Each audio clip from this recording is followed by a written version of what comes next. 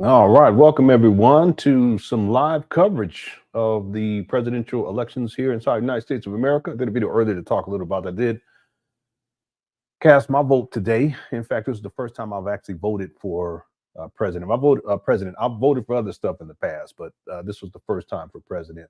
What I like to do during this live stream is we're going to be giving live updates. We're going to take our time. It'll be a different type of a show. Um, Hold on one second. Where am I getting this from? Here we go. Um, and then also we're going to get into some Umar Johnson stuff too. That'll kind of like be intermittently, but there's plenty to get into. There is a poll. Who did you vote for? And I can go ahead and read the results that we have so far. These numbers will change over time. 31% voted for Kamala Harris. 30% voted for Donald Trump. 11% other, and then 28%, almost 30%, did not vote. Very interesting. Very interesting. Also, at some point, if people want to call in, we can do that too. We just have to stay on topic. That's the main thing. Okay. There are some results in already. Let's look at the results that are in already. Here we are here. And this is from Reuters. And if you look at the top there, you can see the electoral votes thus far. Harris has 3, and that's from Vermont. And Trump is sitting comfortably at 23.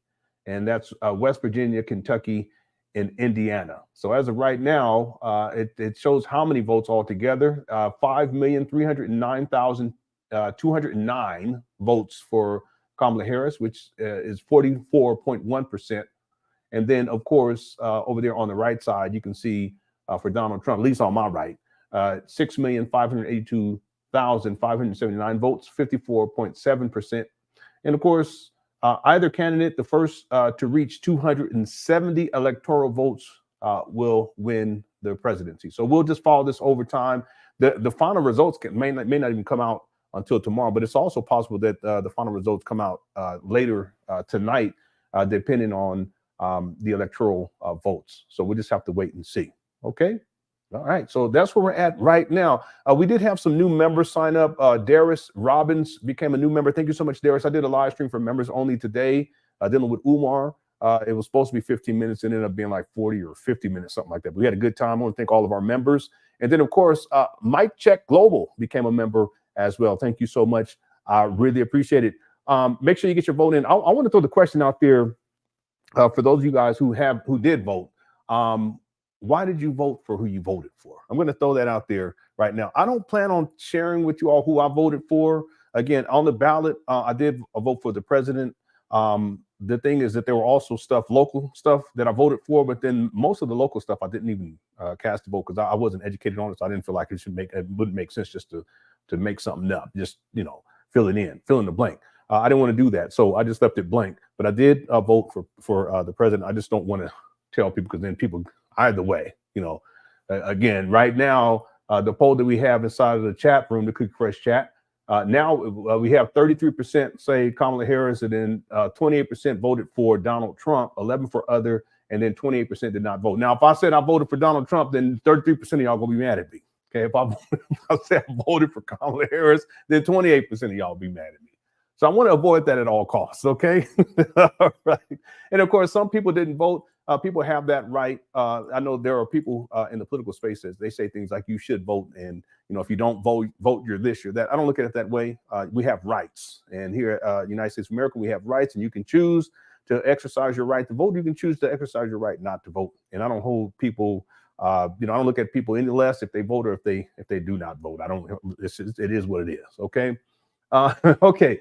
Let me go ahead. I'm going to go ahead and share a link. If anyone wants to call in during the live stream, you're welcome to do so. I just ask that you stay on topic. Don't make it about anything other than what we're talking about. Okay, that's the only thing I ask for.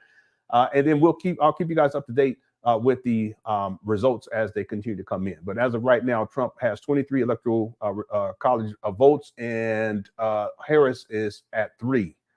So right now, Trump is winning. Okay, real quick. In my opinion, I think Trump is going to win. Just looking at how things have kind of unfolded, even going back to the first assassination attempt, I even said it back then. The momentum that is carried moving forward, and That's my prediction, is that Trump is going. I could be wrong, okay, but we'll have to wait and see. Okay, T. Jones voted for Umar. Okay. If I believed in voting, I definitely vote for Trump. Okay. Um, Forever Ever says, I voted for Kamala for women's reproductive rights. I voted to be able to have a chance at buying a home if I want, or 6K if I decide to have a child. Yeah, those are definitely some in terms of the platform that Kamala ran on, those were some very strong issues. And I've said it in the past, I'll say it again. I support women's rights. I support women's reproductive rights. This is, and I also have to say this, even though I don't agree with abortion unless it's in a very specific types of situations, because there are very specific situations where ethically and morally I can be like, okay, I can see that. Even though I don't agree with it in general, I'll say it that way. That doesn't mean that somehow I don't believe that women should have the right to make that decision. If that makes sense to people, I think women should have the right, regardless of what I think, or regardless of what anybody else thinks. I think the women should have that right. So Kamala, she did push that inside of in her on her platform. She also talked about benefits to first home buyers, that type of thing, and then also for new families that she wants to be able to provide. I think it was $6,000, kind of like a tax benefit for new children or newborn children, and where you can kind of use that money to go towards the child's early life. Okay, so I definitely support all those wonderful things. Okay. Joe says, I voted for Kamala because I don't want to grab them by. Yeah, yeah, I know. Some people they may vote because they don't like a personality. I didn't vote for that reason. But some people, they consider that. For instance, I didn't consider that. I didn't consider comments made by Trump in the past. Also, some of the stuff that it's not the same, but stuff where she says that she put the greens inside the bathtub. I was like, stop. I was like, you ain't got to do that. That's like when Hillary Clinton came out with the hot sauce on the Breakfast Club. Y'all ain't got, you don't have to, don't do that. Said, yeah, and I had to put the greens. She started getting that Southern twang. I put the greens in there and I push them down. I said, okay, here we go. Anyway, I didn't vote based on personality. If I voted just strictly on personality, in terms of personality, Kamala Harris, in my opinion, has better personality. Okay, but I don't think that should. For me, it didn't matter as much. Some people, they consider that in their voting. My main thing was policy. That was my main focus. Okay. Trump 2024. I think he's going to win. To be honest with you, I think he's going to win this election. Again, he's at 23 right now, 23-3. Lenon, honestly, what kind of country do you honestly think America will be? You know, I think that Trump will do a better job with the economy. I'm going to say that, but I also think people blow things out of proportion. I think people give too much power to the president, to where it's like, if this person is president, then it's the end of the world, or if this person is president, and then everything's going to put. North Korea is going to fire a missile, that kind of thing. I don't look at it that way. It's not like this doomsday-like scenario. There's checks and balances. That's how the government is set up, and that's, people have to be considerate of that too. It's not like if Kamala Harris becomes president, anything that she wants to do, she's just going to be able to do it. Or if Trump becomes president, anything that he wants to do, it's just going to happen automatically. This doesn't work that way. And already my webcam already did what it's been doing recently. Okay, let's go over to here, shall we? Okay, here y'all go. I'll pull this up right here as I fix my camera. So I just think that a lot of hyperbole is associated with that. I don't think it should be. It should be. People should consider, whoever becomes president, they're going to have all this superpower to do whatever they want to. It just doesn't work that way. Okay, yeah, people, if you can like the video, if you're enjoying the live stream so far, I'd appreciate it. Vote for your offspring. Yeah, I've heard that being said too. Vote for a dictator. I don't consider Donald Trump to be a dictator. Okay, I'm just straight up. I think that's a little bit over the top. David says FDMG will come. Lenon reveals who he. Okay, I think you're saying FDMG will come when Lenon reveals who he voted for. No, Chavis, I don't think it's going to come no matter what. Let me refresh this. I'll be right back. Give me one second.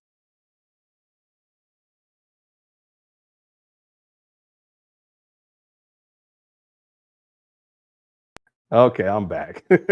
I'm back. No, I don't think that that's going to have an impact on that, Chavis. I'm sorry. Okay. Nazim and people, I'm sorry. The whole thing. There was someone who called in, but you're gonna have to call in again. I'll get you on right here. Nazim says Kamala lies. Kamala lies. One of the biggest lie is women's reproductive rights for women. What can she do to change a Supreme Court ruling? Nothing. Just be Biden. Just like Biden didn't do anything. I see what you're saying. But if a platform is based on women's reproductive rights, and that's something that they're going to push for, then that's part of their platform. I don't think that that's anything that's nefarious about that. And in general, Democrats, that's what they run on. Republicans, it's more about not necessarily taking away women's rights to choose, but it's much more stringent. I would say it that way. Okay. Thanks, Nazim, for that comment there. I appreciate it. Nazim is obviously voted for Trump. Okay. Yeah, struggle streaming already, T. Jones. I voted for the true Black Christ. Okay. Whoa. Okay, Dimitri says 100%. All they ever do is pander and give us false promises without having any intention of fixing the issues in this country. Yeah, that's the thing with politicians. That's one of the reasons why I was always kind of set aside to this idea of voting. I decided to vote this year. This election is because oftentimes it's the same things being stated all over again. It's nothing really new, same problems every 4 years, the same promises every single 4 years. And if the promises are fulfilled, then they wouldn't be talking about the next 4 years, but they do every single 4 years. Okay. Umar's in the lead. Yeah, here's the link to right here. If anyone's called in, we do have someone who's in already. Let me go ahead and see. This is Look Up Above. Are you there? Look Up Above? I'm here. Can you hear me? I sure can. How are you doing? I'm doing great. I'm sorry I'm not on camera. I'm literally just walking in from work and tuning in. So trying to get Oh, that's everything perfectly together. fine. Yes. Lenon, thank you for having me. I'm so excited tonight. I feel a change coming in my spirit. And I voted for Kamala. Okay. Obviously, I voted for Kamala. Women's reproductive right was really really big for me, and Mm-hmm. just the fact that Trump has broke so many laws and lied so much, He's a and felon. Okay. He's a felon. exactly broke so many laws, lied so much, changed documents, lied about ain't paid taxes, and I mean this man, the list goes on and on and on and on. I just want somebody that appears to be level-headed. I mean, he get on the videos and call people stupid, ugly, like a 5-year-old child. These are the words he uses out of his mouth. Stupid, Mm-hmm. ugly. I look better than Kamala. He said these things. I look better than Kamala. She Did is he really ugly. say that? I swear to goodness, I will get the video and send it to your Yahoo. That That's this man crazy. said this out of his mouth. So I'm just so excited. I feel a change is coming, Lenon. And hold up, one other thing, Lenon. Why I just um was looking at my little news page. Why they talking about thousands, hundreds, and thousands of Mexicans are headed to the U.S. border right now? Basically, like To depending do on who what? wins, huh? To do what? To, to cross in here. To cross in here, to come into the country. Okay. That's Hundreds and thousands of them. Read it. It's on the news. They taking a long journey, a long walk up to the border because I guess based on whoever wins is going to determine whether they comes into the country or not. So I'm just excited, Lennon. That's all. all right. Who do you think is going to win? Who child, I tell you. Okay, let me say this. Let me say this. It's a lot of people that really really truly believe deeply what they feel about Trump and all of Mm-hmm. his negative qualities, okay? It's a lot of people that feel that Kamala, the fact that she's a woman and she'll be the first woman president. that women can't handle the duty of running a country. We're too emotional. We're too, all we got to do is have a bad day or come on our menstrual cycle, and we may, sign a Blow bill up the into world. office. You know what I'm saying? Yeah. But I believe in her expertise and her professionalism. I really Mm, do. Lennon, I want Kamala to win just because I don't think I will be able to stand another Trump term. Let me mm, tell you, Trump has got a list of people that he's coming after as soon as he gets in. This man is mm. getting ready to go militant style, okay? You think Hitler was something? Let him get in office. He gonna change all the laws. He gonna make sure that he can't be convicted of anything. He gonna change the Supreme Court laws. You wait and see. That's So are all I you got to saying? say. This So man, are you saying that he's going to win, or are you saying that Kamala's going to Lord win? God, no, I pray. I'm praying for Kamala. I'm gonna speak it into Okay. existence that Kamala is gonna win. We cannot do another Trump term, okay? All right. Okay. Well, we Okay. gonna see. We Love gonna. you, Lennon. I love you too. And I gotta up. Let me update you while we're on here live. Okay. Trump is at 62 now. Well, no, wait. Is this the elect? This is the Yeah, electoral. he's at 69 Oh now. Lord. Harris is at Okay. 61. Vermont. Trump so far he's won Indiana, Kentucky, West Virginia, Alabama, Florida, and Oklahoma. He's at Can I 69. say this? Can I say this Mm-hmm. with all fairness? Because the East Coast is 3 hours ahead of the West Coast, right?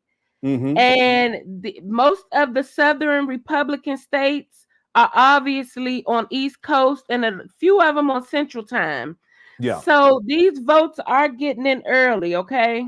this is right. Yeah, this is true. I'm, so I'm gonna say, but let me ask you this, Leonard: is it Mm-hmm. whoever reaches 270 electoral votes first?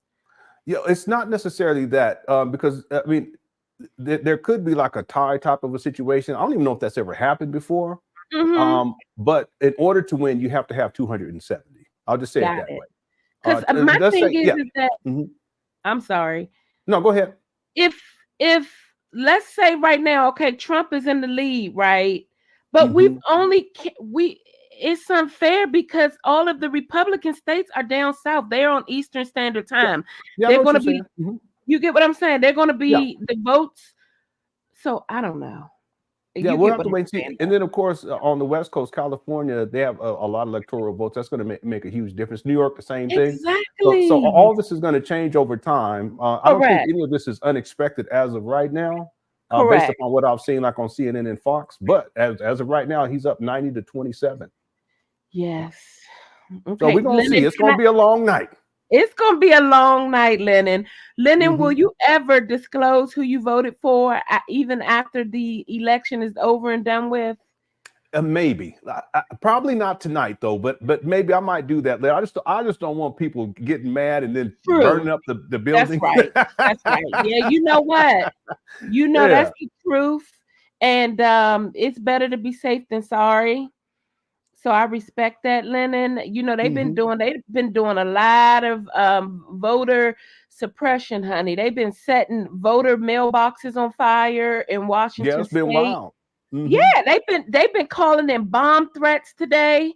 So some states gotta, because they had to shut their place down because of bomb threats, they gotta stay open 2 and 3 hours later than what they expected to. Mm. Wow. Well, So yeah, yeah, yeah. yeah. I wish everyone the best and God bless you all. Oh, bless you too. Thank you so much for calling in. I Thank you, appreciate it. Lennon. Okay, Oh, you're so bye-bye. welcome. Bye bye. All right. D'Angelo said Lennon voted for Trump. Wait. How do you know that? Come on now, D'Angelo. Maybe I did. Maybe I didn't. Okay. You don't know. Y'all be tripping. Yeah, as of right now, Trump he has 90 electoral votes. Harris has 27. He's won Oklahoma. None of this is unexpected.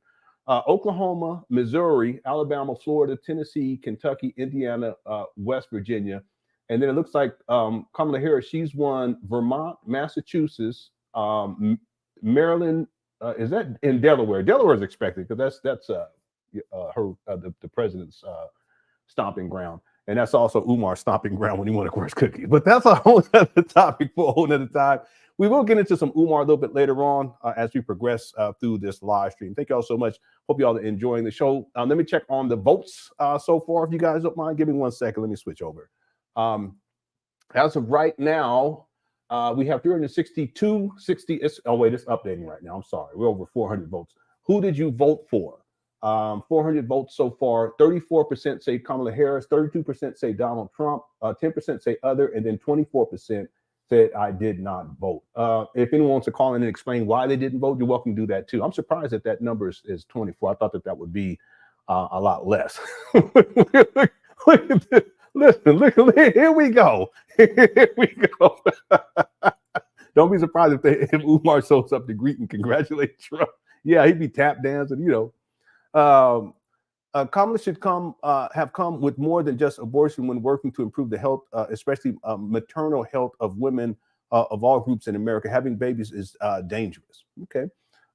Most black men don't like black women anyway, so Trump might win. I would say that. I would. That's a little bit too much there, Chris. Redmond says the Electoral College is why I don't vote. The popular vote should determine the winner. Until the Electoral College is eliminated, I won't vote. Yeah, there's a lot of people who have argued that in the past. It's actually a strong argument. It is. It's a strong argument, but it goes by state. That's how it's organized, and that also creates a separation between state and let's say the federal government, as in Washington D.C. So that has to be considered too. But there's a strong argument for that. All right. And I was explaining this to my youngest son, like. Let's say if you're in California, you can vote Republican all you want to for a Republican candidate, but the likelihood of it's almost like it doesn't matter. I'm not saying that it doesn't matter, but it's like it doesn't matter. So that's I think is one of the issues with the current I don't know what we call that. The current electoral process. I don't know, but there's people who've argued that a lot in the past. Okay. Thanks for the comment, Redmond. Hope you're doing all right.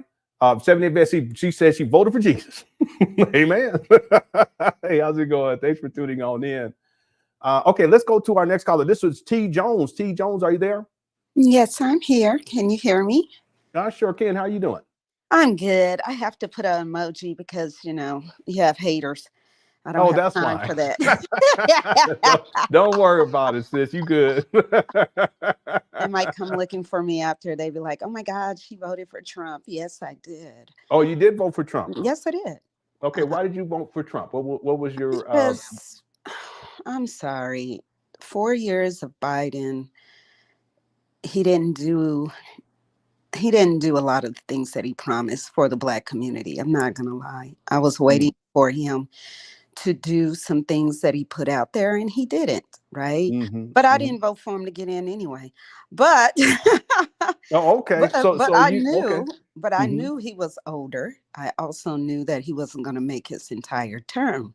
So I said, hey, let me vote for Trump again, because he did do well when we did have the COVID, right? And when the COVID did pop up, of course, there were some issues, but he did the best he could.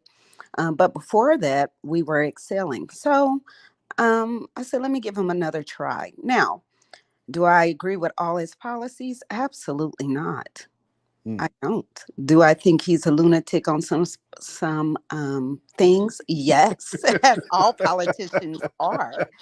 They are lunatics in some way, in some form. However, do I think he will move the economy in the direction that it needs to be moved? Yes.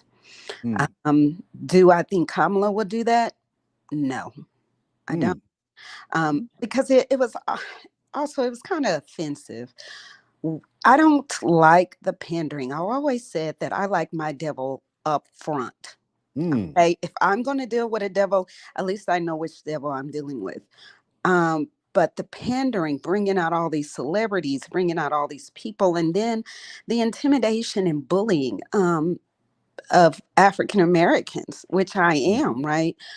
And it was kind of being forced, like, if you don't vote with us, you're against us. And it's like, it should not be that way. Mm, We, as a people, used to have some conservative values. And we also do still have some conservative values. And we shouldn't be scared to vote and do that and observe that.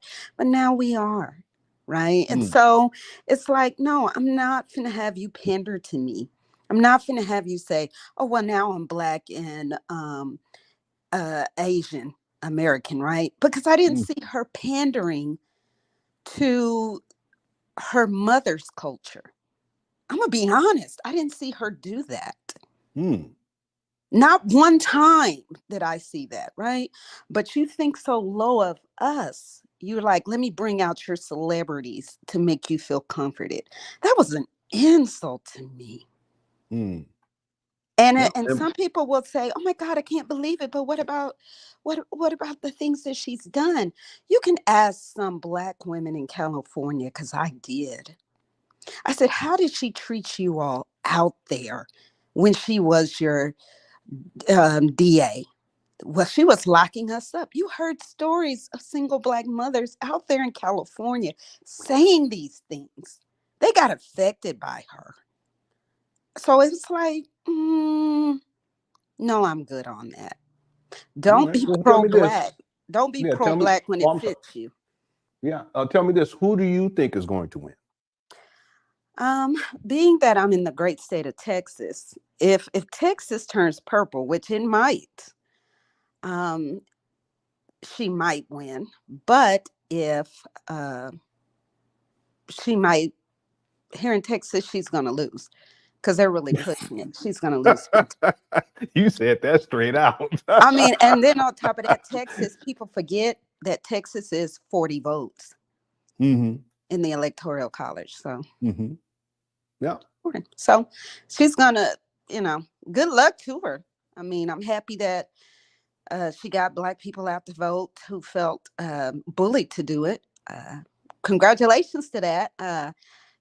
She should have got Umar up there and had a whole speech prepared.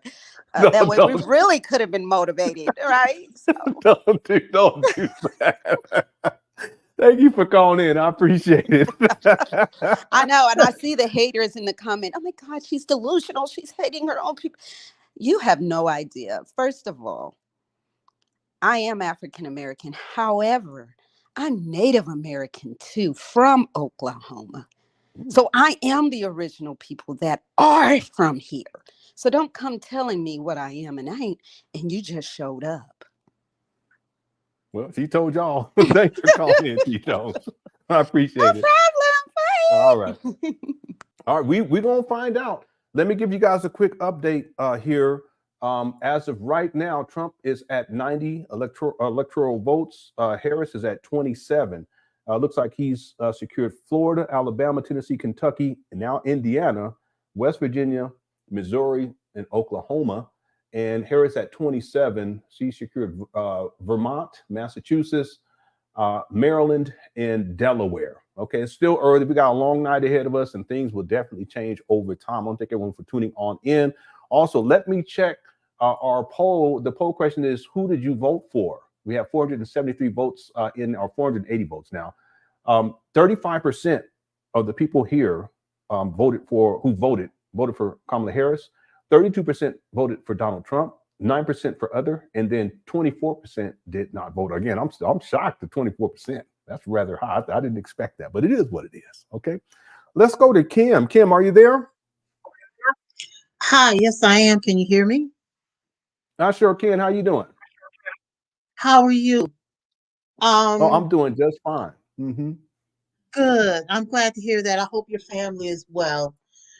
I went to vote this morning, Okay. and this is so nerve-wracking to me. I didn't even want to initially pay attention to anything because I mean my nerves are just on a razor's edge. I I know it's so silly. I just wanted to wake up in the morning and just know what happened. Um, I did vote for Kamala Okay. simply because I thought she, out of the two candidates, she was the better candidate. Um, I think that Mr. Trump was saying some things that I found to be quite unhinged. Can you give me an example? Rounding up people and putting them in internment camps. Okay. I think our history should tell us anytime we start talking about rounding folks up and putting them in camps, it doesn't turn out well. I know that's right. So I just find him to be quite I don't even know what the word is for it, but it's interesting that you have in your title that you have something about Umar Johnson, because I kind of think that they have similar personality traits. You're talking about Umar and Trump? Yeah. Now, give me an example. What do you mean? When he said, somebody just mentioned he was on TV talking about, Trump was on TV talking about he looks better than Kamala Harris. I couldn't believe that. I'm going to look Umar that up. Who says, don't be mad at me because I look better than you. Better than you. That I kind know. of thing. Yeah, I'm like, I remember that one. Yeah.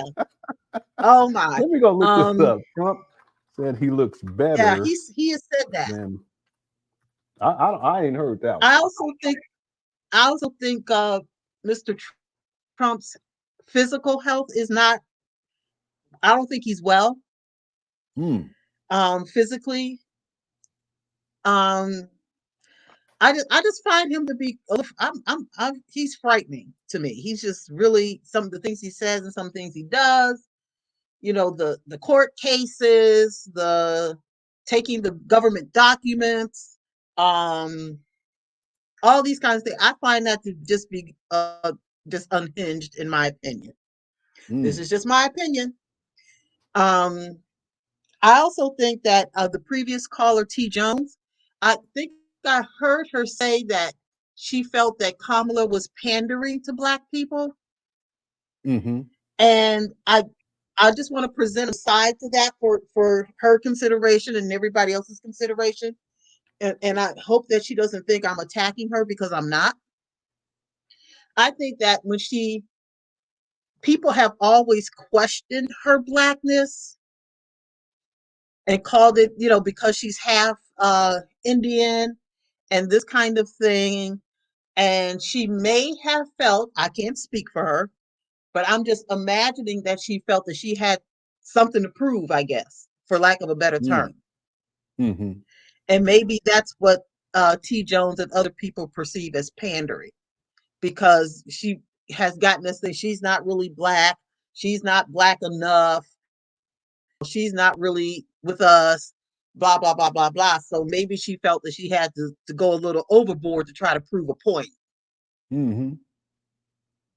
So, that could be. But the only reason I'm watching with you is because I like your show, Lenon. So I think you'll make it a little more palatable for me.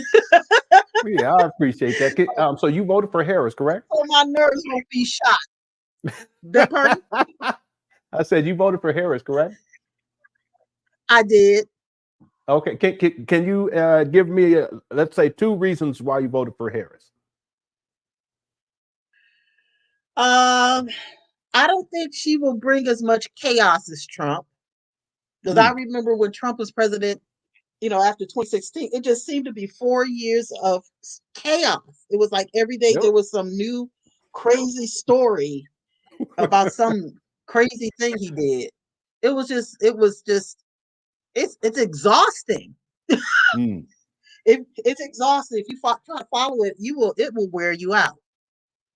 I think that she will continue Biden's policies, the policies that were positive, like the CHIPS Act, creating jobs, the infrastructure, things that Biden started. I'm hoping that she will continue those things, because building infrastructure, creates jobs. And jobs stimulate the economy. When people are making money, they spend money, right? That's right. That's right. So Let me ask you one. I'm sorry. Let me ask you one last question. You voted for Yeah, Kamala, but who do you think is going to win? Because just because we vote for someone doesn't mean that sure. they're going to win. Who do you think is going to win?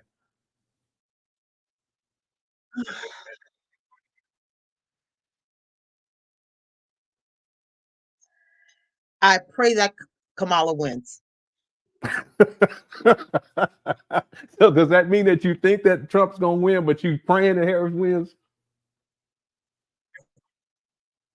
I'm praying for Harris. Yes, sir. Fair enough.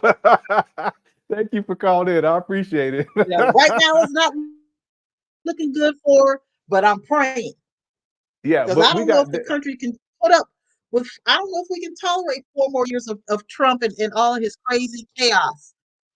yeah, but this is going to change. It's early. This is early on. Trump right now is at 90 electoral votes. Harris is at 27, and it's Yes, very, sir. very early on.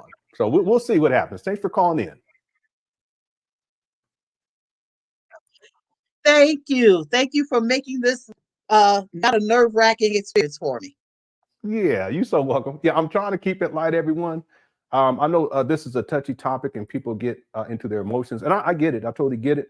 I voted. I didn't vote out of emotions, and while I was filling out my ballot, it was an emotional experience. When I drove up, I actually went to. They have these drop-off spots. I was going to take it to the actual place where you can vote, just because you can put it into this machine and then it'll calculate stuff. But I just went to the drop-off. And I dropped it into it's like a little, kind of like a mailbox, one of them old school mailbox. I dropped it in there and I didn't feel one way or the other. I said, it is what it is. I cast my vote and we'll see what happens from there. Again, like I said earlier, I don't look at the presidential elections as the end all be all, that if Trump gets in office, then it's the end of the world or it's the beginning of a new world. You guys catch my drift? Or if Harris gets in office and it's the end of the world or it's the beginning of a new world. I don't look at it that way. Government is organized here in the United States of America where there's checks and balances and no one has absolute power. In my opinion, we should vote on policy. Some people consider personality. I just didn't. Some people consider other factors too. Even Trump, he is a felon, but I didn't think about that. It wasn't something I was really thinking about when I cast my vote. So thank you all again for being here. Real quick, let me give you a quick update over here with the tallies as of right now. Harris is sitting at 27 electoral votes. Trump is now at 99. Okay, he's taken Florida, Alabama, South Carolina. None of this is unexpected. Tennessee, Kentucky, West Virginia, Indiana, Missouri, and Oklahoma. And Harris, so far, she's taken Vermont, Massachusetts, Maryland, and Delaware. Okay, got a long way to go with this, so it doesn't look good right now, but for Harris at least. But we're gonna see. Okay, listen. No, I didn't buy no gold shoes from Trump. I thought that was ridiculous, to be honest with you. Okay, yeah, if y'all can hit the like button, I appreciate it if you're enjoying the show. Let's go to X Freeman. X Freeman, are you there? Yo, what's going on, LenonHonor? What's up, man? How you doing on this election night? Are you excited or what?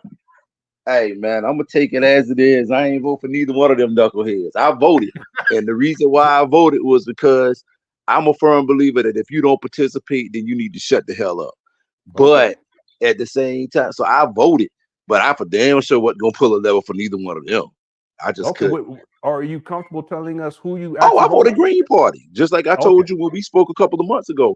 And when you talk about policy platform and you look at everything they had, and my whole thing is when people's like they don't stand a chance to win, then I ask one simple question. These are a couple of things that I feel that for a lot of people who say they don't participate in politics, my thing is if you pay taxes, if you have any kind of discussions or form any kind of opinions on the president, and if you vote, how can't you invest a little bit of time to do some kind of research on politics?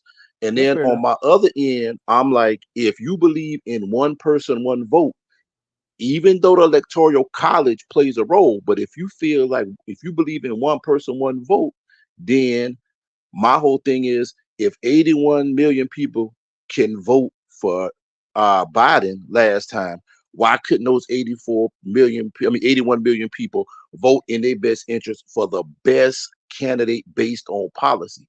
And if the best candidate based on policy just so happens to be the Green Party, then if 80, you mean to tell me if 81 million people voted for, say, the Green Party, how can they deny? If you got, say if you got 160 million people that vote, like 100, I think it was like 157 last time. So say if you got 160 million people that vote, 80 million vote for, say, I don't like call them a third party because I think it's kind of stupid, because it's like, who's the first and second party? You got all these other parties as third parties. So if you decide to vote for, say, a minority party or not one of the top two or major two, if you got 160 million that vote, you got 80 that vote for that other party, that only leaves 80 million to either vote for one of the two major parties or they do a 40-40 split. How can you not award that person? So when I hear people saying that is a wasted vote, my thing is you have the right to vote for whomever. When our parents and grandparents were, given the right to vote, it was never documented that we were supposed to vote for the Democrats. It never was written in stone. We were given the right, or they were given the right, which was passed on to us through all of their struggles and their fighting, to give us the right to be able to go there. And if they own the ballot, you got a right to put an X by their name, or you got a right to put their name down. You can do a write-in too, right? Yeah. And I really get tired of these people that started this. And there's two more things I'm gonna just say real quick. I hate this. A vote for a third party is a vote for Trump. That is the most asinine comment, because in 2016, when Hillary lost, they blamed Jill Stein for the Green Party. But Trump also got more votes taken from him by the Libertarian Party. They never mention Gary Johnson. They never do it. It's always the Democrat, and the Republicans never complain. They never said the Libertarians took away from us. It's always the Green Party takes away from the Democrats. So, that gets on my nerves to hear people say that a vote for Trump is a vote. I mean, a vote for a third party, a vote for Green Party is basically a vote for Trump. That's kind of a punk way to kind of, and another thing is, because it's like this, and it's gonna be a stupid analogy, but take, for instance, if you take 3 brands of cola and you say you got Coke, Pepsi, and RC. If you vote for RC, is that a vote for Coke or a vote for Pepsi? I mean, in any other contest, a vote for a vote is a vote for a vote. You know what I'm saying? I got you. Yeah. And the next thing I just want to say, and I'm gonna land this plane, is when they say that this is the most consequential or important election of our lifetime. They said that in 2016, 2020, and 2024. They hype it up. And I got one more thing. And then they say this is not the time. Like, I voted green in 2020. I actually had family members that don't talk to me no more. They won't talk to me, and I don't care because none of them help me pay my bills. So it really don't matter to me. But my thing is always next time. And I can't remember who was it that made the quote that was like, James Baldwin was like, if we keep waiting to next time, when is it ever gonna be the time? So that's kind of how I feel. No, let me ask you real quick, because you had mentioned this earlier. Yes, sir. Do you think that Black people should have an extra incentive or an obligation to vote, given historically there was a time not too far in the past where Black people were not allowed to vote? That's a 2-part question. Yes, definitely. I feel like the main thing, and the reason I said that's a 2-part question, yes, I do think that we should vote because we were not allowed to vote, and it was so many restrictions added to that. But also, the fight for civil rights was for equality across the board. It just was not for the right to vote. And I hate when people diminish all the other things that were fought for and that were denied, just to simplify, to say they died for us to vote. My father went to jail. My father's from Orangeburg, South Carolina. He was actually on campus when those 3 young men got shot. And that's the reason why he had to move from Orangeburg to where I was raised at, because he was on campus and he was a hell raiser. fresh out the military. He was a hellraiser when that happened. You know, so I know personally, because of all the hell that was raised in Orangeburg, South Carolina during that time, that it was a whole lot more than just voting rights.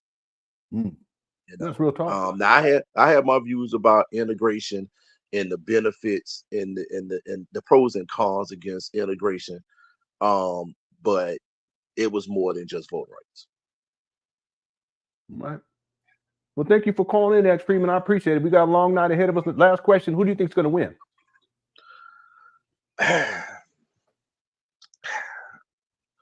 I got a strange feeling that Trump is going to pull it out. Yeah. Now, if you want me, knowing how I voted, if you really, really want me to tell you, because I know my candidate won't win based on how people's logics are, the best thing that I think would happen is to satisfy me would be for Kamala to win and the Democrats to win one or the other one, so everything will be gridlocked. So it could be like, hey, now we can't get nothing done. So maybe y'all won't think like me. You know what I'm saying? So now, you know, I mean, because it's going, if she wins, it's gonna be chaos because Trump and his people are gonna be buck wild. Yeah, I but expect for the to, sanity, I agree with that. You know, but to keep all that down, and I don't care about the controversy. Like, people come at me, I tell them, just like I told you, I'll be like, hey, I voted for this person, and it'll be like, you the reason why he won. Whatever, I'll blow that off. But honestly, it would suit me just fine for the Democrats, for her to win, the Democrats to win one of the two, or the Democrats to lose both houses. I don't care. I just want to be utter gridlock so I can be like, what's she gonna do? What y'all gonna do? Okay. And then I can plead my case for saying, hey, maybe we need to say screw all of them and look at somebody who got better policy. You know, so I'm playing the devil's advocate. But anyway, I'm gonna go back in the chat. I appreciate talking to you. And I got one question for you. Yeah. Have you talked to Jay? Have you been in contact with Jay lately? It's been about a month. So I probably should get in contact with. I'll do that over the next couple of days. It's been about a month. Okay. Yeah. All right. All right. But anyway, I'm going back in the chat, man. Peace. Okay. All right. Thanks for calling in, bro. I appreciate it. All right. All right. So X Freeman, he big time Green Party. he don't care about nothing else. Okay. We're going to look into the Senate and the House. I don't know if we need to look into the governorship as well, but we're definitely going to look into the Senate and the House. There was a super chat from Lewis X says, I think there's too much focus on the presidential election and not enough on focus on local politics. How many people know who their local politicians are and actually engage them? Change starts locally first. I totally agree with this. I talked about this. A lot of it has to do with media. We can even use, what's up, Identity Hotel? We can also use the fact that the Green Party and these other parties, they don't get any play, really. What I mean by that is they don't get any attention. Okay, that's not by accident. See? If they're on the ballot, they should get equal time, in my opinion. Okay, and the reason I'm saying this is because what it always boils down to is whoever the Democratic nominee is and whoever the Republican nominee is, and everyone else is like, who? You see? But see, I think that a lot of what it has to do with this is media and media manipulation. They focus on certain people. They mainly the main event is always the presidential elections, and everything else is, even we can look at the Senate or the House, it's less and less coverage on any of that stuff. That's a problem, you know. But because of how media works, media is about sensationalism, you know. And if you can, it's like a heavyweight fight. You know how they have the heavyweight fight, and then they have these undercards. There might be some people on the undercard that people will want to kind of watch, but most of them, they don't even know who they are. But it's because they're not out there, and the media's not pushing them like that. Well, that's how politics are. It's a problem here in the United States of America. And you're right. Most of us, we're unfamiliar with our local politicians. I did do research because I did vote, and not for everything, because I didn't do enough research to where on the ballot I cast vote for everything, and I didn't want to just fill in the bubble. I didn't want to do that, but I did enough to feel comfortable enough to vote on for certain politicians local. And it's true, and people have talked about this, that local politicians have more influence in your life than the president does. But that's like, again, saying someone who is a heavyweight boxer, well, that's the presidency, versus flyweight, which is, and I don't mean to make it hyperbole, but flyweight would be like local politicians. But that's how media is designed to do that. And so whenever we get to election season, the main focus is on whoever's running for president. And right now it says Harris and Trump. Yeah, it's a problem, but I think it has a lot to do with media manipulation. Thanks, Louis, for the super chat. I appreciate it. And did you vote? I'm sure you did. Who'd you vote for? Let me stop. Let me stop. Okay. And last time I talked with Jay, he was doing okay. You know, it's just not easy. It's just not easy at all. That was about a month ago. I'll get in contact with him the next couple of days. Okay. How's it going, Creole Angel here? Thanks for tuning on. I appreciate it. Let's do this. Let's go back here and get these tallies again. I want to look at the Senate and then the House. I'm going to introduce Umar Johnson video as well when he was talking politics. We'll get into that too during this live stream. We got plenty to get into as we progress. Here is an up-to-date results already. It's still early, but this is what's in as of right now. 27 electoral votes for Harris as of right now, and then 99 for Donald Trump. He's taken Oklahoma, Missouri, Indiana, Kentucky, Tennessee, Alabama, Florida, South Carolina, and West Virginia. None of that is unexpected. And then over here for Kamala Harris, it's I can barely see this. Vermont, Massachusetts, Rhode Island. I think that's Rhode Island. Wait, maybe not Rhode Island. No, not yet. So Massachusetts, Vermont, Maryland, and Delaware. Okay. So as of right now, but all this is going to change as we progress. California is a big state, New York in terms of the amount of electoral college votes. So we'll see how all this plays itself out as we continue to progress. Here, let's look at the Senate. U.S. Senate election results. As of right now, 32 for the Democrats, 42 for the Republicans. It looks like they gained one seat. Republicans gained one seat. Okay, so that's a bit of a shakeup there. Let's look at the House. The Democrats are at 32, Republicans are at 54, and it says no change. So nothing has changed there. In order to get the majority in the House, you need 218 seats. So we'll follow this as we progress. And then in the Senate, you need 50. And we'll see how this goes as time progresses. We'll see. This is really, really interesting. Okay. Again, I said it. I'm going to say it again. I predict that Trump's going to win this election. I could be wrong, but that's and I'm not saying that I voted for him. I'm not saying that I didn't vote for him. But it's my belief that he's going to win this election. Someone said, I did see Kanye's name on the ballot. I didn't see his name on there. What's his name was on there, though? I can't remember. Who was it? I can't remember who it was. You know, the guy, Umar had a problem with him for a while. Umar was going in on him for a little bit. I can't remember his name right now, but he was on the ballot.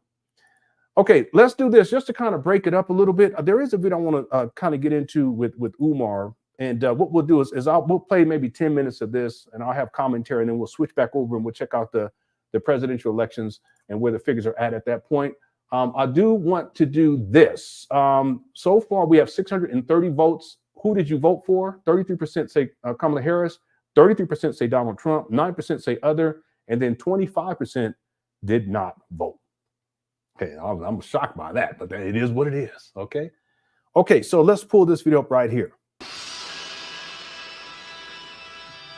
Okay, Umar's inside his mama's closet. He's inside his mama's closet again, literally, okay? That's not hyperbole. He's playing music to start, so I'll skip through all that. He's playing Undertaker music for 2 minutes and 50 seconds. Toronto. Peace and Pan-Africanism. Good Garvey Day. Here's a call in too. If anyone want to call in, share your thoughts, you're welcome to do so. Family. My Ghanaian Africans, my South Africans. There you go. My Basutu Africans, my Malawian Africans, my Mozambique You always Africans, do this.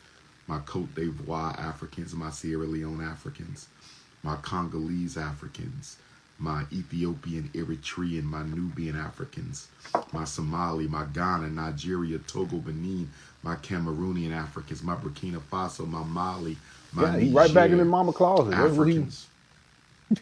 Peace and Pan-Africanism to my European Africans. It amazes me he British has everything to Africans, say about French everything, but he my stays in Irish, his my mama German, closet. My Italian Africans, my Belgium Africans. He said Peace Italian. and Pan-Africanism to my Canadian Africans. Toronto, Canada. I will see Yeah, you, we'll God take our willing, time. We'll just hang out. October 4th, October 5th, and October 6th. If you live in Canada. Whoa. I think we had it. We have an update, Canada. people. Hold on 1 second. No, I don't see. What are you talking? I don't see that. Maybe you're looking at something else. Let me JSD. I'm gonna ignore that. Let's keep going. The Prince of Pan-Africanism. I got is excited. back in Canada for the first time in 12 years. The first time in 12 years. There's a meet and greet on the 4th. There's a meet and greet. Y'all be on the nice, 5th. okay? And there's a power lecture at the Jamaican Canadian Association on Sunday the 6th. Toronto, Canada. Jamaica Canadian Association, JCA, Sunday, October the 6th. More funny. Peace and Pan-Africanism to my Central American Africans. My I'll go for a while. I probably won't get to the end, but close enough.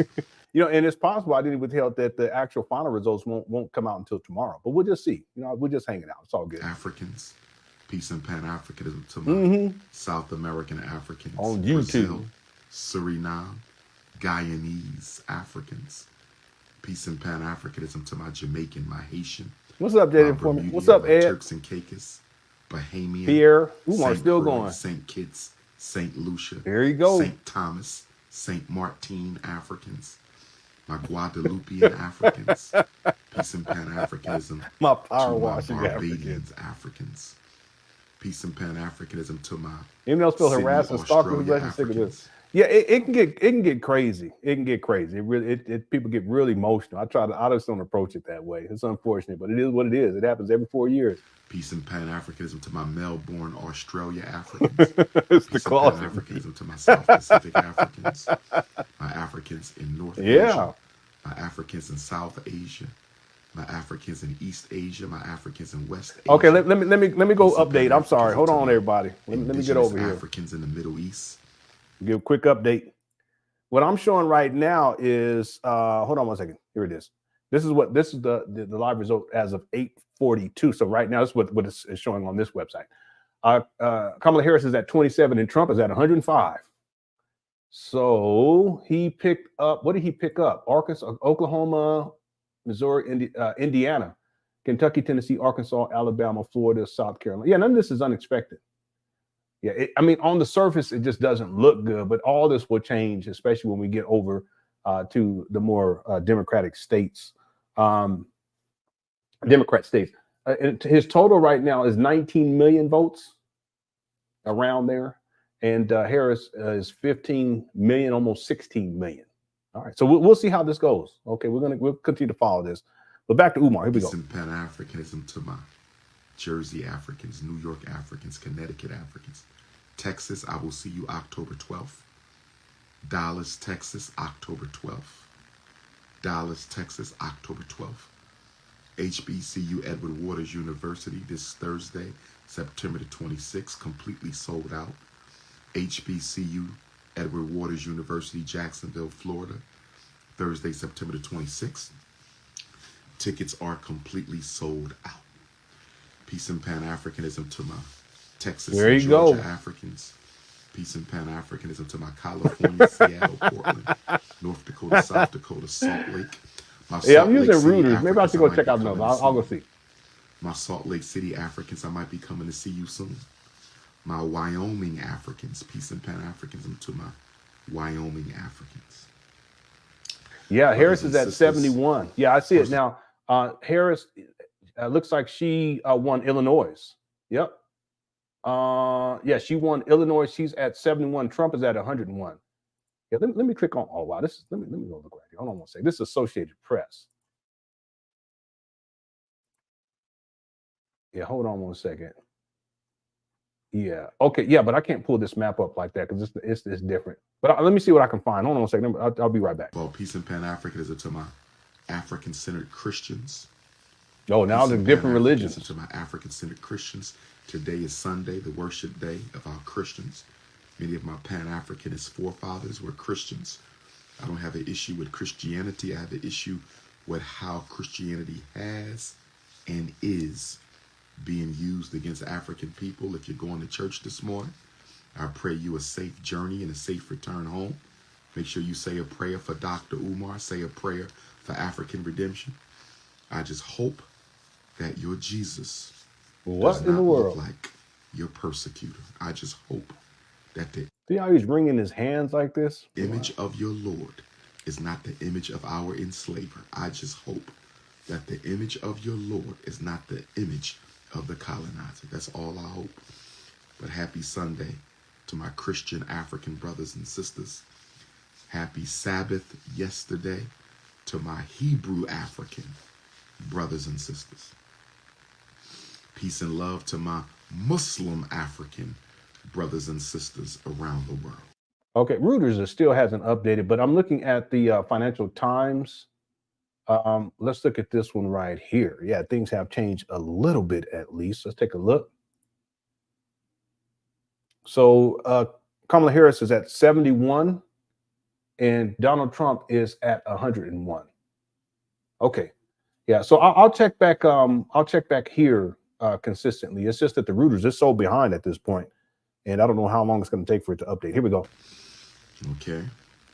Djibouti. I'm ready to come to Djibouti. Where's my invitation? I'm ready for the Congo. Where's my invitation? I'm ready for Mozambique and Angola. Where's my invitation? I'm ready to come back to. Yeah, this is a good point. Umar is always talking about being natural, but he dyes his hair, and he does. There's videos that I have of Umar where he has gray all over the place, but he takes the time to dye his beard, and I'm sure his hair too. And there's been times where his beard looks real ashy. I just think it's like the actual color of it. But what he does, he just dyes it as black as possible. Yeah, but Umar will do that. That's one of the big things about Umar is he's such a hypocrite in these regards. He contradicts himself. He'll tell people that you black people, you shouldn't be out here wearing, he calls it sports paraphernalia, like Chicago White Sox hats or Philadelphia Phillies jacket, but he'll do it. He'll tell you black women that you need to be natural, but he will dye his hair.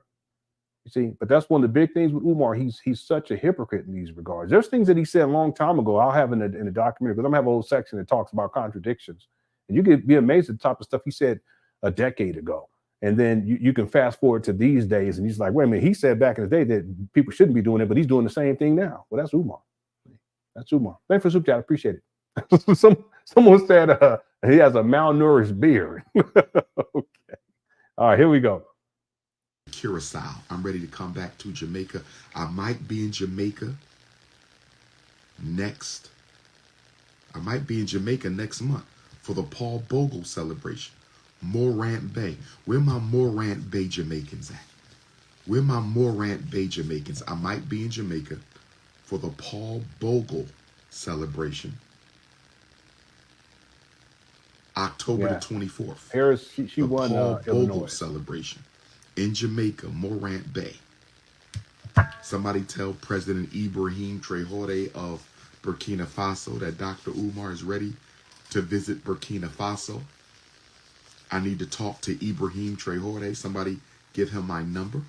We need some land in Burkina Faso so we can build a community for Africans in the diaspora in the Sahel states.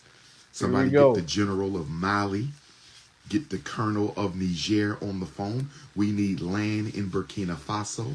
We need land in Mali. We need land in Niger so we can come and build a diasporan community in Burkina Faso, in this Niger, guy, and in making Mali. Up anything. We are ready. Where are all of my American Africans who are ready to repatriate? Where are all my Canadian Africans who are ready to repatriate? It's a lot of rules. Where are all my Central American Africans who are ready to repatriate? Where are all my South American exactly. He's a Lulu. He out there. Repatriate? Where are all my European Africans who are ready to repatriate? Brothers and sisters. Brothers and sisters. Umar thinking of something. There's a couple of trends that are being enacted against African people globally that I wanted to speak to briefly. There are a couple of trends that are being enacted against African people globally that I want you all to be aware of. There's already a global abortion trend. We know that. There's a global abortion trend. We know that. There's a global rainbow agenda against African people. There you go. We know that. We know about the abortion agenda against African women globally. We know about the rainbow agenda against African children that was started by President Barack Insane Obama. Here you go. Sitting in the So mama we got closet. a rainbow trend. We got an abortion trend. And then the next trend that we're seeing, there is an agricultural sabotage trend. What? Bill Gates He making this up. and company, the global agricultural elites, they want to colonize and monopolize all organic seed and crop. They want to make sure black people cannot eat real food. I want y'all to listen to me. What is he talking I about? want y'all to listen to me. CEO Bill Gates, colonizer, enslaver, oppressor. CEO Bill Gates, colonizer, enslaver, and oppressor. Bill Gates and You company. just making up stuff? What's They up, man? want to eliminate the ability of African people around the world There ain't no to stats. grow and consume real food. Listen, y'all just listen to the principle, Brothers okay? and sisters, you have to do all you can That's wild. to get What's your up, Brian? hands on some real seed. Yeah, he You out there, have to Star do Seeker. all you can to get your hands on some real seed. They are in Africa right now. My Africans, my continental Africans, listen up. Fix your shirt, Umar. They are in Africa right now. And they are trying to force the African Union in all African countries to stop their farmers from trading seed with each other. They are trying to stop farmers, African indigenous farmers. They're trying to stop them from using their own seed. And they're trying to get the countries in Africa to force the farmers in Africa to only buy seed from Bill Gates and the Caucasian parasite elites. Did y'all hear what I just said? This guy, he out there.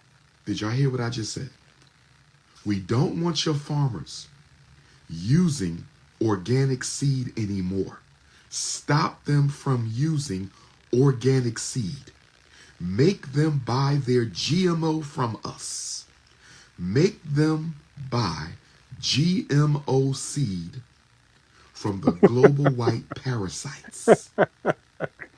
Brothers and sisters, That's a good they are point, though. trying to eliminate forever organic farming in Africa that has went on for millennia. They are trying to Listen, Holy Order, you've been going off this whole live stream, okay? I ain't typing in all caps. I ain't said nothing, but I'm just letting you know, okay? Please. What's up, Bridget? Gamer Geek, thanks for tuning on in. I appreciate it. Yeah, Umar, he just be going off. He be going off. Real quick, latest update here. Trump, well, no, it's the same. Trump is at 101. Harris is at 71. And it also looks like in terms of Congress, the Republicans, they're at 43 and the Democrats are at 34. And then in the House, the Republicans are at 68 and the Democrats are at 37. So we'll see how all this plays out over time. Okay. Yeah. And I've been through all that. I've been through all that information. You know, this is really, I got so immersed in that it really set me back over a decade of my life, you know, but I've been there. All right, here we go. destroy forever organic farming in America, in Africa, Yeah, holy water been going on. Has went on for millennia. Hook and Reel, this was a seafood restaurant I ate at in New Jersey 2 visits ago to the Source of Knowledge, not this last visit. Shout out to everyone who came out to the Source of Knowledge bookstore. Well, he looked My bad. apologies to my Newark, New Jersey family. I did not text message you all about my last visit. I apologize. I forgot to text message everyone in my contacts. As a result of that, some of you didn't know that I was at the Source of Knowledge last Sunday. I apologize for that. I will be coming back to the Source of Knowledge for a Black Parent Boot Camp, and I will keep you guys posted on that. Now, I'm talking about the elimination of organic farming for African people around the world, and y'all want to talk about Sean Puffy Combs. I want you to see how he gonna be real low vibrational See? African people are in this day. We're talking. This is the thing. As I've gone through these older Umar videos, you guys you'll see in the documentary. He has such a very low view about Black people, and he really thinks that he's superior to Black people. Very demeaning. But I've seen this in a lot of Black leadership. It's unfortunate, you know, very demeaning, very condescending towards the same people they claim that they're liberating. But Umar has a very negative. He has a nasty attitude when it comes to Black people, and this is an example of it. Okay, he'll go straight to demeaning Black people as soon as a Black person does something that he don't want them to do. Talking about the possibility of the global white agricultural elite eliminating Black people's access to real food. We're talking about a very real problem, African survival, that Bill Gates and the parasitic European agricultural elite trying to eliminate the ability of African people around the world to grow real food, access real food, consume real food. And y'all want to talk about Sean Puffy Combs. Let me say this to you low vibrational Africans. Here you go. You demons in flesh. Let me say something to you low vibrational demon in flesh Africans. Damn. Do you know why they gave you Sean Puffy Combs at this time? Do you know why did they do this right now? We know why they did it. They did it so he couldn't help Kamala Harris. They did it because he was suing parent company to his liquor product. They did it because he was working on some initiatives that would have undermined some of the corporate. Yeah, Bilderberg Trilateral Commission. They did it because he started a Black political party. We know why they did it. What was it, the Council on Foreign Relations? You don't know why they did it at this time. I'm talking about the timing, not just the agenda, the timing. You know why they gave Black people Puff Daddy during election season? You know why they gave Black people Puff Daddy during election season? The reason they gave you Puff Daddy during election season, the reason they decided to serve up Sean Puffy Combs a few weeks before the election is they want to distract you from the laws that they are passing. They want to distract you from the policies that they are enacting. They want to distract you from the initiatives that they are implementing. This is a distraction. Yeah, I remember. And because they know Black people love to see Black people disgraced, humiliated, and destroyed. They know Black people love to see Black people disgraced, humiliated, and destroyed. They said, throw them one of. He wrote in Marcus Garvey and Frederick Douglass. Their own. But who would be the president? I would think for Umar, Frederick Douglass would be the president and Marcus Garvey the vice president. That's what I would think. Let's lynch another Negro today to send all the Black. No, sometimes he does. Sometimes he believes what he's saying, but other times I just think he's just in a whole other world. And sometimes he probably says stuff he doesn't even remember himself saying. That so it'd be outlandish. But some of the stuff in his mind, he starts believing it. It's like today, and I get to watch the whole video, so I probably shouldn't be speaking on it. But what's that podcast with Ish? it went viral. A clip of it went. Joe Budden. Joe Budden released the first time Umar was a guest, but I think more recently they interviewed him again. So that's why he released the first one, so that people can go and sign up to the pay. I think it's on Patreon, so they can watch the newer one. It's good. It's good marketing strategy. We make a whole lot of money that way. And then if he ever decides to release part 2, he'll make some more money just from the views, right? But the thing is that I was listening to the early parts of that, and if you listen to Umar when he's talking, he lies so much, and at this one point he says that he had to, and I've heard him say it in older videos too. As I'm doing this old research on the older videos, he said something to the fact that it was around 2010 where he had to make a decision because he was getting all these opportunities to speak, and it was impacting his ability to be a so-called school psychologist. And he said that ultimately he decided that he would do the speaking thing to quote unquote liberate the people, etc. And then he talked about how he gave up a lot of money because it was making so much money. But the truth is that his career at that time, it was already winding down. He had already gotten into a whole bunch of trouble, and he was unhireable. Okay. That's a word. He was not hireable. Okay. He had all kinds of stuff, litigations and everything. He don't talk about none of that.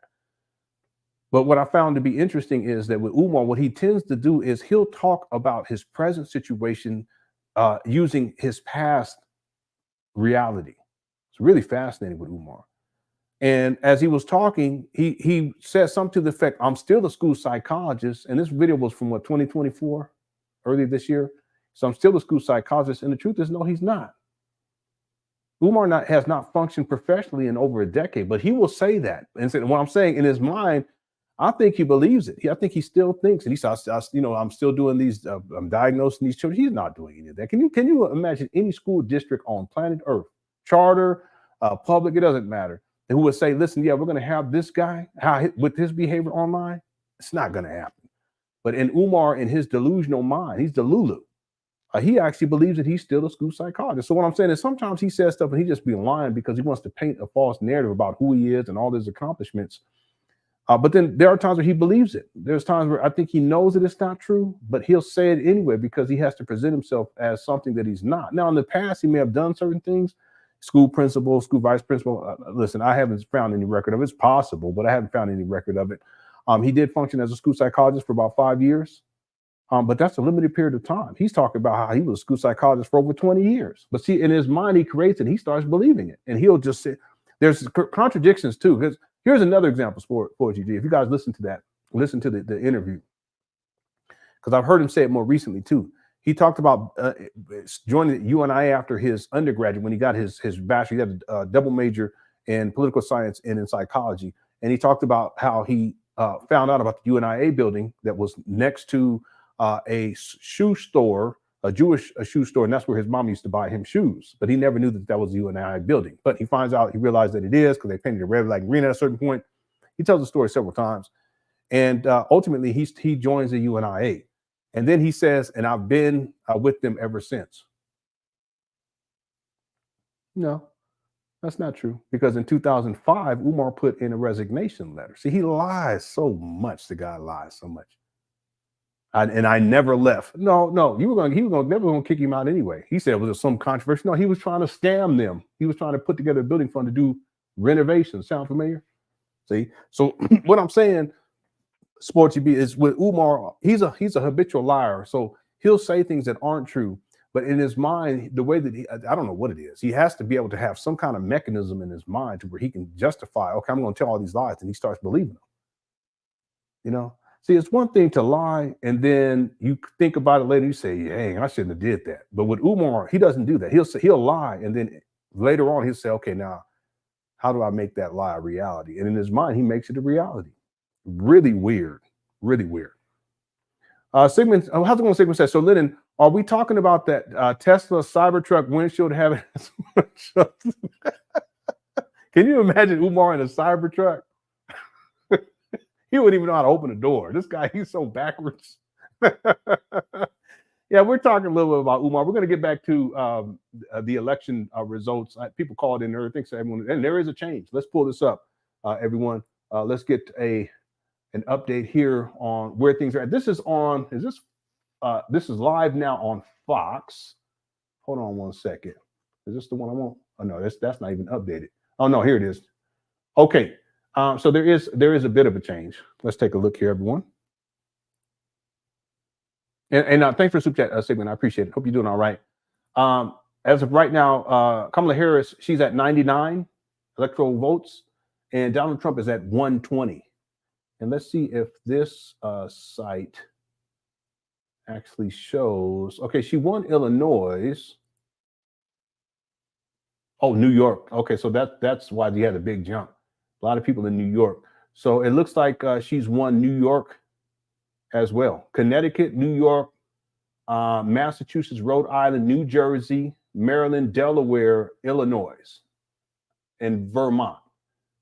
All right, so it's getting a little bit closer here. 99 to 120. Okay, and again, I have a poll question right now. The question is, who did you vote for? 33% say Kamala Harris. 33% say Donald Trump, split right down the middle there. 10% say other, and then 25% say that they did not vote. All right.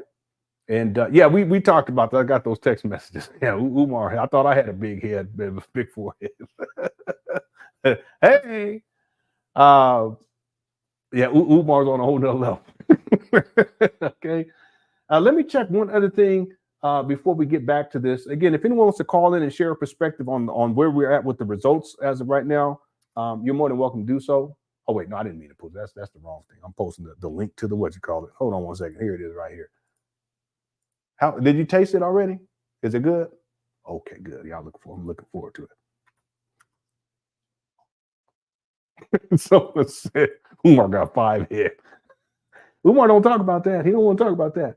I want to look at one other thing real quick here. It was on the other map, though. Maybe I should pull that one back up because it's not on this map. I wish it was.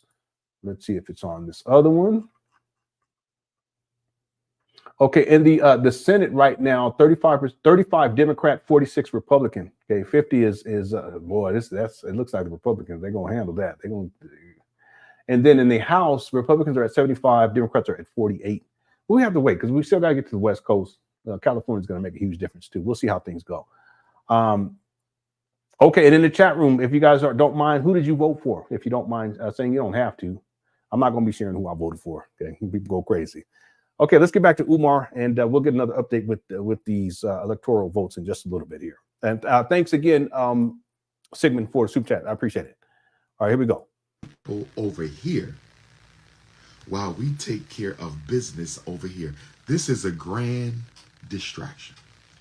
They always do this when they're planning something really, really big that they don't want black people to pay attention to. They always do this when they're planning something really, really big that they don't want American Negroes. Yeah, this is when Umar gets into conspiracy theories. He's a conspiracy theorist. He's still look. He's sitting inside that bum chair. That chair is toe up from the floor up. Got his pants sagging all down. This guy, he ain't got no shame. Or Africans around the world to pay attention to, and we fall for the bait every time. Every time. There's nothing wrong with a conversation on Sean Puffy Combs.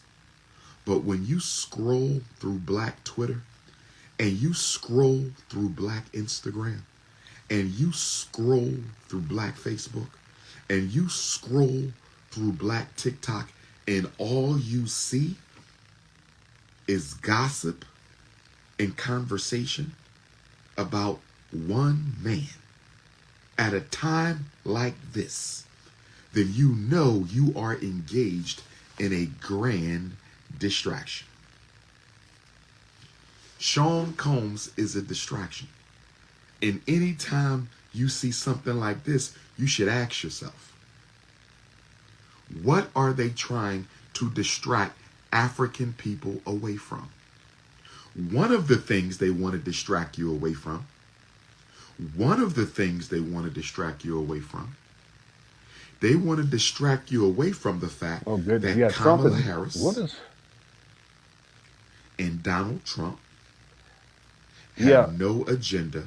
I'm sorry. Eyewitness News is saying Trump is at 154 all of a sudden. and Harris is only at 30. What's going on here? They must be way behind anyway. For African people, one of the things they want to distract you away from. Trump is at 137. See, before they gave you Sean Puffy Combs on a silver platter, before they broke the news on Sean Combs, we were asking Kamala, what are you going to do for us? Before they broke the news on Sean Combs, we were asking Donald Trump, what are you going to do for us? Before they broke the news on Sean Combs, some of you were saying black people need to consider Jill Stein. Some of you were saying black people need to consider Cornel West. Some of you were saying Cornel West, black people need to consider their own political party.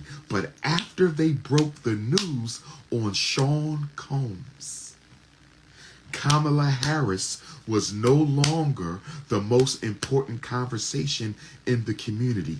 Donald Trump was no longer the most important conversation in the community. The Green Party and the People's Party were no longer the focus of attention. Black people were tuned into what are these candidates going to do for us? And then all of a sudden,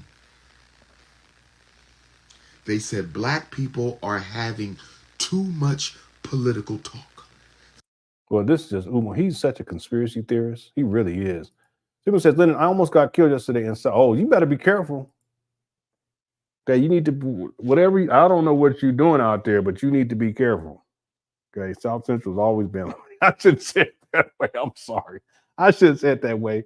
It's always been like that since I can remember. Just be mindful. I'm just gonna say that. I don't know what's going on, brother, but please, okay, keep yourself safe. All right. Goodness gracious, I don't want to hear that. Yeah, I don't know what to say to that. You need to be careful. What was you doing? Let me stop. I don't mean to laugh, but goodness gracious, I don't want to hear that. Yeah. The boys in the hood is always hard. I remember that one big time. All right, thanks for super chat. Yeah, I know. I don't know what's going on, but you be safe. Goodness gracious.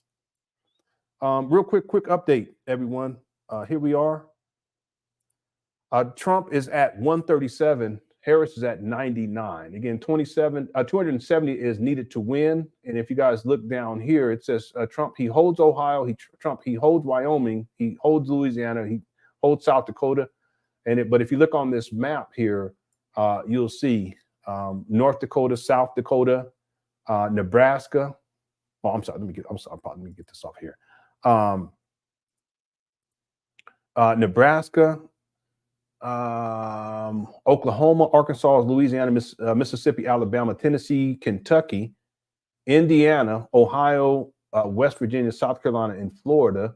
And we already talked about this. Harris, she picked up New York, Rhode Island, Connecticut, Massachusetts, New Jersey, Delaware, Maryland. And that's where everything is at as of right now. Yeah, so 137 to 99 and 270 is needed. All right, so we'll continue to follow this as we continue to go on here. Yeah, Sigmund, please be careful, okay? Whatever you need to do, just do it. Just be safe. Here we go. This Dr. Umar Tunde got teenagers talking about a black presidential agenda. He making it up. Dr. Umar Tunde got these voted Gen for Trump, X's Trump 2025. and Gen Zs and millennials focused on politics. We got to dumb these Negroes down. This Tunde movement is a bit much. What can we do to take Here we go America's Here we go with holy order.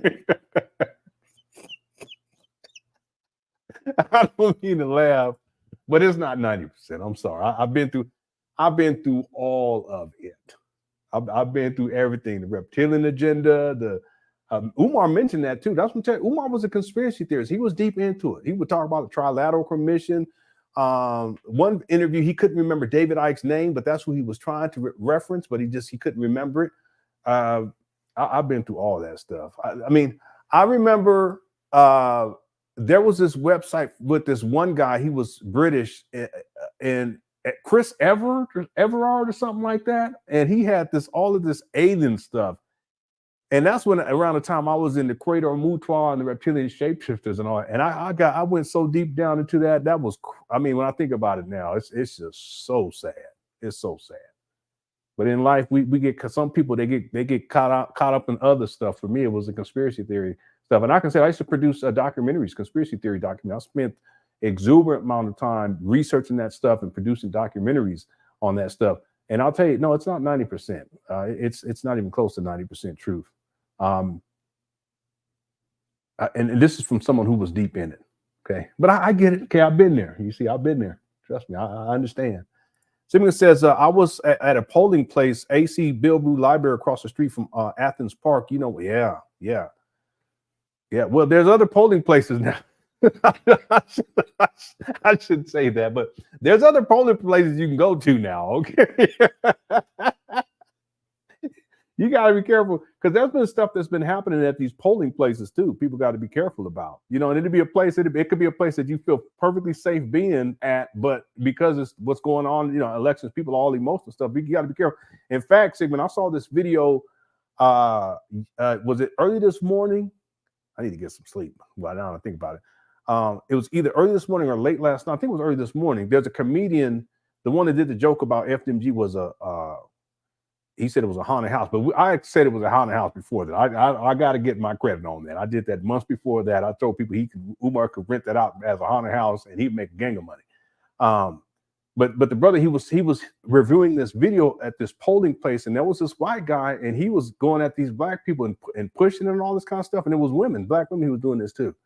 So people can get real crazy, you know, and it could be a place people can feel perfectly safe at, but because with the emotions that's tied into all of this, with the elections and everything, people they lose it. You know, I did not, even today when I was filling out my ballot, it wasn't emotional. I was like, okay, well, this one I'm voting for, this one I'm voting for. Okay, that's it. Let me go take it to the drop box. You know, and then after I put it in, it was like it's not like I was thinking afterwards, like, oh my goodness, no, not like that at all. But there are people who really take this, I'm not gonna say too seriously, but it really impacts them emotionally. And so you got to be careful, even at these polling booths. You never know what might happen. But anyway, Athens Park, you know, go someplace else next time. in another 4 years, just go to another polling booth, that's a safer one, okay? All right, in a safer area, Sigmund. Okay. Well, good to know that you're still with us. I'll say that. I just don't like hearing stuff like that, you know, especially the older we get. Okay, thank you for the super chat. Any updates here? Okay, Trump is at 177. Goodness. It looks like he's. Yeah, let me type this in here. Trump is at 177. Harris is at 99. Yeah, so there's some changes already. All right, I'll put that inside the chat room. No, I can't. This it's just, I remember before, I don't know why, it's an issue with StreamYard. Before it wasn't an issue, but at a certain, and then there's a button you can push that's supposed to flip it, but when you do that, it still don't. I guess I could turn it around where the lights, but you won't see the lights though, you know. I apologize. Oh, that was here in South Carolina. Okay, and the ladies got okay. All right, the ladies got charged. So the guy was the one that was pushing. Anyway, I don't know. That's crazy. If you are susceptible to conspiracy theories, you are liable to believe almost anything without evidence and then build your life around it. Yeah, well, in a sense, that's what I did. And it was to the detriment of my wife and my children. I wish I had a time machine. I would have gone back, and there's a lot of different things I would have done differently. And that's one of them. I mean, I went so deep and I got so lost in it, and it set me back in life. I would consider myself to be, I was already behind anyway. But getting into that and getting into it to the level that I got into it, and my wife, bringing my wife along into it, it's unfortunate. But we live and we learn. Lenon, what made you believe that stuff? There are a lot of contributing factors to when I got into the conspiracy theory paradigm. There's a lot of contributing factors where the belief was so strong and not enough empirical evidence. Now, I'm not saying that there aren't conspiracies that are real and that there's evidence to back it up. But that's one thing. It's another thing when a conspiracy theory is offered with no evidence and no facts to back them up, and then you go through the process of trying to find the facts, no, it should be presented by whoever's coming up with the conspiracy theory in the first place. So part of the issue with me was that I was always trying to prove something to be true. No, it shouldn't be that. Someone should present to you a theory, and then there should be arguments that can be made for that theory based upon evidence, and it should be conclusive evidence, or at least evidence that you can consider it intellectually and say, okay, wait a minute, there's some truth to this. Let me see how far. But that's not where my mentality was. I was just accepting whatever I could, and then I would try to prove it to be true. See, confirmation bias, as an example. But there's other things too. I was raised as a Jehovah's Witness, and Jehovah's Witnesses have this orientation to the world that's conspiratorial. It's also this doomsday-like orientation that the end of the world is coming. They called it Armageddon.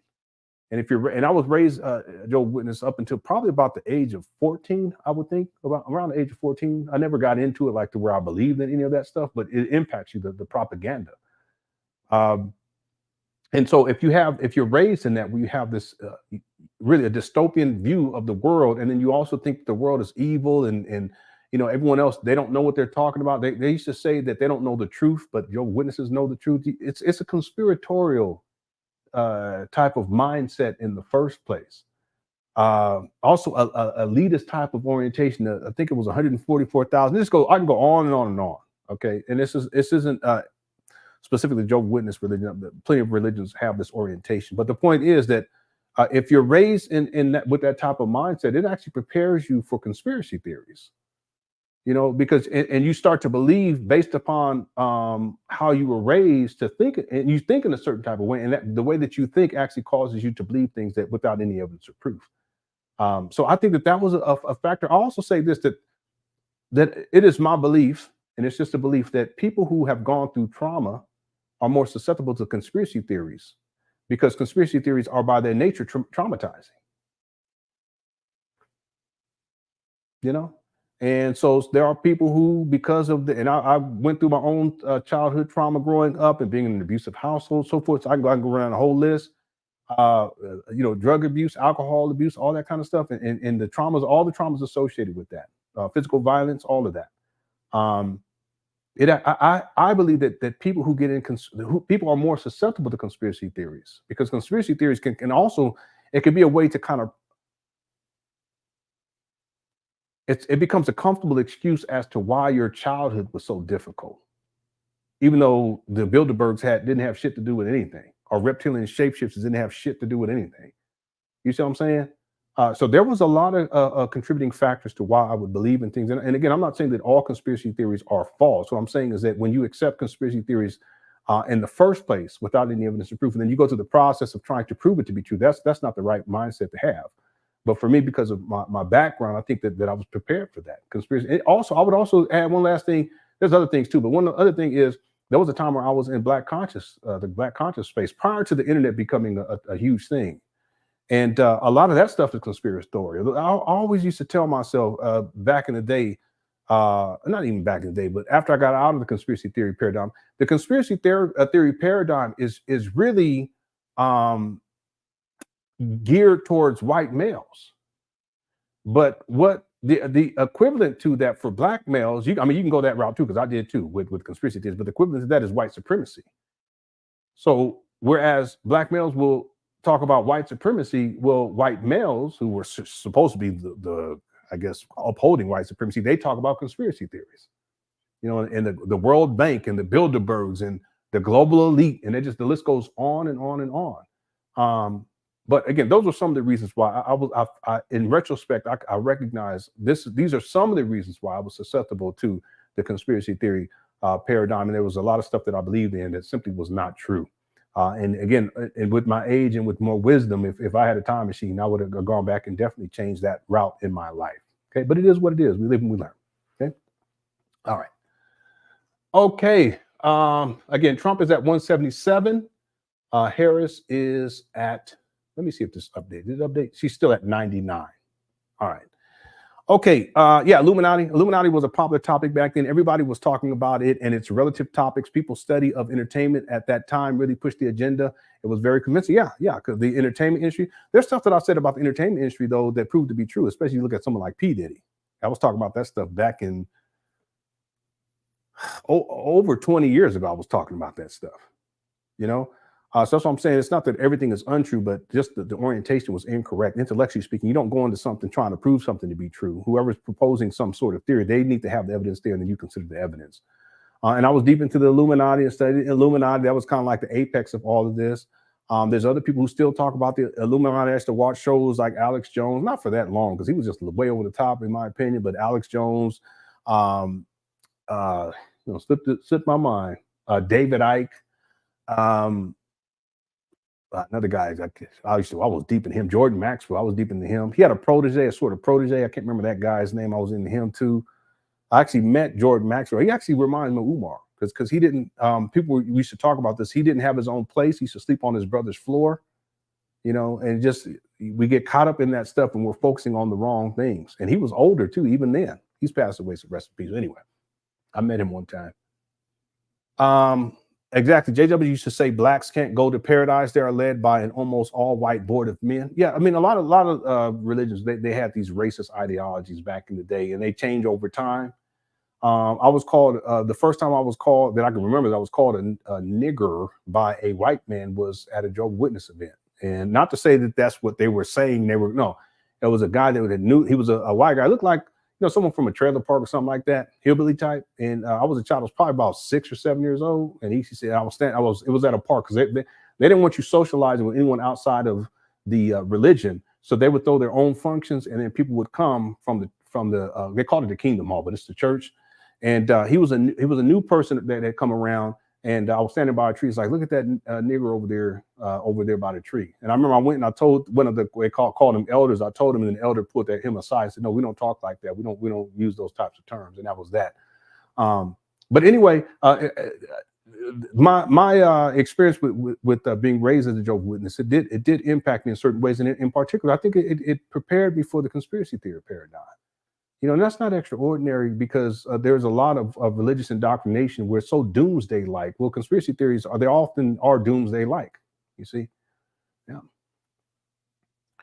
I believe in reptilians and horoscopes. I never got into horoscopes, but I was deep into the reptilian stuff. Reptilian stuff. Yeah, I used to talk about satanic Hollywood. Yeah. What's up, Food Chill? Thanks for tuning on in. Let's be real. Lenon was selling FDMG bean pies, but came up short. Umar had to go. Yeah, I used to watch Coast to Coast FM with Nori, and there was another guy that took it over too. I can't remember his name. Lenon, do you still believe in some of the theories, but just have more control and don't get deep into it? There's probably some. I just haven't thought about them in a long time, but I'm sure that there's some that I probably would look at and be like, okay, yeah, good. Even the entertainment industry and how symbols are used. And I used to talk a lot about satanic symbolism. They still use that stuff to this day. That's not extraordinary. So those types of things, when it comes to media manipulation and what I used to call back the day media manipulation and mind control techniques, that stuff is true. Media, I mean, they play people big time, especially in the entertainment industry. And I used to cover that a lot back in the day. And if let me just say this too, for anyone if you're into that, there's nothing wrong with being into it. Just don't go so deep to where you get lost in it. And I went so deep, I got lost, and my family suffered, my wife suffered. Okay, and it was just not the right path for me. But like I said before, we live and we learn. Okay. Someone said Trump has 92 electoral votes to go to secure 92 more. Yeah, he's at one. It's saying here he's at 177. Okay, now he's at 178. Harris is at 99. Okay, we still got a long way to go. We haven't got over to the West Coast. We can expect California, which is huge in this whole thing. We can expect California to vote blue. Yeah, he's at 178. Harris is at 99. We're getting close, but we still got a ways to go. We got a ways to go.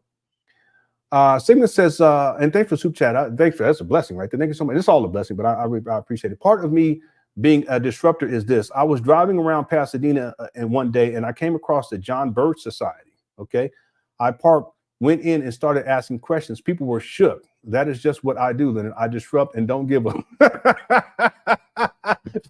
Plain and simple. Yeah, I listen.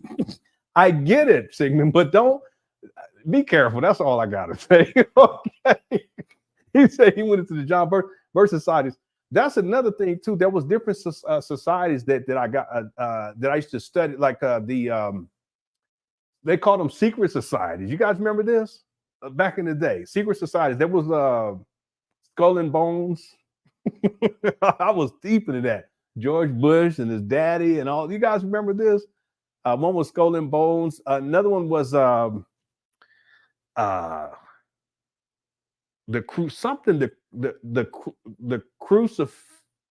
Rosicrucians or something. I can't even remember. But there was all these different secret societies, but they were all under the umbrella.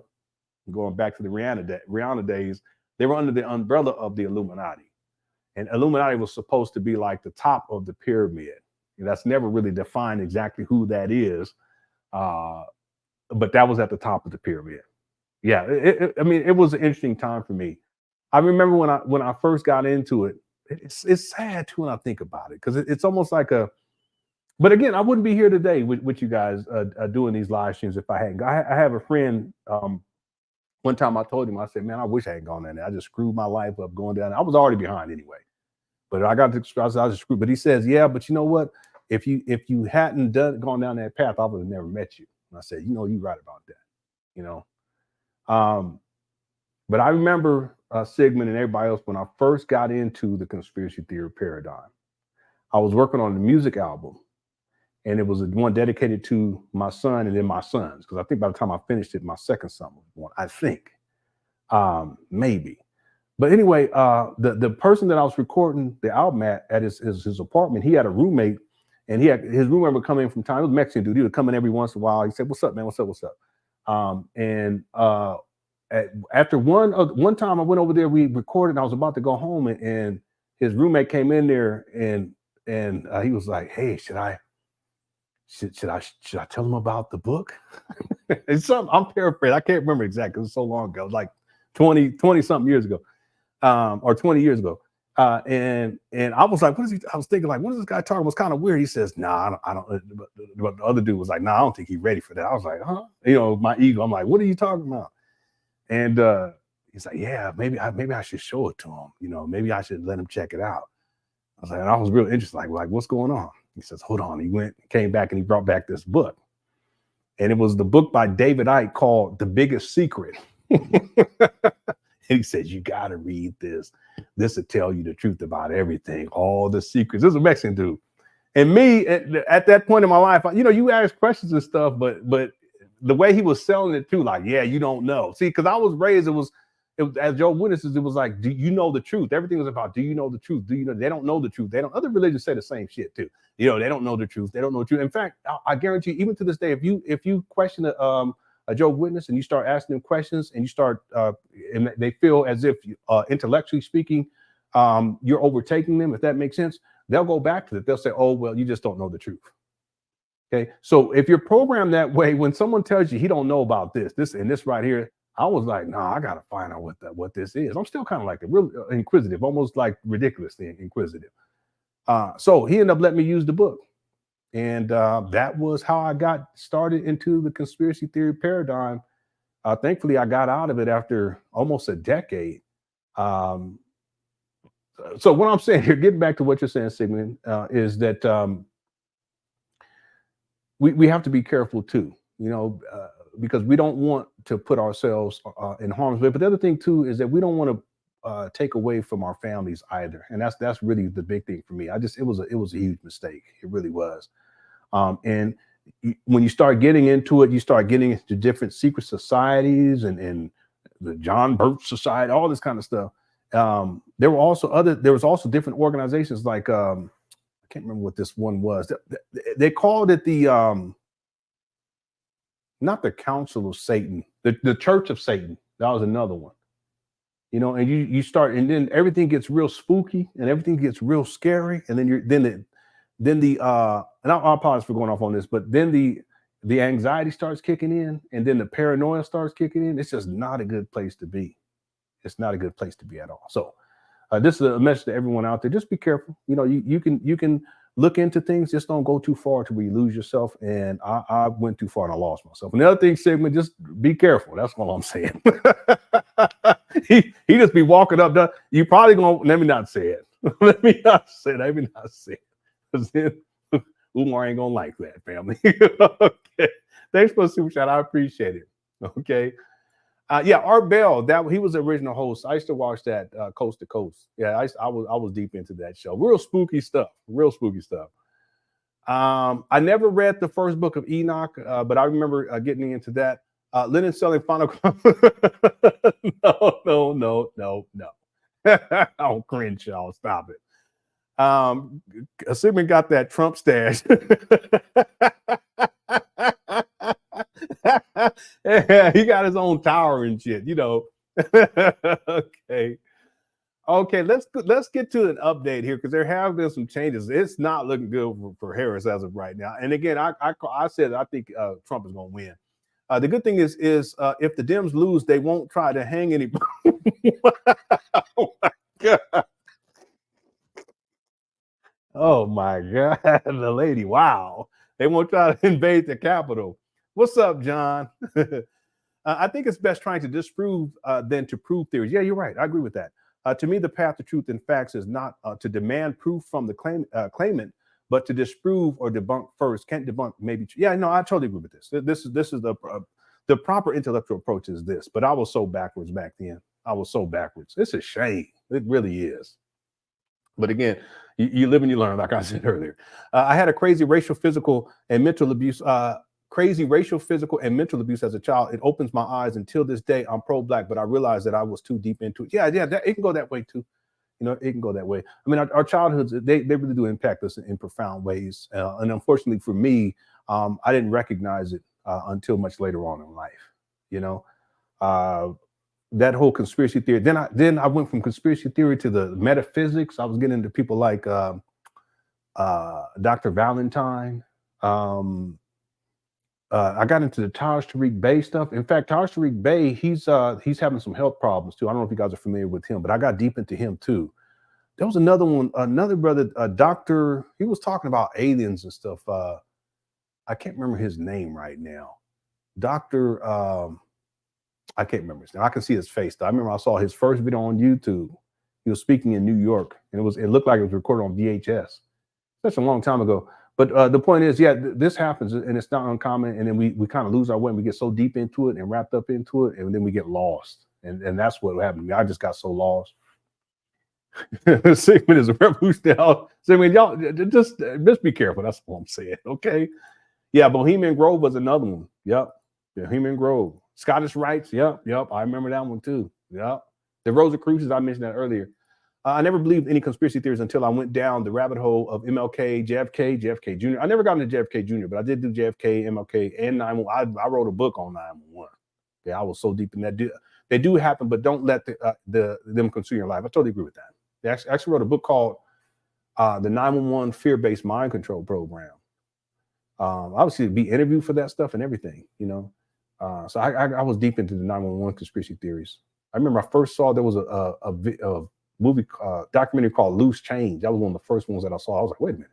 There was this big, thick book too, written by this lady that I read like twice. Someone sent it to me, but it was on about 911, and one of her theories was that the buildings were destroyed by some sort of a technology that could disintegrate buildings or something like that. I can't remember what that book was called, but I was deep into that. Okay. Yeah, that's what it was. 144,000. Yeah. You're on your way to the Black Alex Jones. Yeah. I was heading that direction. Corbett Report. I remember that one too. Yeah. Yeah. Masons, the Freemasons, Council on Foreign Relations. Yeah. All of this stuff. Yeah.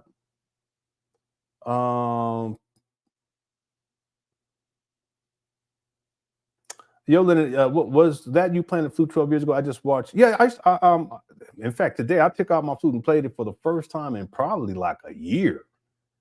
And it was horrible. I said, let me put this back. I used to perform. I mean, I've been on tour. I've been to Japan. I went to Germany. I went to Austria, and then I've played different places here in the States. But again, the conspiracy theory really took me in a whole other direction. But it is what it is. Okay, I'm thinking I'm alive. I'm thinking I got my wife, my kids. Okay.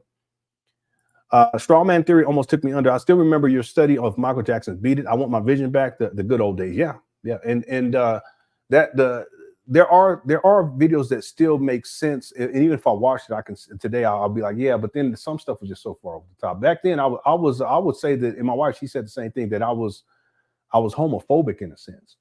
And I can admit that. These days I really don't give a shit. I even told my kids early on. I said, listen, if you happen to turn out to be gay or lesbian, listen, I really don't care. I'm gonna love you anyway. I'm not gonna treat you any differently. Okay, but once you get in a relationship, just make sure that it's not no relationship that's all screwed up with some stupid. I said some dummy. That's what I said.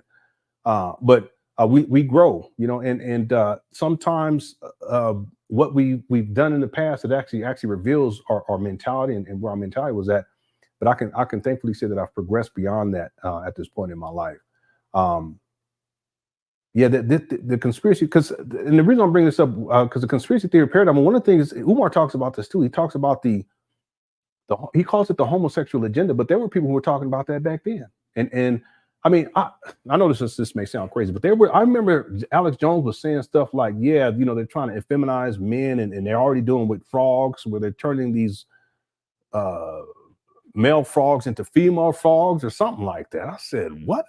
Now I think about, what are you talking about? Anyway, it just goes on forever. Lenon went 5. I got a little crazy with it, huh?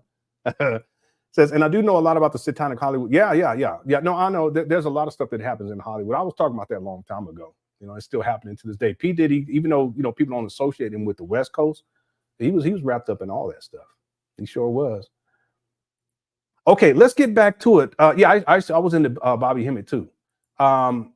Okay, so let's get an update on where things are at. Yeah, Dr. Delbert Blair. That's what I was thinking about earlier. I was deep in him for a while too. Okay.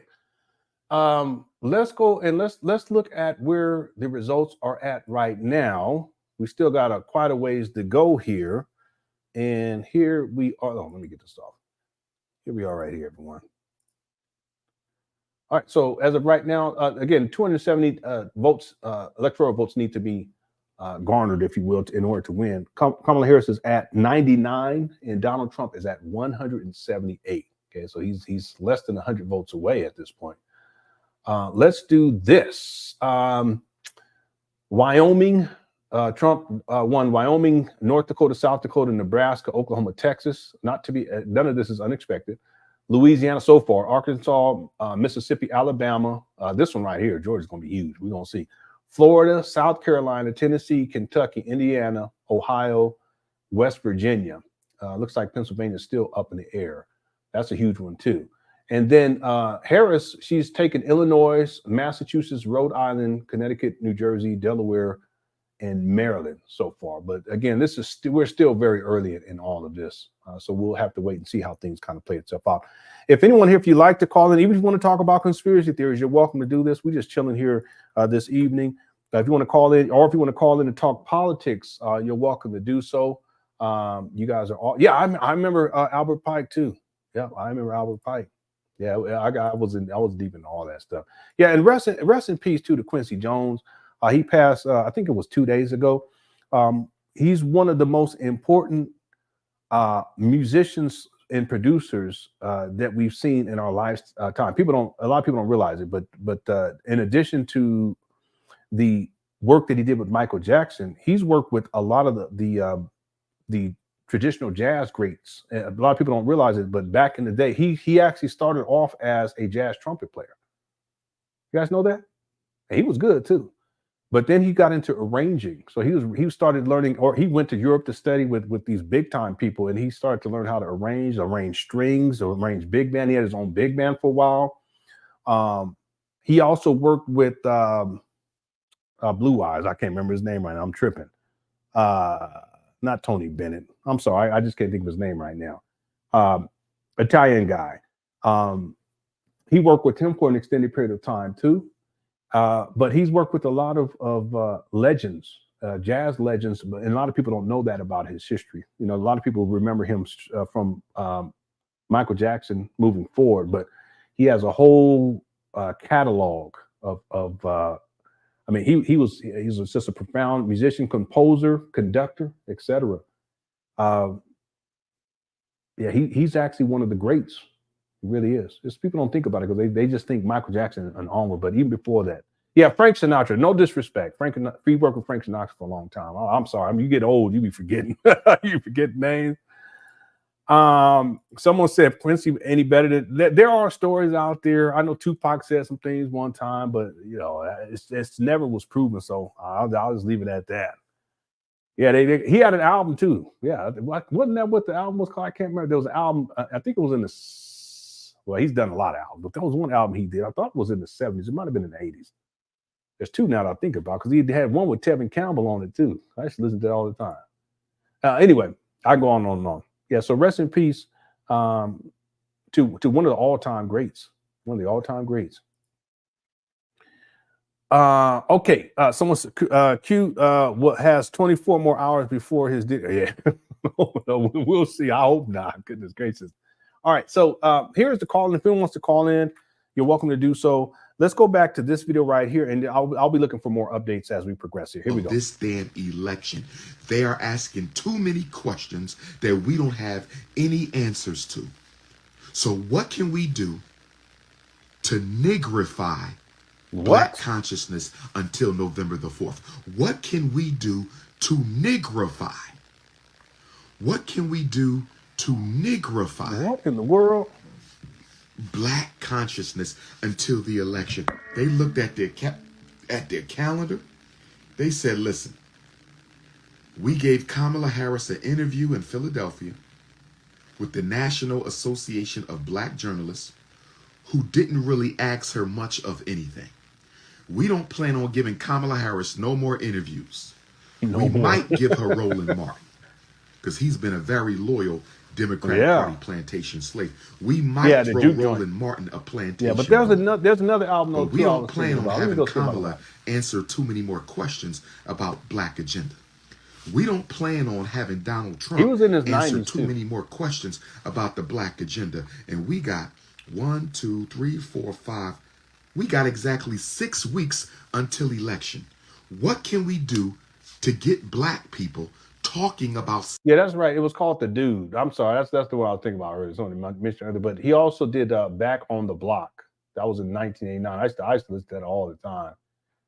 And then of course Accused Juke Joint. I used to listen to that one too. Yeah. Something else. How can we distract these Negroes? We know that they're emotional. What do we know about Black people? We know that they are emotional. We know that they are very politically uneducated. Disrespect of Black people. They're very emotional. They're very politically uneducated, and they love to see their most popular people destroyed and humiliated in the public eye. So what can we do?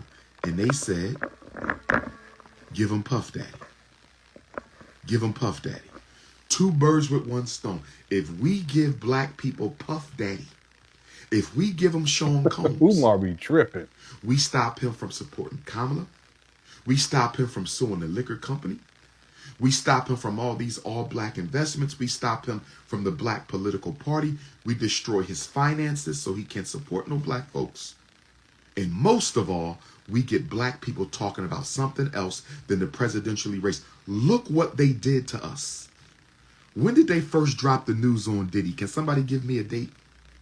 Yeah, real quick. It looks like the Democrats are leading in Colorado. So it hasn't been stated yet, but it looks like, at least from what I'm seeing here, that Harris will win Colorado. We'll see. Can somebody give me a date? When did they first drop the news on Diddy? Can somebody give me, when did we first hear, when was Diddy arrested? Let me see. Sean Combs arrested. What date did they arrest Combs? Let's see. Let me see. When was Sean Puffy Combs arrested?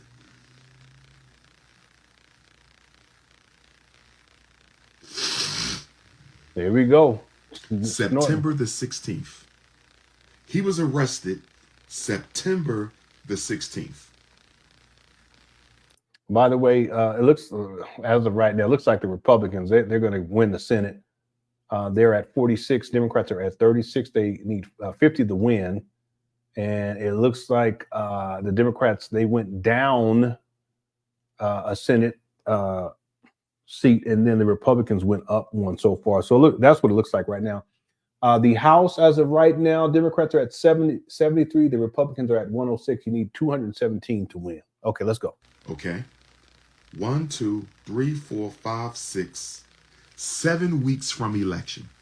Sean Combs was arrested September the 16th. And? Exactly 7 weeks from election. Why did they do it now? To stop the black political movement for justice. That's why they arrested Puffy. It has only been, tomorrow will be 7 days. Tomorrow, Puffy would have been arrested for 1 week tomorrow.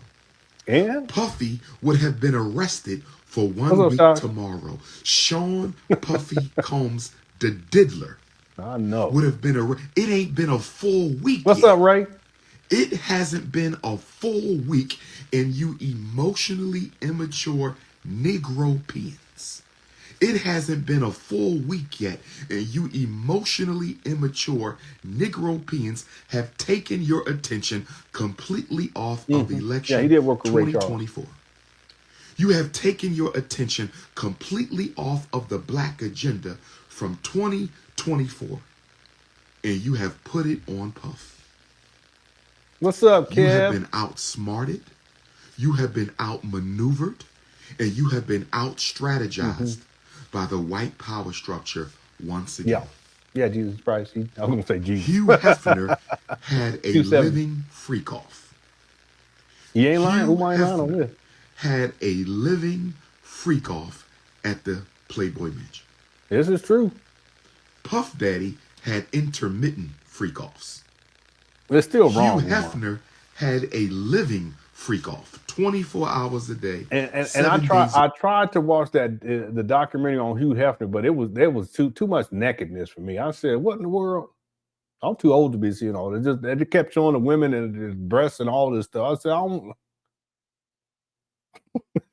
It's like watching a play. It's like one of them old school play where it was on the VHS tape from back in the day. I said, what in the world's going on here?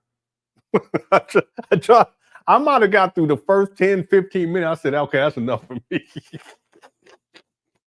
It's just too much. And it's unnecessary. They just do a cut scene and there's a lady, she over there drinking a drink with no clothes on. I said, what in the world? Anyway, I tried. Week, nobody said a word. This is nothing but a distraction from the election. This is nothing but a distraction. Umar said intermittent freak-offs. Action from Kamala Harris's procrastination. Only Umar. Now let me get back to the props. By the way, I remember Umar was talking about how he was going to organize all these black youth for a political movement. He never did it. Anybody remember that? He just be making up stuff. How many times was Umar on Instagram talking about cookies and giving Pookie?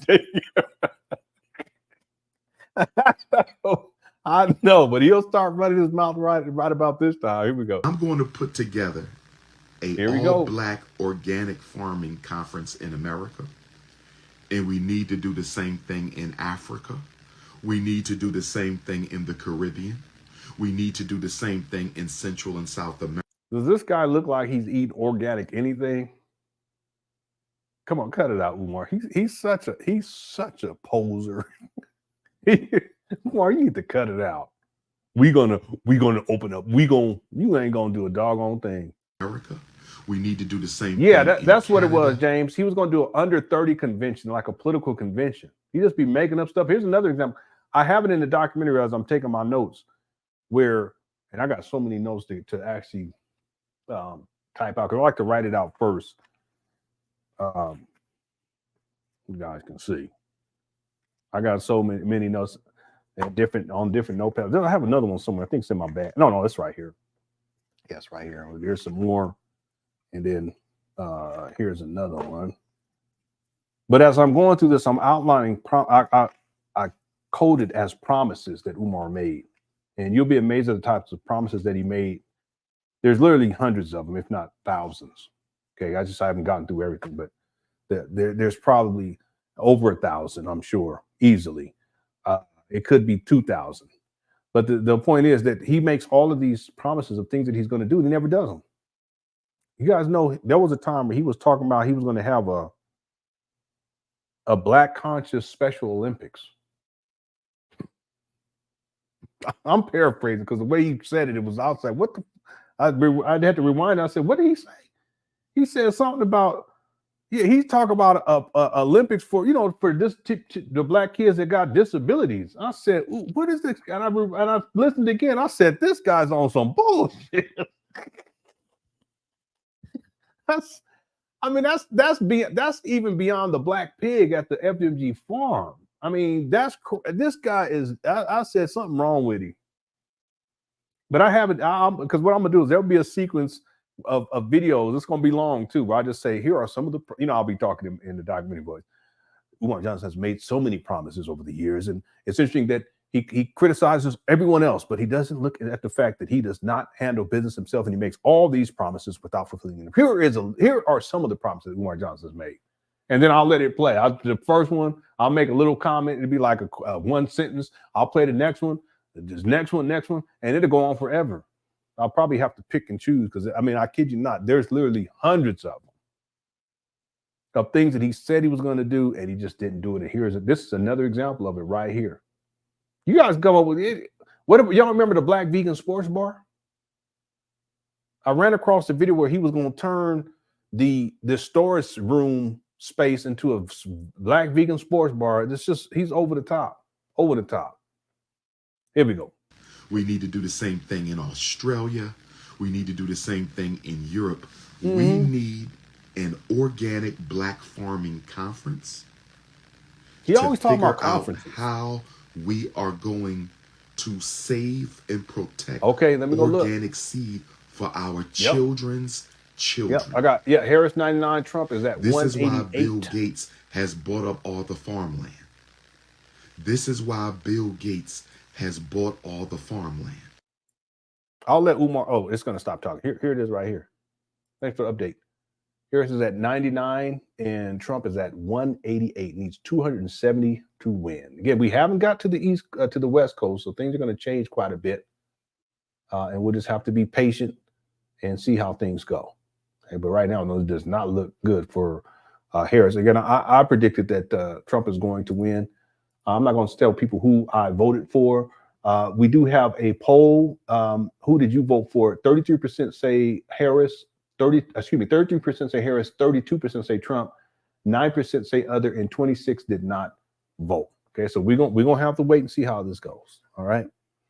Yeah, he did say there was going to be aviation classes, lessons at FDMG. Yeah, he's way out there. He said one time he said he was going to get not the Buffalo Soldier, but was it the Buffalo Soldier? Buffalo Soldier or the what's the other thing? The flight at air. Anyway, he be so far out there. He got farmland. He voted in Umar. I should have did that my doggone self. Y'all know that man be talking real. Listen, sometimes Umar says some stuff that I'm like, okay, that's cool. But the vast majority of the stuff it's just a bunch of bullshit, and it's sad because people will hear every once in a while he'll say something that's like, okay, that I can get with that, but then they accept all the other bullshit that he's saying. That's the problem. Okay. Yeah, it was storage space, Jimmy Jabbery. I remember it to this day because they couldn't get into it. They had to have a locksmith come, white locksmith, to break into it. And then when he got in there, he said we're going to turn it into a vegan sports bar. Yeah, with over 100 buildings. Yeah, it was basically a crawl space. That's what it was. It was a crawl space. But Umar. Yeah, he has all kinds of. His mind is way out there. Yeah. Umar connects random events to make delusional excuses for despicable. Yeah, he does that too. I think that's a psychological issue with him. Like he'll put dates together and make these connections, and there's no. I used to do that though too when I was in conspiracy theories. You know, you make connections and you make dots and connect these dots that have no business being connected. I was out there like that. Not like Umar. Umar, he way out there. No, he never said. Well, I don't remember him saying no. No Waffle House. I wouldn't be surprised though. That's because conferences allow you to talk and propose ideas without having to. Yeah, you're right about that. Maybe that's why he's a Billy boy. Lisa says, I still support him. We definitely need more black men. Like, I don't agree, Lisa, because he sexually exploits black women. So he's a baby mama creator, don't take care of his kids. He's been on child support for over 20 years. No, I don't think we need more black men like him. I mean, you can support him. I guess that's your business. But from my vantage point and all the research that I've done on Umar, he epitomizes the worst example of black manhood and masculinity. All of the negative stereotypes you can think about that has been proposed about black men, Umar fits all of them. There's not one that he does not fit. And I go step by step from being an absentee parent to not taking care of his kids to not having a job, scamming and scheming, sexually exploiting black women in particular. I mean, the list goes on and on and on. No, I totally disagree with you on this, Lisa. But you can support him if you want to. That's totally up to you. Okay. Now you see how I can say that without getting belligerent and being disrespectful and being mean-spirited. Umar, he's the exact opposite. He will go off and go crazy and go nuts and start yelling and screaming and shouting you down and call your names. I'm not going to do that to you. Okay? You support who you want to. Just know that at some point, I hope that a light bulb goes off, and not just for you, but for a lot of these Umar Johnson followers, where they realize that Umar, he's nothing more than a two-bit hustler. He talks a good game. He says all these things about what he does or what he's doing, but none of it's true. It's all a fantasy inside his own mind. All right. A lady says Tasha K lost 5,000 subs when she told her, oh, she did? Who did she vote for? Let me go over here real quick. And again, to her, 5,000 subs, that's really not a lot though for her, because she's over 1 million. She's at 1.3 million. Let's see. Did she do it as a live? Oh, okay. Yeah. So she said, I'm sorry to y'all, but I ain't posting no more politics. Yeah. Because people, they take it so seriously. I mean, they will not like you because of who you voted for.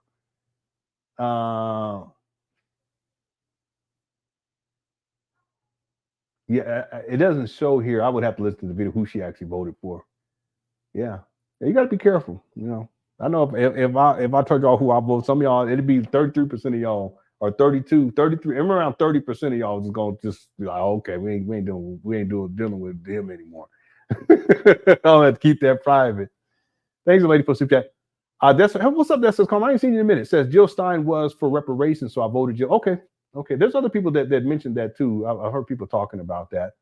I really haven't seen a strong platform to speak about reparations, like really talk about reparations. I just have not seen that.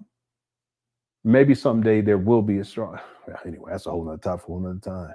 It really is. Obviously, Trump didn't say anything about it, and I don't ever remember hearing Harris say anything about it either. Okay. I wonder, did anyone say? Did anyone know who she voted for? Oh, she voted for Trump. Okay. Wow. I died. Okay. Yeah. And she told people to. Okay. All right. She voted for Trump. Someone said Lenon went. Here we go. You guys don't know. Who do y'all think I voted for? Okay, go on and post that chat room. I'll be interested to see what y'all got to say on that. Who y'all think I voted for? Let's give a quick update on the poll numbers here. And it looks like there has been a slight change, at least. Trump is at 198. And Harris is at 99. Again, he's 270 to win. So he's 72 away from securing the White House. And here's a map of everything. Trump won Utah, Wyoming, Montana, North Dakota, South Dakota, Nebraska, Oklahoma, Texas, Louisiana, Missouri, Mississippi, Alabama, Florida, South Carolina, Tennessee, Kentucky, Indiana, Ohio, West Virginia. I don't think any of this is extraordinary. I think this is all, they already knew that this was going to happen so far. And then Harris, she took Illinois, Massachusetts, New York, Rhode Island, Connecticut, New Jersey, Delaware, and Maryland. All right. So yes, we're getting closer. We're getting closer to the end of this. And in terms of votes, Donald Trump 40 million and Harris is at 35 million. But again, it's about the electoral. We'll see how things play itself out as we continue to go. Again, I predict that Donald Trump was going to win, and I did that before any of this. Any of these polling numbers came out, and I'm standing with that this day. It doesn't mean I voted for him, okay? Or maybe it does. Okay. Let's see. Lenon went blue. Okay, maybe I went red. Maybe. Mike Jones. I voted for Umar. Jill Stein is also speaking on clean air and healthier food in America. That's good. This food that they be at the school system, that food be horrible. They can improve on that for sure. I think the Obamas had a program for that for the kids in the school where they had better meals. Lenon voted for Jermaine Shoemaker. I voted for Trump. Okay. Y'all quit playing. I voted for Kamala Harris. Okay. Who won Philadelphia? I don't think that's in yet. We can look on the map. Here, let's do this. So I actually clicked on the map, and obviously Pennsylvania is huge. Okay. So it looks like right now, Harris is at 49.6. It's very close. Goodness. And Trump is at 49.5. This right here is huge. Pennsylvania, and it always is. So this is what we really need to be looking out for, because this is gonna. I mean, if Trump wins Pennsylvania, that's 19 electoral college votes. That's going to get him very, very close at that point. But again, if Harris wins it, that'll actually put her in a much better position than she's in right now. So this is huge. This one right here. Again, we still got to get to California. That's going to be a huge one right there. That's going to make these numbers seem, at least from Harris's vantage point, it's going to make it look more competitive. But right now, it just doesn't look like it is. All right. Okay. In Arkansas is a shame. So, Lenon voted for Trump regardless. I'll still hang with you, bro. Oh, y'all funny. Most men are voting for Trump. Okay. I'm still waiting for California. Yeah, that's going to be huge. California's going to be huge. And Harris should win California. Lenon voted for the couch. Okay. Let's see. You do realize Hillary Clinton had a significant lead at this point. Yeah, that's true. I mean, things can change very, very quickly. And again, once we start getting over there onto the West Coast, it's going to make a huge difference. We got to wait and see. Okay. Again, I'm still saying that I believe that Trump was going to win, and I did that before polling was taking place. Yeah, Michigan's going to be huge too. That's another huge one. Michigan, Pennsylvania. Again, she's going to win California.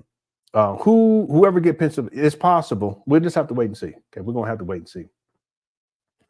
someone said that she was a polling circuit. Y'all crazy. Here we go. This is why Bill Gates is buying up all the farmland. He wants to eliminate organic food. He wants to eliminate real food, and he wants to give you artificial food. Artificial food to do what? Kill off African people. We are in the age of African genocide. Umar, he's interesting because he don't eat healthy at all. Global African genocide. Do not vaccinate yeah, I know, children. Do not vaccinate my Africans in Africa. My Africans in Africa. My Christians who are going to church this morning. My Christians who are going to church this morning. When you get to church, I want you to ask the pastor, where in the Bible did God say we should vaccinate our babies? I need you to ask the pastor. What? Where in the Bible does God say we should vaccinate? They didn't have vaccines back then, Umar. And this is from so we didn't vaccinate our kids either. But I'm just saying the logic is so ridiculous. It's a personal choice. People can choose to or choose not to. Anyway. Our children. Shout out to my Muslim Africans. Shout out to my last call. Muslim Listen, Africans. you know what it is. When you go to Friday Juma. Look at them scratching. When you go to the masjid for Friday Juma. And scratching. When you go to the... Listen, people, I've already told people this all for such a long time. He's a pookster. Umar is a pook. He's a pookie. And he's sitting up there inside his mama closet and he's having them withdrawals and he's scratching all himself. I've seen him do it in other times too. If you guys go back and look at the good twin, bad twin interview, one of them, I think it was the second one. And Umar, you could tell he's having withdrawals in that one. I should pull it up and play it for y'all. Yes, thank you for the update, Sade. I appreciate it. Or Sadie, it could be Sade or Sadie. Harris is at 109. Trump is at 198. All right, let me look and see. Okay, she won Colorado. Okay, so she just got Colorado. All right, there we have it right there. All right, so that made a difference already. 109 to 198. Okay, California is going to be huge though. 54 electoral. She's gonna win that. So you can just listen. You can give her those 54.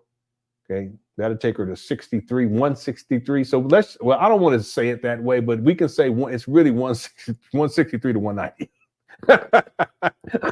I know I shouldn't do that because we're not supposed to do that if we're covering this, but I'm just gonna tell y'all right now. All right. Michigan is going to be huge. Michigan is going to be huge. Let's shape it out. We're going to see what's going to happen. We're going to see what's going to happen, family. All right.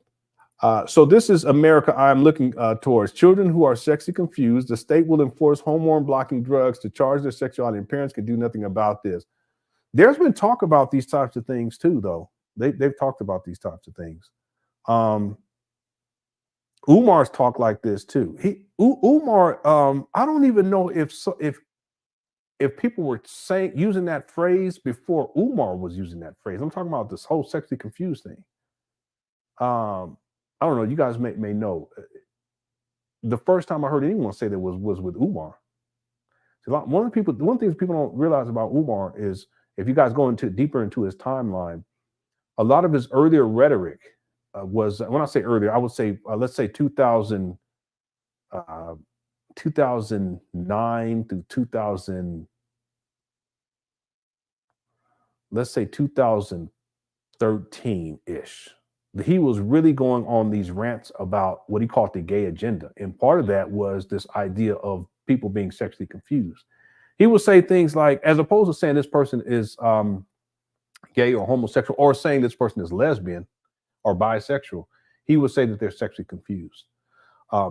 He doesn't use that rhetoric like he used to, but if you guys go back to that time period, he used to rail on that a lot. And I remember if you guys look at the older videos during that time period, he got a lot of backlash. And then there were also people from the LGBTQ community, in particular the lesbian community, they were going in on Umar, and that's when Umar started to back up off of that stuff, because he doesn't like to be challenged. And if you got a strong black woman challenging him, in particular black woman, he can't handle it. See, there's this interview where he's talking to this one lady, and I remember because I covered it, I went through it recently. She's interviewing him, but she's sitting higher up, and then he's sitting down. It's like a radio show, something like that. He's sitting lower down, and you should see how he talks to her, because she brings up different issues. And when she challenges him, especially on the whole sexual confusion stuff, Umar, he didn't like that at all. He started going crazy. I'll definitely have that inside the documentary if I find the whole video, because I only found a clip of it. Anyway, Umar talks like that. I've never heard anyone use that term prior to Umar, and I could be wrong. There could be someone who used sexually confused prior to Umar, but that's something that he used to talk about a lot. He just doesn't talk about like he used to. I've heard him say other things though too that was really, really reckless and disrespectful. But in general, Umar tends to have a very dispassionate and negative view towards the LGBT community. And again, I told y'all before, I would say that I was homophobic. You know, and not that I would purposely try to hurt anyone, but just have or treat someone differently. Not like that, but just having this conspiratorial type of orientation towards that. You know, they used to call it the gay agenda. I have friends who were gays. Just back when I was growing up, we just didn't talk about it. It's not nowadays. The kids, they talk about all that. They talk about the bisexuality, the homosexuality, the lesbian, the transsexual. There's other stuff too, like they be telling me about, and I don't quite get it. Excuse my ignorance, but they talk about it freely. It's no big deal. It's just a different time period, you know. Non-binary, and there's other ones too. I just don't know all the lingo, but you'd be amazed. You listen to these children talk, and they know all that stuff, and they're not tripping. Not like we used to trip. We used to trip back in the day off all that stuff, you know. Anyway, it's a different time period. Okay, let's look at T. Jones. Let's look at the House and the Senate. We'll look at that right now. Okay, let's do that. Let me just scroll down here. Here we go. Let's take a look. Okay, so it looks like the Senate, they need 50 to win. Democrats are at 36. They lost 1 seat. Republicans are at 47. So, I mean, it looks like the Republicans, they're going to win the Senate. And then the House, you know, it's possible that the Senate and the House goes to Republicans. It's actually possible. Again, we got to look at California is going to make a huge difference, though. In the House, Republicans are at 122. They picked up 2 seats, and then Democrats are at 82. They lost 2 seats. Yeah, I mean, it's possible. I mean, you know, it's actually possible for this election, and I don't even know if this is. I'm sure it's happened before. I'm sure it's happened before. Has there ever been a time where the Senate was controlled by Republicans, the House was controlled by Republicans, and then they had a Republican president, or vice versa, Democrat, Democrat, Democrat? I'm wondering. I'm sure it's happened before, but it's possible this is going to happen this time. Okay, again, I predicted that Trump was going to win this election, but as of right now, Trump is at 198. Harris is at 109. Okay. All right, here we go. Baby, when you go to the masjid for Friday Juma, yeah, he's having I withdrawals. want you to ask the imam, where in the Quran does it say, "Thou shalt vaccinate your babies"? You mean to tell me, Umar, they didn't have vaccine anyway.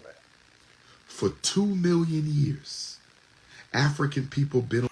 I'm sorry. It's like saying, and I don't mean to use this as an example. Okay, right? It's like saying where does it say that you shouldn't smoke crack in the Bible? wait a minute, hold on. They didn't have crack back then. I'm sorry. I don't mean to say it that way, but they didn't have crack back then. So what are you talking about? It's so ridiculous. Anyway, let's keep going. On this planet. For 2 million years, modern African been on this planet. For hundreds of thousands of years. Yeah, I know. Someone brought this up earlier. It is a point of conflict for a lot of people that the popular vote really doesn't count. At the end, it doesn't count, and maybe it should. I mean, what do y'all think? Do you think that the Electoral College is more functional and fair than the popular vote if they use the popular vote? Let me know inside the chat room. Yeah, we had brought this up earlier. No vaccinations for hundreds of thousands of years. No vaccinations, and then all of a sudden, Umar, they didn't have the white man takes over the world. And after the white man takes over the world, African people, who are the organic people, we are the only organic people. God made black people, the only race that God made from scratch, the only race that God made from the soil, the only race that God made from the black mud is African. We are the organic. This is the chair he's sitting in right now, y'all. Boy, it looked like it's missing an arm too. I just realized that. This doggone chair, he said he had this chair for over 20 years. and I just realized it's missing an arm. Umar, you crazy. Of this planet. Yeah, that's why he's leaning on the right side. See that? Everybody else is a hybrid of the.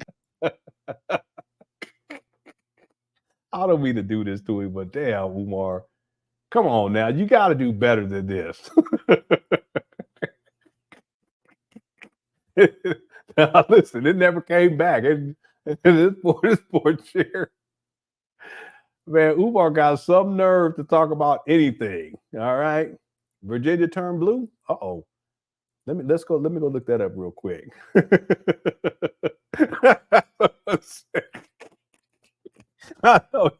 He done messed his back up. He said he had back problems. You've been sitting in this chair that's functified chair that's 28 years old. That's crazy. I had my other chair for a long time, but come on, I just recently got a new one.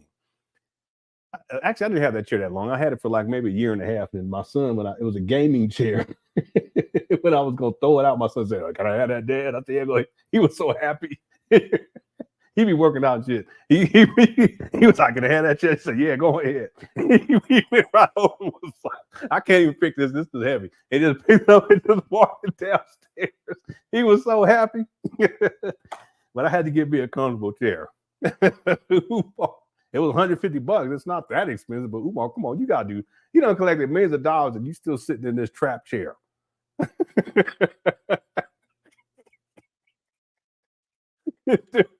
It needs to go. Oh my God.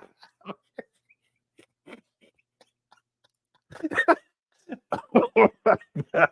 Oh wow. Yeah, this poor chair.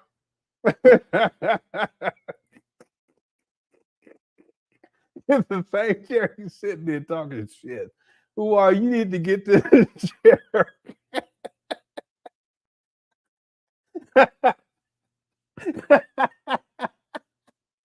You got the Cookie Crush chat is under you. All right. Okay. Someone said, I'd rather have electoral college because people vote on feelings and emotions and policy. Okay. And Umar over here, he can't lean on a chair. He got to lean on the Lord.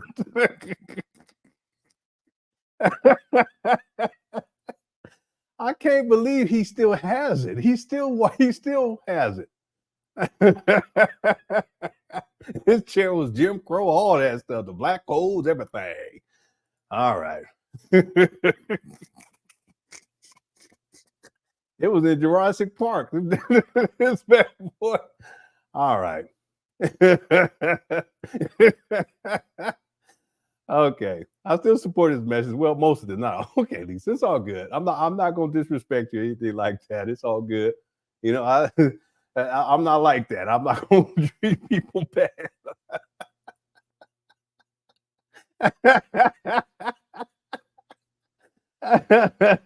Yeah, he be talking all that freak talking on this musty shit. This chair is musty. I guarantee you it's musty. Anyway, leave on me chair. Oh, goodness. Marco Words, you will start to hear more and more about grown men. No, I've heard about this. I actually heard about this. Yeah. Yeah, it's an organization called NAMBLA. It's crazy. Yeah, it's absolutely crazy. Okay. You got... All right. Okay. Let's get an update on this because we have some movement here. Okay, the chair's not going nowhere else. All right, that's why Umar's leaning like this. No disrespect, because there ain't no arm on the other one. No disrespect. Africans are the organic. Let me go pull this up. Which means we are the only original humans. Everyone got the original else is chair, a hybrid of the African. When chairs were invented, that's anyway. So for my snow bunny hoppers, here we go. All right, so Harris is at 112, Trump is at 198. Okay, so she's picking up some ground, and it looks like as of right now, it looks like, hold on one second. New Mexico, she's at 51.7%. So it looks like she's going to win New Mexico. And then Arizona, she's this is really close, 50 to and that's how many 11. Yeah, this is going to be huge right here. 11 electoral college votes. She's at 50%. Donald Trump is at 49.2. So that's really, really close right now. It's still relatively early for that because I don't know. I think Arizona, is there on West Coast? No, maybe. No, they might be on Mountain Time. Pennsylvania, let's go and take a look here. Oh, yeah, Trump's leading. This is huge right here. That's 19 votes, 19 electoral college votes. He's at 1.9 million. Harris is at 1.8. Yeah, this may decide it right here. This may be decided in Pennsylvania. We're going to have to wait and see. Yeah, really interesting how this is shaping. In Michigan, Harris is up 597, 49.8%, and Donald Trump is at 581, 48.5. That's close too. Yeah, and that's 15, another 15. So she's picked up a little bit of ground, and California is going to be huge. I already said that, but 112 to 198. All right, so we're wait and see how this goes. All right. Oh, it says Trump is at 226 now. Yeah, hold on one second. Let me look at this.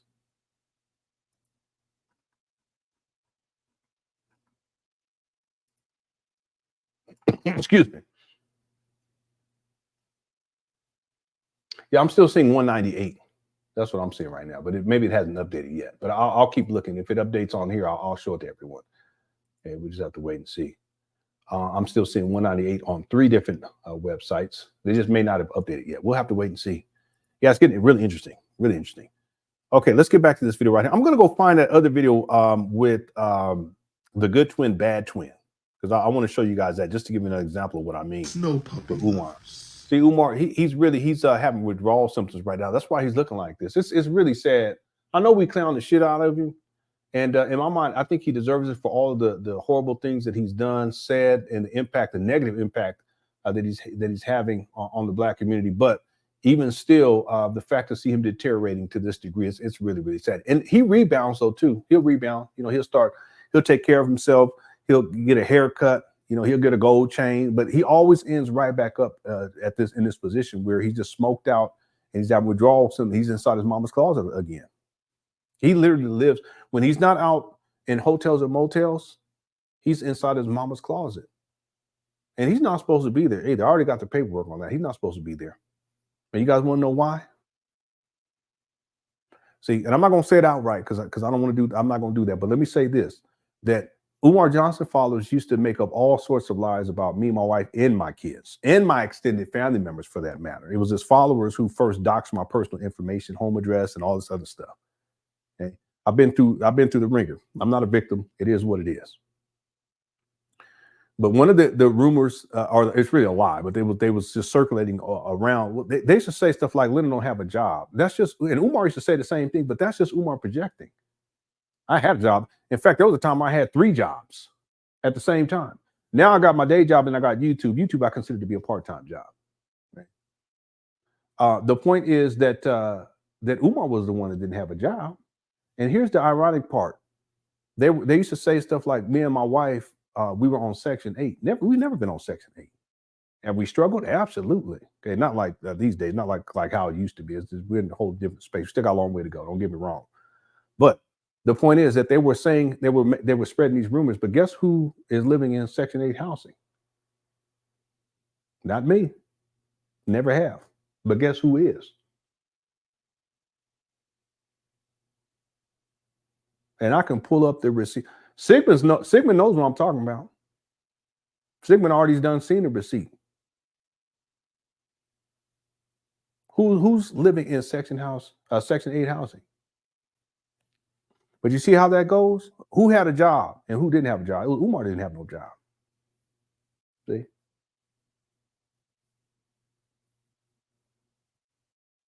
I want y'all to think about that for a moment. Someone's supposed to be this great Black leader, but he's living inside a mama closet. And who's living in Section 8? Now, let me say one other thing. If anyone here, if you living on Section 8, okay. Life happens. Doesn't make you any less than or better than anybody else.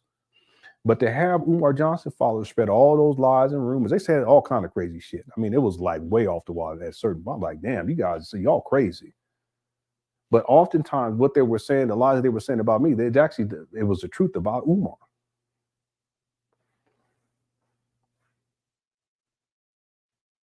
I'm gonna leave it at that. See, I'm careful because I'm trying to say it without saying it. I'm trying to be diplomatic, but it is what it is. Here we go. So for my snow bunny hoppers and my snow puppy lovers, why would an organic African want to procreate with a hybrid? You said why organic. would an organic what in the world is African organic want African? to procreate with a hybrid? Umar, Why would an organic African want to procreate with a hybrid? Yeah, I'm still seeing Trump at 198, Harris at 112. It hasn't updated. But I digress. Organic people can only eat organic food. Are you listening to me, African people? Umar, you don't eat organic. Look at you. Organic people can only eat organic food. Organic people should only consume organic crop. Organic people should only consume organic flesh. If you have to, you know, Mike, I got it because I gotta go back and do that video for my research. I think I'm gonna do that video for everyone. We're gonna watch the whole thing. Maybe we could do it tomorrow. Okay, but I got to go back and do that Lauryn Hill video from the beginning because he gives a lot of the background information that he doesn't talk about a lot in other videos. Okay, maybe we do that one tomorrow. That was a crazy one. Lenon, that receipt is so freaking sad. 15-foot wide living space. Come on, man. And I mean, it's true. You ain't said not one line. And you know how bad it is because there's no wheelchair access. Umar, you boy, I'll tell you, all of the shit you be talking about everyone, and you got your mama living like that. And see, listen, it'd be different, and you living with her too. See, it'd be different if you had your own life, where you had a wife and kids, you taking care of your kids. You ain't out here sexually exploiting these black women. You ain't out here on child support for 20 years and being brought into court over and over, get your driver's license revoked for non-payment. It'd be different because you have an adulthood family, you have a childhood family. But the fact that you live there and got your mama living in those times is crazy. And Sigmund knows exactly what I'm talking about. Ain't nothing that he said right here is untrue.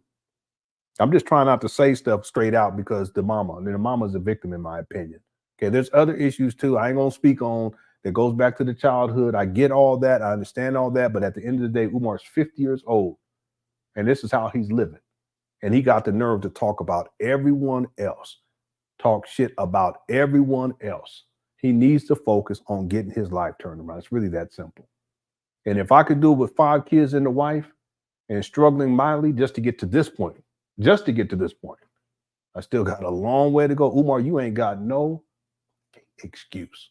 People sending you millions of dollars and look at you. But I don't even think it registers to him. He's so used to this lifestyle. Think about it. He's so used to this lifestyle. If people are going to give him, let's say, about $200,000 a year, and he ain't got to do shit, what incentive does he have to make changes? And again, he's inside his mama closet right here, having withdrawal symptoms. I've been trying to tell people for such a long, Lenon, that's not true. You're going too far. No. At the same time, I always tell the truth, and it already done told the truth on this guy long time ago. What was that? The Umar Johnson, good twin, bad twin. I'm gonna pull that up in just a minute. Okay, yeah, I know I have it downloaded too. Thanks, Sigmund, for the super chats. I appreciate it. It hasn't updated either. I'm still looking here. It hasn't updated. It still says Donald Trump 198, Harris at 112. As soon as I get an update over here, I'll be sure to pull it up for everyone. Larry Lenon, I have cried for it. I listen. It's sad. It really is.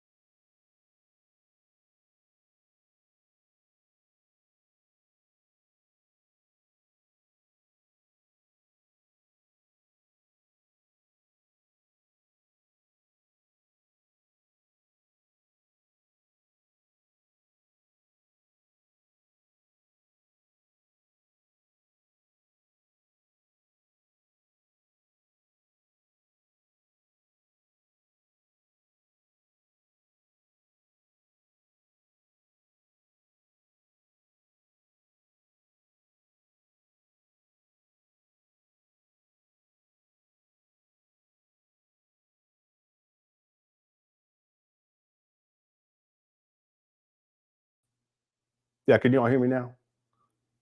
Yeah, I apologize. I don't know what happened. This StreamYard has been acting a doggone fool. Let me just check something. I'll be right back. I'll let this play. War with me, with divine source. When we lose connection, we should vaccinate our children. I'll be right back. Shout out to my mother. And you have put it on Puff. You have been outsmarted. You have been outmaneuvered. And you have been out-strategized by the white power structure once again. Hugh Hefner had a living freak-off. Hugh Hefner had a living freak-off at the Playboy Mansion. Puff Daddy had intermittent freak-offs. Hugh Hefner had a living freak-off, 24 hours a day, 7 days a week. Nobody said a word. This is nothing but a distraction from the election. This is nothing but a distraction from Kamala Harris. I will see you on Thursday. I love my African sisters. But y'all are in denial about the fact that y'all are suffocating your crown. This is your crown. This is where God connects to your central nervous system. This Okay, is I'm back. Can y'all hear me now? Yeah, Umar has some nerve talking like this inside the mama closet. Anyway, I was saying this in response to Sigmund comment right here. It's sad. It's a tragedy because Umar, he's exploiting his mother and her living situation because she has a place to stay. See, and Umar does not have a place to stay. Y'all can hear me? Okay, so the other point I want to make, how's it going, Edmund? I just want to make this point that I don't know if you guys heard this before, but I just have to say this, that I take issue with Umar Johnson because for him to allow, and I'm not saying that he allows it, but maybe he's tried, but you gotta figure out a way. And again, he divorced her a long time ago, but that's not the point. The point is she gave you all these kids, these babies, and then he ends up going and starting his own family, and basically abandoning that family, and then for her to be reduced to where she's at, and he's out there living his best life. He has retirement from the post office and retirement from the Marines. So he's able, and then for her to be living like she's living, and then can you imagine her having to deal with Umar with his lazy ass? I have a video where he's talking about he likes to lay and sleep and take naps and shit. See, I already knew that. Lazy. Anyway, it's a sad situation. That's why I try my best not to talk much about the mother. She had Umar when she was very young. She got pregnant with Umar when she was very young, and she had a child before that. For my research, okay, and I haven't verified that, but I'm fairly confident to say that she had a daughter before she had Umar, unless that's the daughter that Jamal Johnson had when he was in grade school. Okay, I think he was. I can go back and I have it inside my notes. He was 15 or something like that, 14 or 15. Anyway, it's sad. Okay, can y'all hear me? Y'all let me know if y'all can hear me. And you all hear me. Let me just make sure. Someone said equipment from Radio Shack. Maybe it's not working. I apologize if it's not. Let me look inside this chat room. Okay, no sound. Okay, it's working now. Okay, cool. Okay, cool. Thank y'all so much. It's just it's not updating over here on StreamYard for some reason. Okay. Okay, and thanks for all the super chats too, Sigmund. I appreciate it. Okay, let's do it. Let me see if I can update this and see if there's any new developments with the.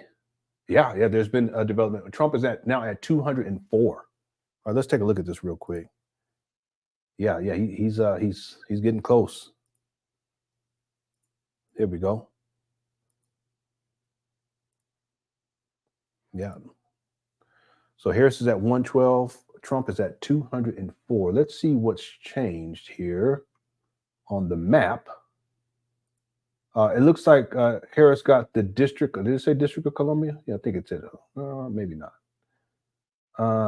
Texas. Okay, Utah, Wyoming, Montana. No, okay. I don't see what did he pick up? You guys see it? Did he pick something else up? Tennessee? No, I think he already had Tennessee. I'm interested in seeing what Georgia. Yeah, right now he's winning Georgia. That's going to be huge too. Yeah, Georgia is huge.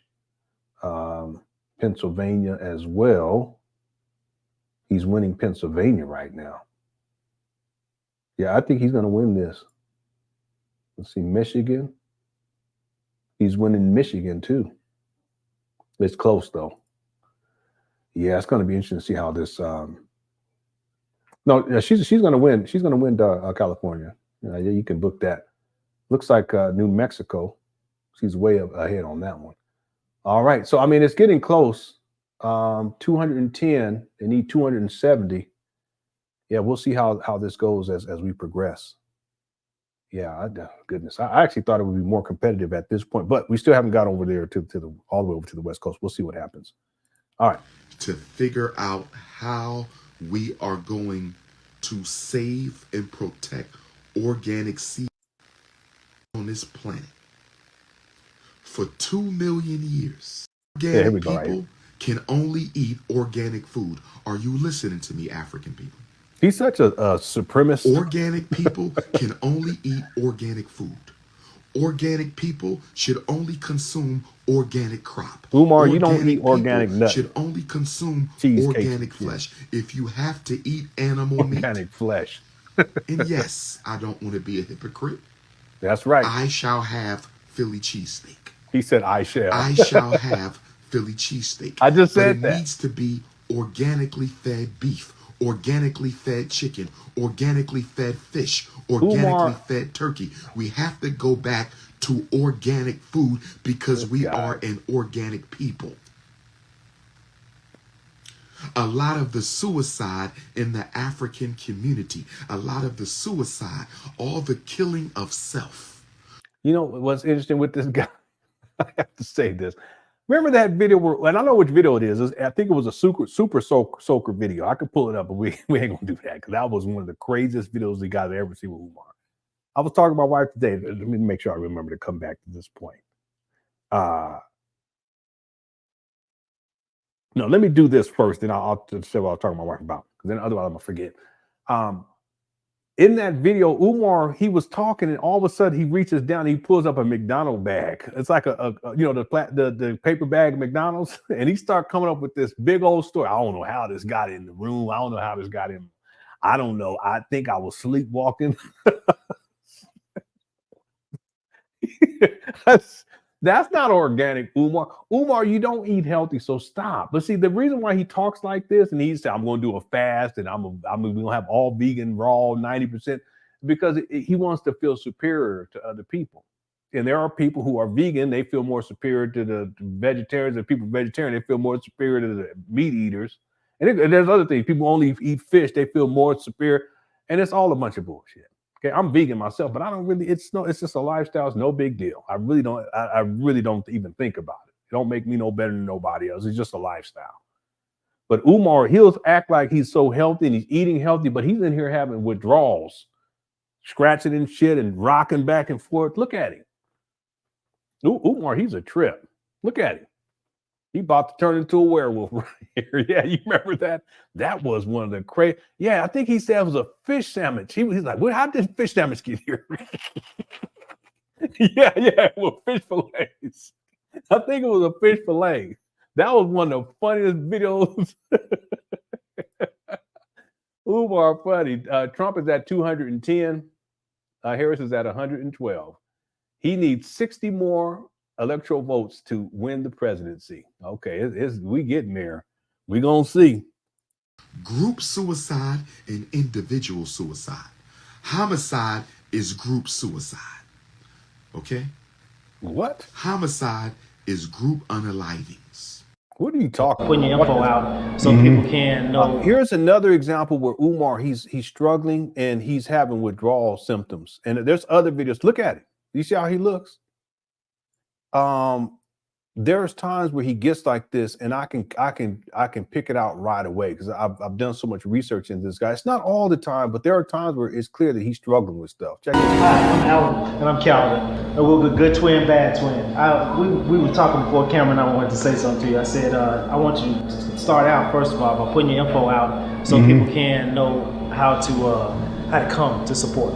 So those who want to support the Frederick Douglass Marcus Garvey Academy, please send your donations to FDMG Academy, P.O. Box 9634, Wilmington, Delaware 19809. I repeat. The twin with the blue on, that's the home. P.O. Box 9634, Wilmington, Delaware 19809. You can also donate on your Cash App at $FDMG School. That's cash.me/$FDMG School. We have. Yeah, Harris has taken Washington, D.C., Colorado, and it looks like she's going to take New Mexico. It looks like Trump is going to get Arizona.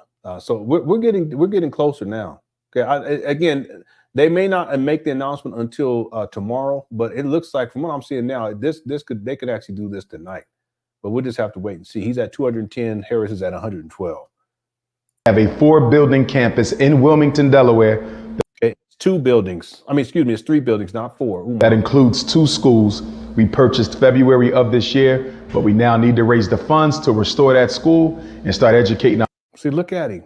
Look at how Umar is looking. He's really struggling, and this is in 2019. My young black boys, support FDMG, Black Power. Appreciate the update too. She got Washington, D.C. She doesn't have Washington State, though. That's still up in the air right now. We'll have to wait and see. Again, the polling, and that's on the West Coast. We'll have to wait and see when those figures start coming in.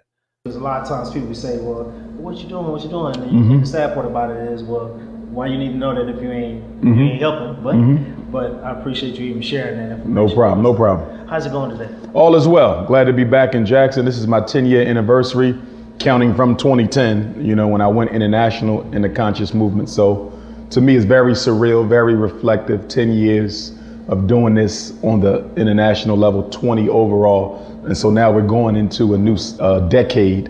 And so I'm just excited. We got the school, so I'm very much looking forward to making a transition from consciousness raising through the lectures to institution building with the school. So it's a dang, here we are all these years later. Still hasn't happened.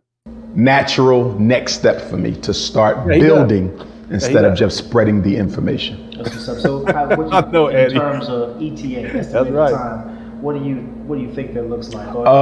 There is no ETA because I don't know how long it's going to take y'all to give me the money to fix the school up. What's so what are you thinking?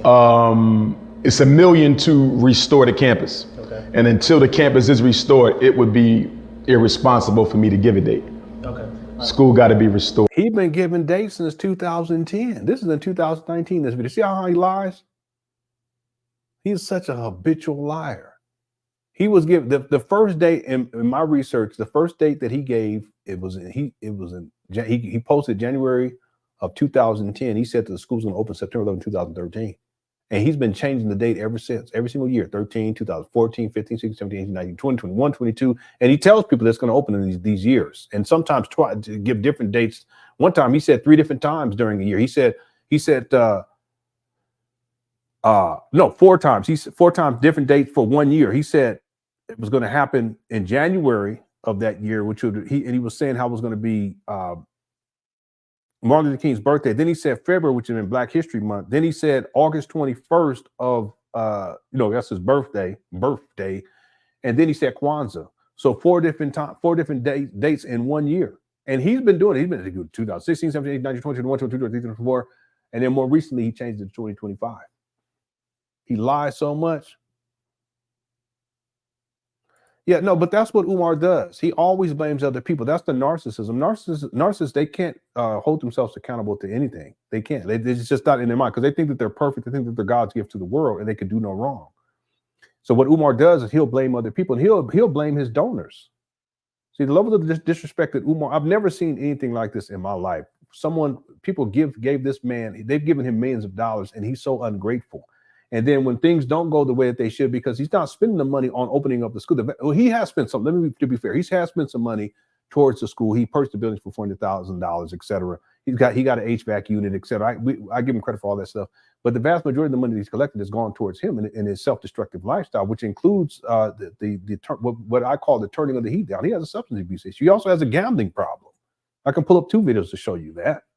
And not you. I don't want to single you out, so I apologize for it. I'm just saying to everyone. Just understand that Umar has a history of this, that he always blames someone else, and he will go so low as to blame his donors. Even though he has had more than enough money to get this project completed, including these abandoned buildings in Wilmington, at least to get something open. See, he said in there it's going to cost $1 million to renovate. Well, by that time, he should have had at least $1 million left over from the amount of money that he spent, $400,000. He should have had $1 million left over. Yeah. And that's not right.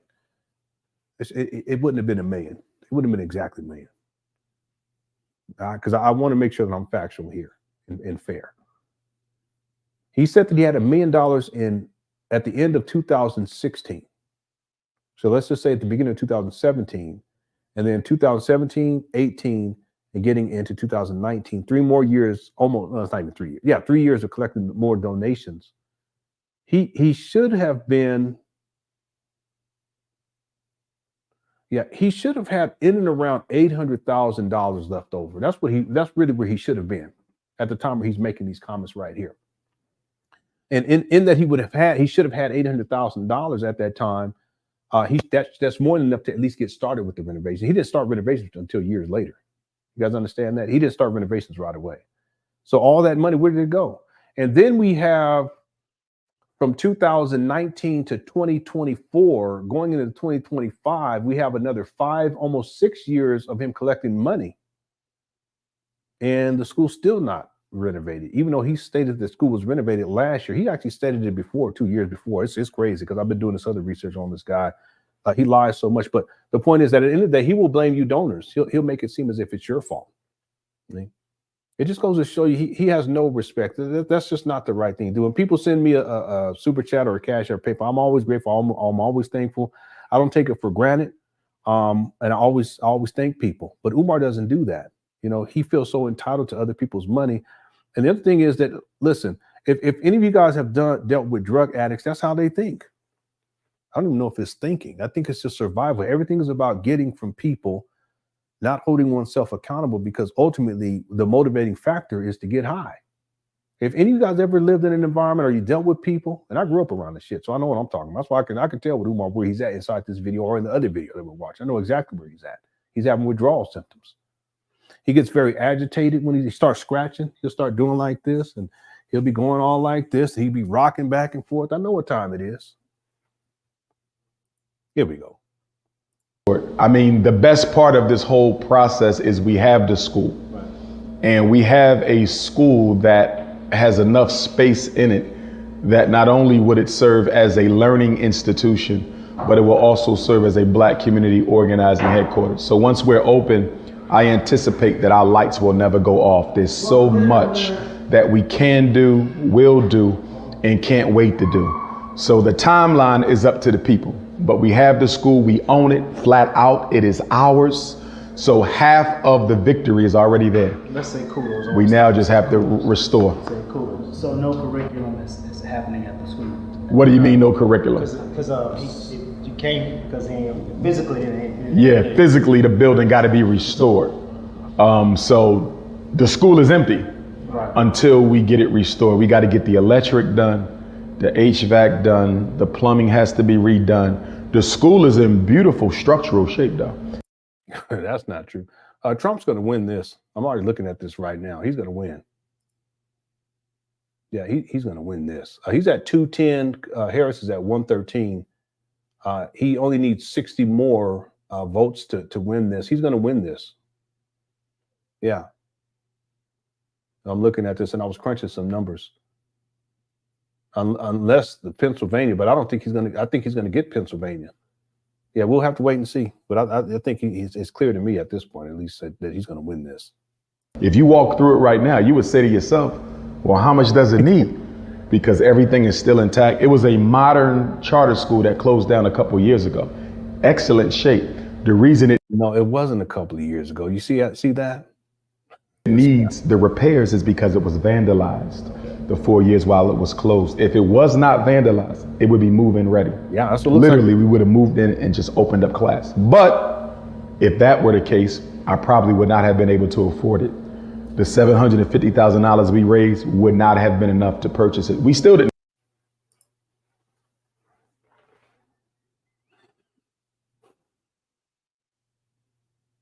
This guy lies so much. In the end of 2016, he said, I need another million, which would indicate that he was at $1 million at that time. This video is from 2019. This guy, he lies so much. It's incredible. Have enough. They wanted well over $1 million, but I just stayed on them and stayed on them and stayed on them. And after 18 months, they finally decided to sell it to me. I couldn't believe it. So it was divine intervention that we even have it. Yeah, you see him scratching? Decided to sell it to me. I couldn't believe it. So it was divine intervention that we even have it, because we still didn't have enough money for it. What? You still didn't have enough money for it? What are you talking about? Yes. The purchase price was $400,000. What was he talking? Listen, he raised over $400,000 on GoFundMe alone. You see what I'm saying? Now, again, people can argue, well, he's talking about that he didn't have enough money for what they wanted, but that's besides the point. He ended up getting it for $400,000. GoFundMe by itself paid for that, give or take. Okay, closing costs, I would guess, and fees taken out by PayPal. But let's just say GoFundMe and fees taken out by GoFundMe. Let's just say GoFundMe and PayPal covered the school. What about all the other cash apps, all the checks and money? Where'd all that money go? See, this guy, boy, I tell you, Umar's something else. Thank you to their tradition.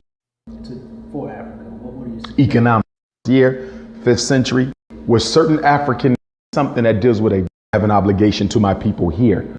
50 acres of land was closed. If it was not vandalized, it would be move-in ready. Literally, we would have moved in and just opened up class. But if that were the case, I probably would not have been able to afford it. The $750,000.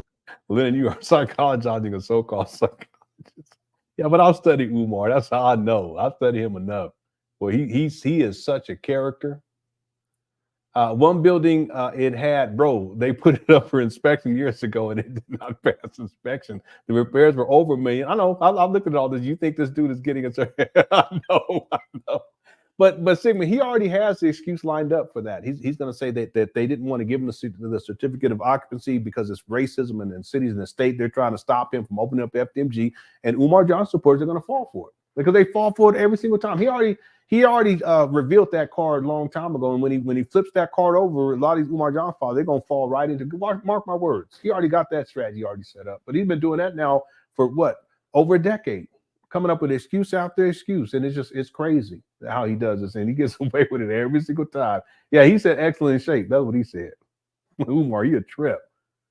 As we raised would not have been enough to purchase it. We still didn't have enough. They wanted well over $1 million, but I just stayed on them and stayed on them and stayed on them. And after 18 months, they finally decided to sell it to me. I couldn't believe it. So it was divine intervention that we even have it, because we still didn't have enough money for it. I'm glad that it's over. Yes. You're well on to your phases of restoring it, and then operations, acquisition, restoration, operation. Okay, so what are some other goals besides the school? Well, in addition to the school, we're working on a Black Wall Street, West Africa project. I was given 50 acres of land in Ghana, and I want to replicate what we're doing in Wilmington, Delaware. You ain't doing nothing in Wilmington, Delaware. What are you talking about? But you see this whole idea of him getting all this free land. I put for those of you who have seen the documentary Rough Draft, which I think it's the most recent one that I put up. There's an introduction, there's part 1, and then there's part 2. Yeah, it's part 2, because part 1 is really dealing with Jamal Johnson and Umar's early life. Part 2, I talk about this exact thing right here. Where Umar's he told people that there was a brother in the Los Angeles area. It's not Los Angeles, and it's not even in Los Angeles. I can't remember what it was, but I used to live over in that area. But anyway, he said that they had donated land there to build a school. And then he said that a farmer in Philadelphia had donated land for acres of land so he can build a school there. And now here he is talking about Africa, but he's used this Africa thing too before. where he's talking about how, yeah, there's a traditional king in Africa that donated all this land, so we want to do FDMG Africa. He just make this shit up because the thing is that even before he acquired these abandoned buildings in 2019, I think it was in 2016, if memory serves me right. This is when he was saying he was given this land in the LA area, Los Angeles, and then also in Philadelphia. Well, if that's the case, why does it take him another 3 years to find these trap banners in Wilmington, Delaware? Well, he's such a liar. He just can't. That's all he do. He lies so much. Yeah, I know. But watch, it's about to get real crazy. As you say, Lenon, who is paying for the Ghana project? I guess donors. You guys realize Umar was talking about how he's going to have the kids go to Africa each year to study. Well, who's paying for that? Because he said he's going to open up a satellite campus in Africa and that they're going to stay there and learn in Africa. His head movies are incredible, Sigmund. It amazes me the kind of stuff he comes up with, and people just go along with it. Here's the thing: there are people that they know that this whole FDMG thing is a scam. Okay, but Umar, he's taken millions of dollars out of Black people's pockets to continue to run this scam and make promises of saving their Black boys from the school to prison pipeline. This is how all this fits together. I mean, that's diabolical. It just shows a lack of character and a lack of remorse too to do this for this long, over a decade now. But Umar, he will make up all types of scenarios and fantasies in his mind, and it's not even financially viable or feasible, including a Ghana project. I remember he was saying he was going to do a Black Wall Street in Ghana, and then he was going to open up a school, and the kids were going to go over there to learn economics and all, and it just keeps going. And the point I want to get to is that there are Umar Johnson followers. They know that this is just a scam, but it's his other talking points that they gravitate to. But I want people to understand that ultimately Umar is not a genuine and honest person. He will say anything to you in order for you to follow him, to send him money, to defend him, etc. He will say whatever he needs to say in order to do that. He's actually really good at that. I mean, it's diabolical and devious, but he's really good at that. And so there's people who will dismiss all the other stuff, him dealing with the stripper, and then calling her a hoe and calling her COINTEL hoe and calling her a maggot. This is supposed to be someone who's supposed to be a champion for Black women, but the woman they was sleeping with, they told on him. This is how he goes at her. He has all kinds of stuff. He always blames the Black women that's been abused. He blames them. It's victim blaming over, and then he defends these men who are abusers. See, but Umar Johnson followers, they'll dismiss all of that because there are certain talking points that he'll say, but he does that for that purpose alone, to deceive you, in order to get you thinking that he's some sort of legitimate type of leader or whatever. But that's just the rhetoric. He doesn't live by anything that he says. He really does. That's a huge thing about Umar. He doesn't live by any of that. See, he'll tell you Black women that you should have natural hair, but he was dealing with a stripper that had weave all down her back. And I don't care. You want to wear weave, you wear weave. But you see the contradiction? See, that's Umar. The SETI rant, he was going crazy and going nuts on SETI. And he said, how you almost 50, living in your mama's house, blah, blah. But Umar living in Section 8 housing. It's out the closet. And even when he did that rant video, he was staying. I know he did the rant video inside of a hotel room. But inevitably, he goes back to where? To his mama's house. Umar is a trip. He really is. I don't understand how anyone can live like that and just keep going and keep going and keep going. It's just crazy to me. And at a certain point, you figure a person will say, "Wait a minute, my life is. I got to do something different." But not Umar. He doubled down, tripled down, and just keep going with it. It's crazy. Anyway. You can always ask the question with Umar. It doesn't matter what he talks about. You can ask the question, who's paying for it? He don't have a job. He ain't got his own money.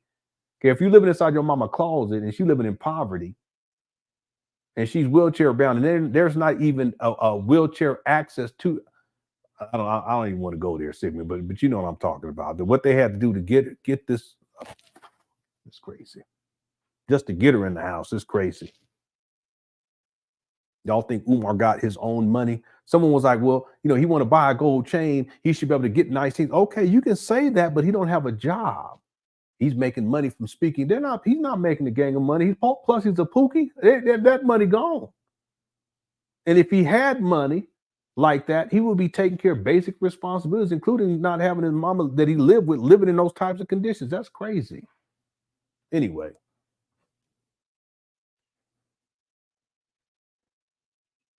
All right, let's get an update here. Thanks everyone for the super chat. Oh, wow. California has come in. I told y'all it's going to make a huge difference. Stuff is heating up. I think they're going to call this tonight. We're going to find out tonight. Hopefully we still be on live. We're going to see. All right, ladies and gentlemen, thank you all so much for hanging in there with me. The special live stream with coverage of the presidential elections here in the United States of America. Harris is at 179. That Washington kicked in. That California kicked in. Trump is at 214. Either candidate needs 270 to win it.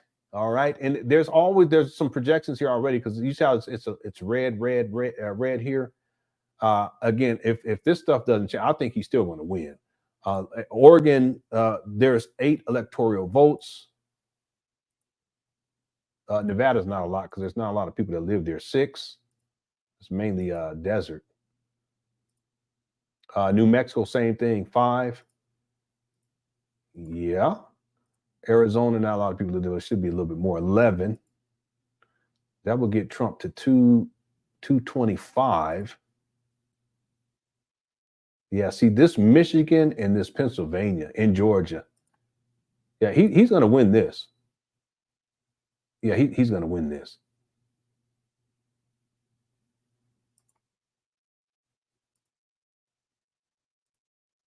Uh, 15 there.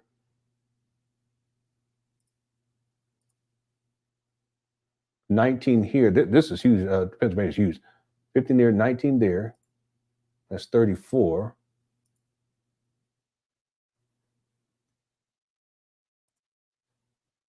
That'll get him to 248.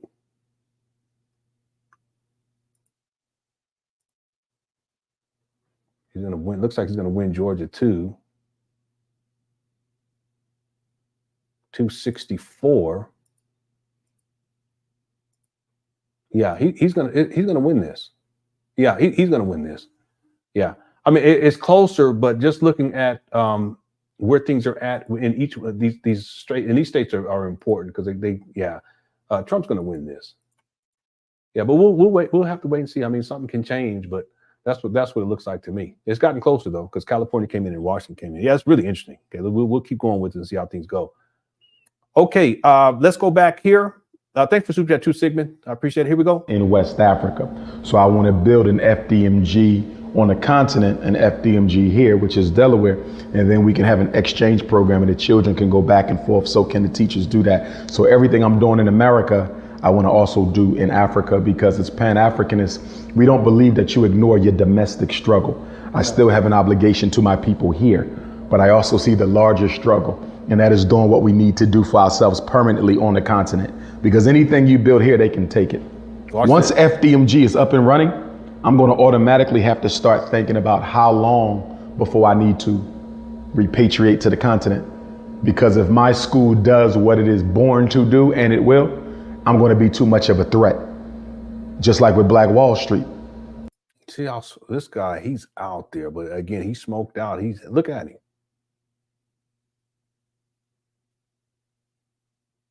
Let's look at him. You got to know how long you got on your lease before you get the hell out of Dodge. Because black power is a contradiction to white power. White supremacy cannot let black power thrive. That is a contradiction in what they say. Good Twin is like, what? He's like, what in the world is he saying? Good Twin was not playing. He was not trying to hear. He was like, this here. He was looking at his brother like, who is this? Yeah, basically, Derek. That's what it comes down to. Yeah.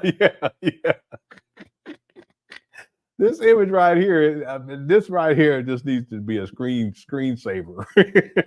Because he was like, no, this is crazy. Yeah, he is. He really is truth using logic, and he just keeps going. And once he starts, he can't stop himself. He will say some of the most outlandish things. Watch this. Stand for. That's why they had to destroy Tulsa. They had to destroy Rosewood. Okay, they had to destroy Charleston, South Carolina, Wilmington, North Carolina, because black power in a white racist system is a contradiction. Which is why when we talk about black empowerment, we got to recognize that at the end of that conversation has to be something that deals with a black militia or a black military, because they're coming to tear it down. White people cannot help but destroy things that are progressively black. It is in their DNA. How do you prevent? You talk about a militia. How do we get to the point where we can prevent the tear down, or is that possible? You got to have a military in place. But if you're in America, FDMG military. This guy, he's out there. Harris 179, Trump 214. He's going to win this, though. Yeah, he's going to win this. Sigmund also said, 2 alumni baseball bats strapped to my wrist. Put me in the room and let me. No. Let's not go there. Let's not do that. Yeah. But the good twin, he recognized that Umar. He's because Umar, he gets into these modes, and I can always tell when Umar goes to this. And I'm talking about mentally. We can just call it the bullshit mode. He just starts bullshitting. He just starts talking. He keeps going, and the more he talks, the more ridiculous it all sounds. But Umar gets into these modes every once in a while, and I can tell every single time. I can tell, oh, he's in bullshit mode, and he just keep talking. He keeps talking. He has the gift of gab in that way. And right here, he keeps talking to the point where he's saying stuff that sounds so ridiculous. As soon as the school open up, I'm gonna have to think about repatriating back to Africa. What about all the money that people sent you for their school in here in the United States of America? And then you're gonna spend all the money to renovate so that when it opens, then you're gonna move to Africa. Why don't you go move to Africa now? Just get it over with. Shit. They don't want you over there either. You be over there. Let me stop. Let me stop. Thanks everyone for super chat. Did he just compare himself to black? Yeah, Umar, he's something else. No, okay, that's fine, but come on now. That's fine. Okay, I'm not saying it's fine. I just said that way. I'm just saying that okay. Let's see, we've been wilding today, boy. Okay, let's take a look here at the where things are at.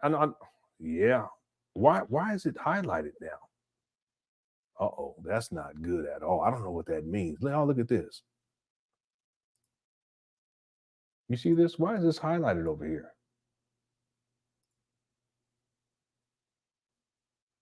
Oh, now it's not. I don't know. Maybe it was a glitch or something. I was about to say something that happened. I don't even know what's going on. Okay. How are we doing on time? Yeah, so let's hold on one second. Yeah, I'm fairly confident that Harris is going to lose and that Trump is going to win. But we can go a little bit longer. Let's just see what other results come in. Let's go back to this video right here.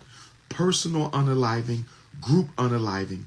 A lot of that is because the food we eat contains spiritual toxins, not just neurotoxin, not just chemotoxin, not just biotoxin. The food you're eating contains spiritual toxins that are disrupting your connection with divine source. African people must always be in connection with divine source. When we lose connection with divine source, it amazes me that he's sitting in here in this dusty old chair like this. They got one armrest. Yeah. Look at him rocking back and forth. He having withdrawals. He need to get off of here. Understand, overstand, and understand. Damn, Mark. Organic people must eat organic food. What in the world? Do you understand, overstand, and understand? Versus non-organic? We must be in continuous connection with source. The food you eat must alkalinize.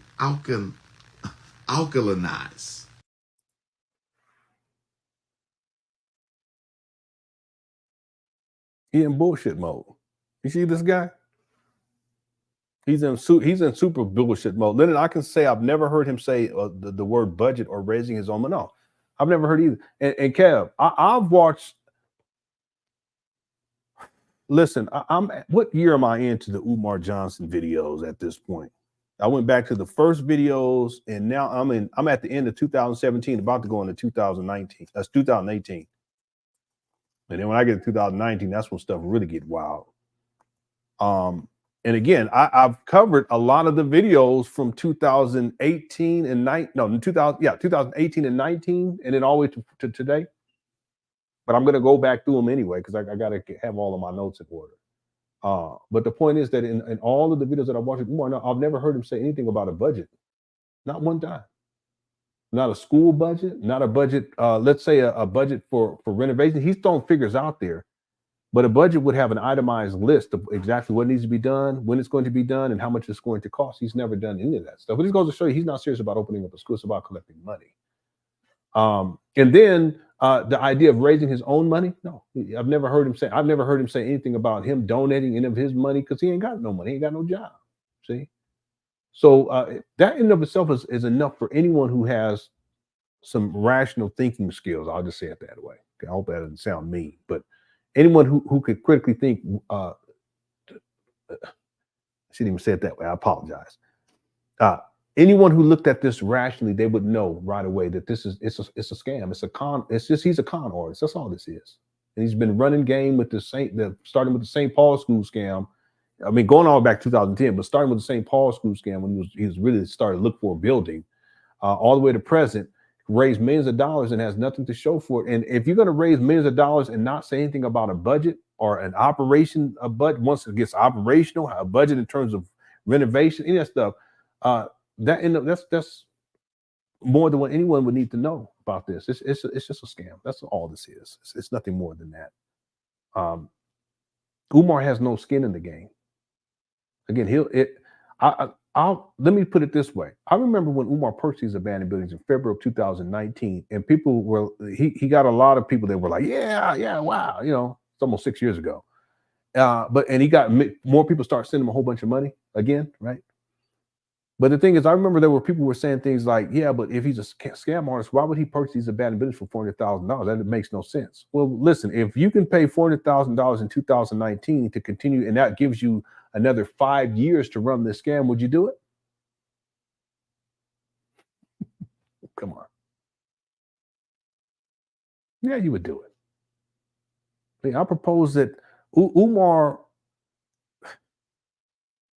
it's probable that he's raised another million since he's acquired these trap bundles. No, he has, since he acquired these trap bundles in 2019. Easily he's raised another million. So if you spend $400,000 of other people's money, you pocket the rest of the money that you receive, and then you're able to raise another million over the next 5, almost 6 years. Would you do it? Yeah. I mean, ethically it's wrong, but I'm saying just from the scammer's perspective. So the point is that in all this, all the money raised and everything that Umar Johnson has said and all the videos that I've watched, I've never heard him say anything about a budget, a plan, an operation, a curriculum.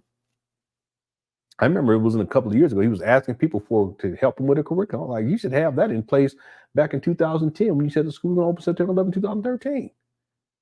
See? So yeah, this guy, it's incredible. And he's gotten away with it for such a long time. It amazed me that it's gone on this long. It really has. I did not anticipate this to go on this long, but it just Energizer Bunny. Just scam. Anyway, thanks, Kev, for the super chat. I appreciate it. Sigmund says, Lenon, I was thrust into the world at gangbanging, ground zero, the origin of the Crips, origin of the Watts riots, etc. What do you expect? I'm a very nice person, yet very okay. No, I get it. We all have a different side to us. No one is one way, and no one is like one way all the time. There's a side of me that's it's not too nice either. I keep it under control most of the time. But then, if there was a threat to my wife or my kids, I would go off. I already know that. That's how I am. If I saw a child that was being abused or anything, I would lose it and I would go off. Somebody do something to harm one of my kids, I would be in jail. I already know it. You know, that's just how I am. I'm a real peaceful person though too. Don't get it twisted. You know, I'll be taking care of my plants. You know, I like animals. I take care of animals when I can. I went and got some bread from Walmart. I got some other stuff from Walmart, and there was these little birds sitting there next to when I was bringing the groceries back to the car and was gonna put it in the trunk, and there was these little birds sitting right there. Little small little bird. They was looking at me. I was all right. I said, I'm gonna hook y'all up. Went in, I opened up the bread thing and took all this little pieces of bread, started throwing it. They would grab it and they'd fly away. And they'd be looking back. I'll hook them up. You know what I'm saying? On the other hand, there's a side of me, you know, and we all have it. I think we all have it. That if someone was trying to cause harm to like my child or one of my children or my wife, or if I saw someone being put in harm's way, a woman in particular, I would lose it. I would go off. I know how I am. Okay, so I totally get it. Okay, I totally get it. Okay, listen, it's winding down now. I think they're going to call this tonight. No, sometimes they wait to the following day. And thanks to me for the super chat. Also, I don't know if I thanked Kev. Kev, thank you so much for the super chat. I apologize for not thanking you. Thank you. I don't think I did. I think I forgot to. Kev, thanks for the super chat. I appreciate it. Yeah, I think this is gonna be over here shortly. Let me get over here to see what the tally is. What I'm seeing here right now on this website, but let me go back to this other because I think this one is more accurate. Let me do this one. I'll pull it up for everyone to see. Yeah, this is what I'm seeing. Yeah, he gonna win this. So this is one of the websites. Harris is at 179 and Trump is at 230. Total votes, Harris is almost 50 million. Trump is almost at 55 million. And then if we scroll down here, we can see Colorado, California, Texas, Utah, Idaho, Montana, Wyoming. Yeah, he's going to win this. Trump will be the next president of the United States. Again, this Pennsylvania, this right here. And he's 51.1 versus 48%. And let me look at Georgia. That they already know Georgia too. He's at wow, it's so close too. I mean, goodness, that's only 136,000 vote difference just in Georgia alone. My goodness, but that right there, Georgia 16. Pennsylvania 19.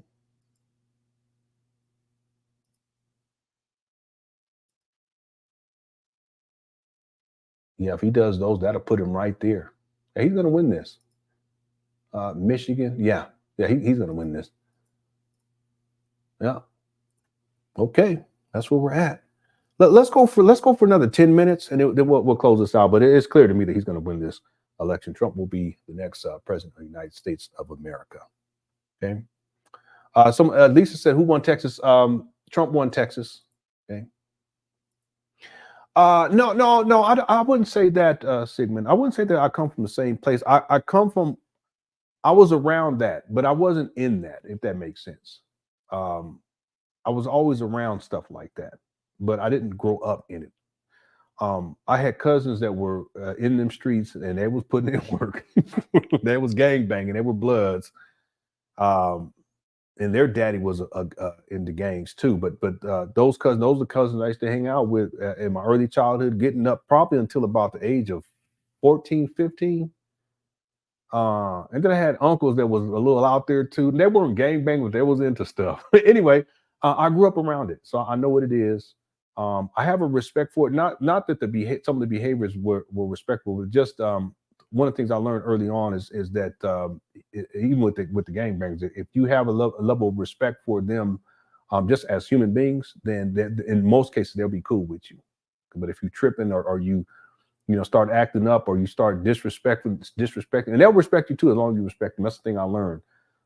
Then it's a whole nother story in that case. So it's not that I grew up in it, but I grew up around it. And that was enough for me to know. I mean, there's a lot of friends that I had that especially when I was at O'Farrell, that they were into gang banging and stuff and drug dealing. And that was in the hood off of Skyline. And a lot of them, they didn't make it. They didn't make it. And a lot of them went to jail. A lot of them were killed. Southern California during that time period was rough. It really was, especially in LA. South Central. It was really rough. Also, real quick, I had friends. My first time when I went to college out of high school, I had friends from Compton, two, and they became roommates. Two of them were from Compton, and then another one was from the LA area. And I used to hang out with them too. So anyway, I used to be up there in LA, especially in Leimert Park. They had a lot of stuff going on there with the music scene and stuff. Anyway,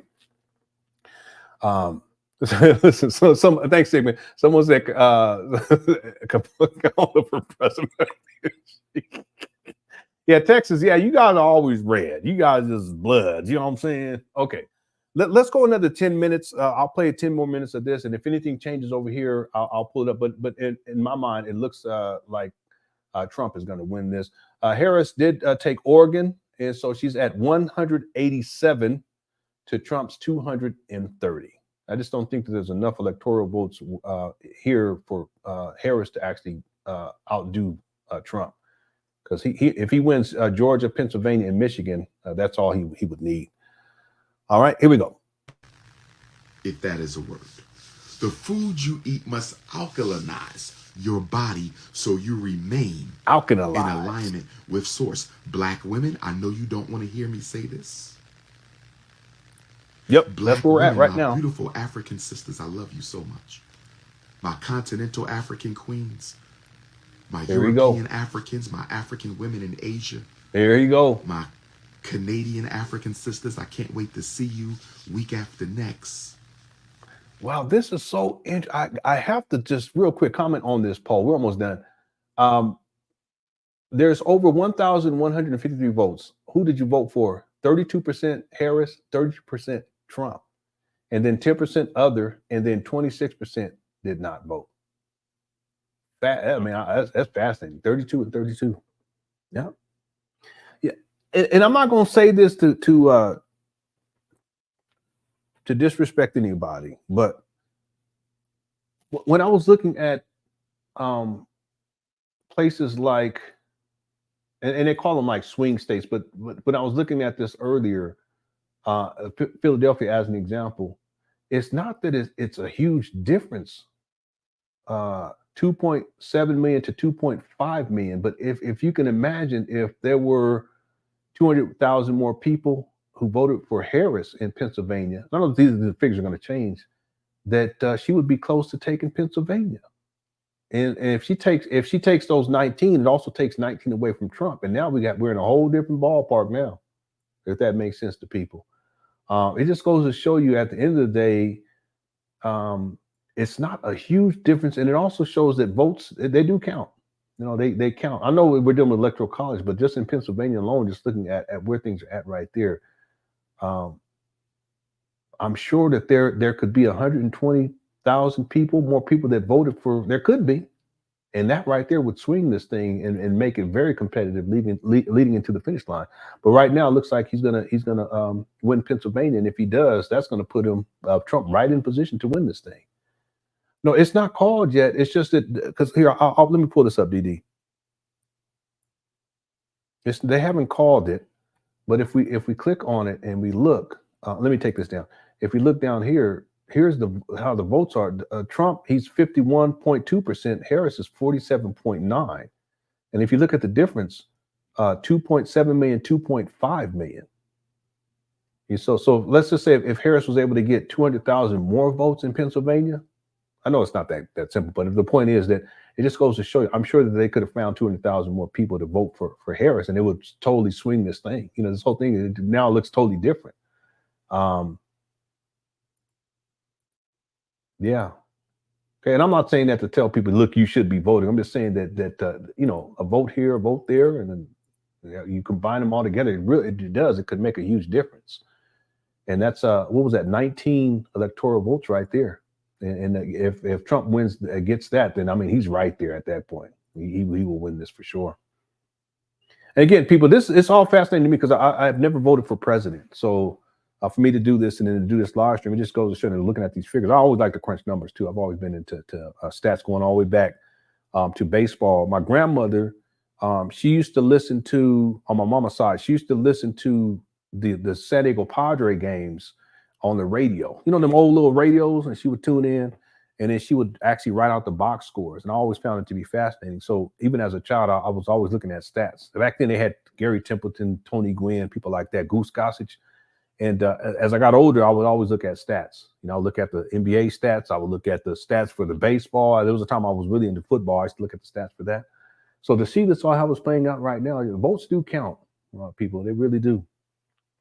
Okay, let's wind this down. We'll go for another 5 minutes. Here we go. My HBCU Jacksonville, Edward Waters. Yeah, they're gonna pull that off too. I will see you on Thursday.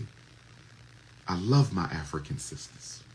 Here we go right here. Let me just show y'all because as we get to closing, the Senate right now, Democrats 40, Republicans are at 49, and they need 50. So it looks like the Republicans are going to pull this off. So we're going to have a Senate with Republicans. The House, Democrats are at 114, Republicans are at 167. And if we just looked at this, it looks like the Democrats, they're going to get the House too. And if that's the case and Trump wins, we're going to have a Republican House, a Republican Senate, and a Republican president. I wonder if that's ever happened. Anyone want to research? I'm going to go look it up myself. Quit being lazy. In denial about the fact that y'all are suffocating your crown. This is your crown. This is where God connects to your central nervous system. This is your crown. Black women are frying their crown, bleaching their crown, putting perms and weaves on your crown. Black women. Yeah, much love to everyone. Thanks so much. You cannot claim to be spiritual as an African woman. You cannot claim to be spiritual as an African woman. Yeah, you know, who knows what may happen. It may get crazy out there. We're going to have to wait and see. Stop worrying about where's my wife and worry about this wisdom. Oh, Obama had the House since. Okay. Stop worrying about I did where's not know my that. wife and worry about this wisdom right now. See, X Freeman, when I was when Obama came in office the first time, I was deep into conspiracy theories. I remember I had an uncle when Obama got elected. He was like, "Yeah, y'all can't say shit now. Y'all can't say shit." He was going off. But I was in the conspiracy theory, so my whole thing was I'm not going to vote because it's all a part of the Illuminati. You know what I'm saying? So that's why I had no idea. I did not know. Okay.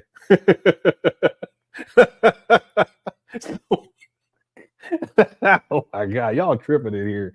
Some of this I can't even read. Y'all need to stop. Here we go. Stop worrying about where's my wife and worry about this wisdom right now. See, y'all the problem tripping with a lot of you low vibrational souls, because you don't want to be accountable to the doctrine of Ifa Tunde. You don't want to be accountable to the message of Ifa Tunde. You see, this is cold. So what you do is you try to distract from my ministry by trying to poke holes in my personality. You try to distract from my ministry by trying to poke holes in my personality. You try to distract from my ministry by trying to poke holes in the personality. I wouldn't be surprised Stop worrying about my wife. If it does. I may never have one. Does that mean I'm not on a divine mission? Shaka Zulu never married. King Shaka never married. But he kept South Africa from being invaded for at least 50 years.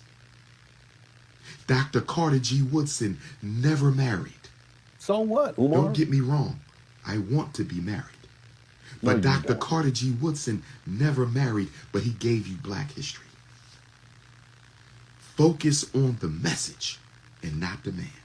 You can crucify me all day. I could care less. You see this? You see this savior complex, Jesus Christ figure? He's out there. He's out there. Trump can only serve. Yeah, this is true. He can only serve for a 4-year term because he already said, yeah, this is true. And it looks like Harris is going to win Minnesota. That's what it looks like right now. But I mean, it's not a lot of votes there. It's 10. So I mean, I shouldn't say that's not a lot, because every vote counts. It's just that Pennsylvania and Georgia, that right there, that should solidify it for Trump. He's at 230. Harris is at 192. Okay, so she's made up a little bit of ground, but again, I'm calling. Oh, I shouldn't say it that way, but I'm willing. I'm confident in calling that Trump is going to win this election. Okay? You don't matter. My work is to African people, but it is for the Almighty. My work is to African people, but it is in service to the Almighty. My work is for African people, but it is in service to the Almighty. What did the Black Christ say? Yeah, he just won the North Black Carolina. Christ said, I am sent unto the house of Yeah, Israel. that's going to do it. He going to win it. Dr. Umar is sent into the house of Africa. I am not here to save the East Indian, but I wish them the best. I'm not here to save the Anglo-Saxon. This guy's so delulu. He's sitting inside the mama closet in a stank chair. Crazy. But I wish them the best. I am not here to save the non-African Latino, but I wish them the best. I'm not here to save the Asian. Yeah, you're right. That's what he said. Umar said Chinese. Umar crazy. I'm not here to save them. I wish them all the best, but I was sent to the house of Africa. I am sent to save the lost children of Africa. That is my mission. That is my mission. You see the narcissism? And so what you think of me is irrelevant. Yes, I am aware that there are Neanderthals on YouTube. There you go. Neanderthal struggle streamers are now starting to give commentary on the Prince of Pan-Africans. Yeah, he's probably talking about Cornelia, Spencer Cornelia. Caucasian YouTubian struggle streamers are now starting to include me in their content. And some Negropean YouTubian struggle streamers are now linking up with the Caucasian struggle streamers to try to stop the mission and the ministry. See him scratching? He's probably talking about pocket watching with JT. He may be talking about me too, although I haven't done any work with Spencer Cornelia. And the movement of Ifa today. And all I can say to them is, good luck with that. Because you are messing with a chosen one. Wow. You are messing with a chosen one. He has a Messiah complex. So if the YouTubian struggle streamers want to link up against the Prince, I'm seeing that right now. So be it. Give me your best. Because when you go to war with me, I got a legion of ancestors all around me. There you go. This is why you haven't taken me down yet. You should have already known this. 14 years and still the most relevant. Still scamming. Years and still the most powerful. 14 years and still the most requested. 14 years. You should know by now. There's divine calling over Dr. Umar Ifatunde. You should know this by now. I've had people around me try to take me down. I've had frenemies try to take me down. I've had ex-lovers try to take me down. I've had baby mamas try to take me down. I've had relatives. Baby mamas? What? They never. What in the world? 230 Trump, Harris 192. Trump needs 4. He needs 40 more to win this thing. All right. Try to take me down. Black bourgeoisies who have tried to take me down. You should know by now that there's something special about him. You should know by now. What did Black Christ? Have you not seen? Have you not heard? Have you not understood that a descendant of the people who suffered the worst Holocaust in human history might just be the person God chose to save the African race? I'm just giving it to you straight. Is it possible that a descendant of the peoples of Africa who suffered the worst human Holocaust in recorded history might be the one chosen to save the African race? But let me get back to these global trends to destroy African people. I'm still looking for volunteers. Here's my question to my Black farmers. Here you go. If you are in Africa, if you are in London, yeah, he does. If you are in the Caribbean, if you are in Europe, I don't care where you are. If you willing to come to the school and start us out on some crops, I need some expert farmers. Give me a handful of expert farmers. We want to fly you in for 1 week. Listen to me. We want to fly you into Wilmington, Delaware for 1 week. Where they gonna stay? And your mama calls it? And we need you to help us start a farm on our campus. We need a garden. If you live in America and you're interested, if you live in Canada and you're interested, if you live in Africa and you're interested, if you live in Central South America, is there anyone out there? You I ain't put far this off. call out a couple months ago. Let me go pull Some this up people real told quick. me they could help, but they were not available. Well, if you're not available, you can't help. I want someone to come and help us start our garden. We don't have a lot of land around the school, but we got enough land around the school. Also, if you do fencing, I need a black fencing company in New York, New Jersey, Maryland, Delaware, DC. Somebody who can drive up and put a couple fences around the campus. Anybody know any black men who install regular chain link fence? I need some brothers or sisters who install regular chain link fence. I need some brothers or sisters who can install regular chain link fence. Look at this. Look, check this out. I was gonna say it for the documentary, but I'll go ahead and put it on here. Prince Ifatunde battles for the mind, soul, identity, and survival of our black kings and queens against the sinister and evil super white supremacy. Coming soon. See how delusional this guy is? He never made this comic book either, so that's good. But this is where this guy's mind is. I mean, you can't make this up. Against the sinister and evil super white supremacy. So you ain't far off. I also need community gardeners. Are there crops we can plant right now? Are there any crops we can plant right now? Yeah, I know. Are there any crops we can plant right now? Yeah. Because right now is the fall equinox, brothers and sisters. The fall equinox is happening right now. In fact, I love it. Umar, why don't you go do it? During the fall equinox, No, I ain't going to. 8:43 a.m. was the fall equinox. I started my live coincidentally the same time as the fall equinox. Today, we will have equal light and equal darkness. Today, we will have equal light and equal darkness. This is the fall equinox. Sunday, I didn't even catch that. He probably did. Equal light and equal farmers. Give me a handful of expert farmers. We want to fly you in for 1 week. Listen to me. We want to fly you into Wilmington, Delaware for 1 week. And we need you to help us start a farm on our campus. We need a garden. If you live in America and you're interested, if you live in Canada and you're interested, if you live in Africa and you're interested, if you live in Central South America, is there anyone out there? I put this call out a couple months ago.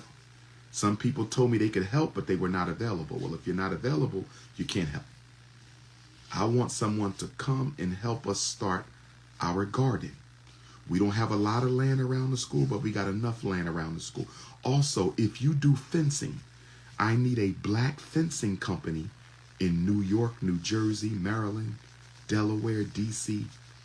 Somebody who can drive up and put a couple fences around the campus. Anybody know any black men who install regular chain link fence? I need some brothers or sisters who install regular chain link fence. I need some brothers or sisters who can install regular chain link fence. You ain't paying I also nobody. need community gardeners. Yeah, I know. Are there crops we can plant right now? Are there any crops we can plant right now? Are there any crops we can plant right now? Because right now is the fall equinox, brothers and sisters. The fall equinox is happening right now. In fact, I've been on the phone with you during the fall equinox. I've been on the phone with you. 8:43 a.m. was the fall equinox. I started my live coincidentally the same time as the fall equinox. Today, we will have equal light and equal darkness. Today, we will have equal light and equal darkness. This is the fall equinox. Sunday, September the 22nd. Equal light and equal darkness. Today you should meditate. Yeah. Today you should pray. Today you should set your intentions. Today you should pour libation to your ancestors. Today you should hold yourself accountable for your sins, your lack of discipline, things you did wrong. Today is the day to reset yourself. It sounds like he projected for the rest of the year.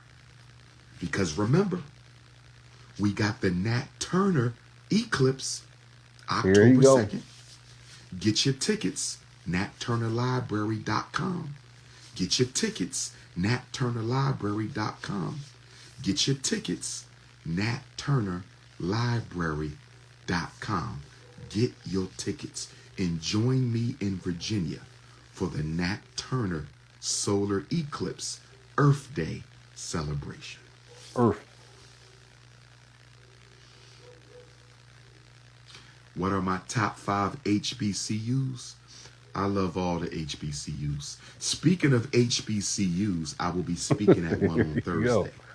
Speaking of HBCUs, I will be speaking at HBCU, Edward Waters University in Jacksonville, Florida. I'm not going to comment on that. Listen, Umar, 6 you know. But it is completely sold out. It is completely sold out. I just find it fascinating, though, that Umar, he has everything to say about everyone else, but he doesn't take care of himself. I said this recently, and there was I don't know if it was Umar Johnson. I don't think it was an Umar Johnson supporter. Because he was like, yeah, Lenon, you know, most of the time what you say, I'm with you on it, but in turn, you said that Umar, he don't know how to take care of himself, and that's just going too far. No, but the truth is that he doesn't, and he doesn't take care of his physical health either. Listen, if you guys just look at Umar right here, does he look like he's physically healthy? No, he doesn't know how to take care of himself. The truth, though, Sigmund, is that Umar doesn't know how to do much of anything. And I'm not saying that to be mean, but let me give you a quick example. You guys remember, and I can actually give you a couple of examples of this, but you guys remember when Umar went to go get supplies for one of those first paint days? This was in 2022, I think. Yeah, I think that was in 22. It might have been 23, but I think it was in 22. Yeah, it was 2022. But you remember he had a shopping cart and he was walking through. It looked like it was a Lowe's, but he was walking through and literally he did not know what to do. He didn't know what to get. He didn't know any of that. He was asking his supporters, what do y'all think I need to get? Well, this ties back to what I was saying earlier, with Umar. He doesn't know how to do basic things that you would think that a 50-year-old at that time, 45, 46-year-old would do. And that's what I mean by, and that's just one level. He doesn't know how to take care of himself in the real world, handling business. Doesn't know how to shop. That's crazy. But the other thing is that he doesn't take care of himself physically. Obviously, turning the heat down doesn't help. He likes to eat. It's just a bad combination. You know, he doesn't take care of himself. He doesn't groom himself properly. There's times where you can tell he ain't bathed in a couple of days. This is all to say that Umar doesn't know how to take care of himself. So his physical appearance is reflective of that. And there's times where it's not this bad, but in this video, it's bad. There's times where it's really gotten bad. I have this video that I ran into, and we're about to close this out because Trump's going to win this. I did this video. I watched this video the other day where Umar, this was like, you can tell he had been turning the heat down, probably like binging for a number of days. And there's no way that anyone can tell me that Umar takes care of himself. If you looked at that video, that was one of the worst that he's ever looked. Is that the right way of saying that? He looked at his worst. That's one of the times where I sat back. I said, "Man, this guy, he's destroying himself physically." So this ought to say that Umar's physical appearance is really reflective of his lack of care for himself. He doesn't take care of himself physically. He doesn't take care of himself financially. He doesn't take care of himself mentally, obviously, And list goes on and on and on with this guy. He does not know how to take care of himself.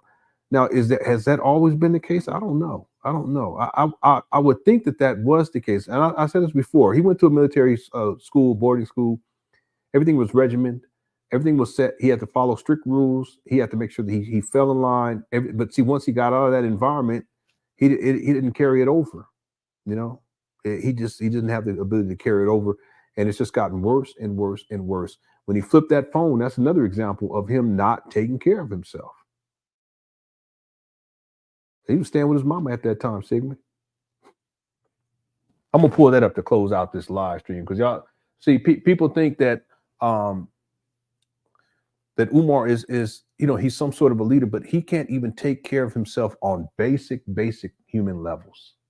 You know.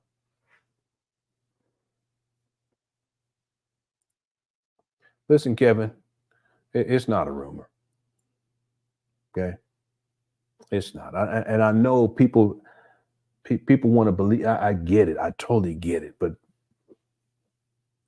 see, I've watched Umar closely for years now, and I've just seen the deterioration. And it's not just the mental deterioration, the physical deterioration. You can tell that something's not right with this guy, and part of it is the mental health, but also it's the substance abuse, and those two things go hand in hand. I've seen people. I remember people who were doing Sherm, just as an example. When I was coming up, they was doing Sherm. Sherm was kind of new onto the scene. A lot of people were just smoking weed at first, but then they started lazing it. It was Sherm. They called it Sherm. And I know people that literally they lost their mind dealing with that stuff. And some people they didn't even know that it was Sherm. They thought they were just smoking some regular weed. And there's people who literally they lost their mind. Like, I mean, just. You know, so Umar, he's another example of this. He's a cautionary tale, and I've seen so many people go down this path in my life because I'm older, but I know what I'm seeing, and Umar is very clear to me. I mean, he's admitted that he gets high at his shrine. People don't talk like that. He's talked about how he gets high before he has sexual intercourse. He just says he says, "I beam up to beam in." Beaming up is to get high. Beaming in is to engage in sexual intercourse. You know, entering into the vagina. But that's how Umar phrases it. You know, it's hard to admit. I get it for people, but the truth is the truth. You know, and it's not something I say and I feel good about that. No. It's sad. You know, it's sad. But this is the reality that Umar is dealing with. And that's why I was talking about for members. I did a live stream. We did a live stream earlier today. Umar Johnson followers are part of the problem because they're enabling this guy. They've been enabling him for such a long time. They don't hold him to task. They don't hold him accountable. When they send money, think it's going to open up a school.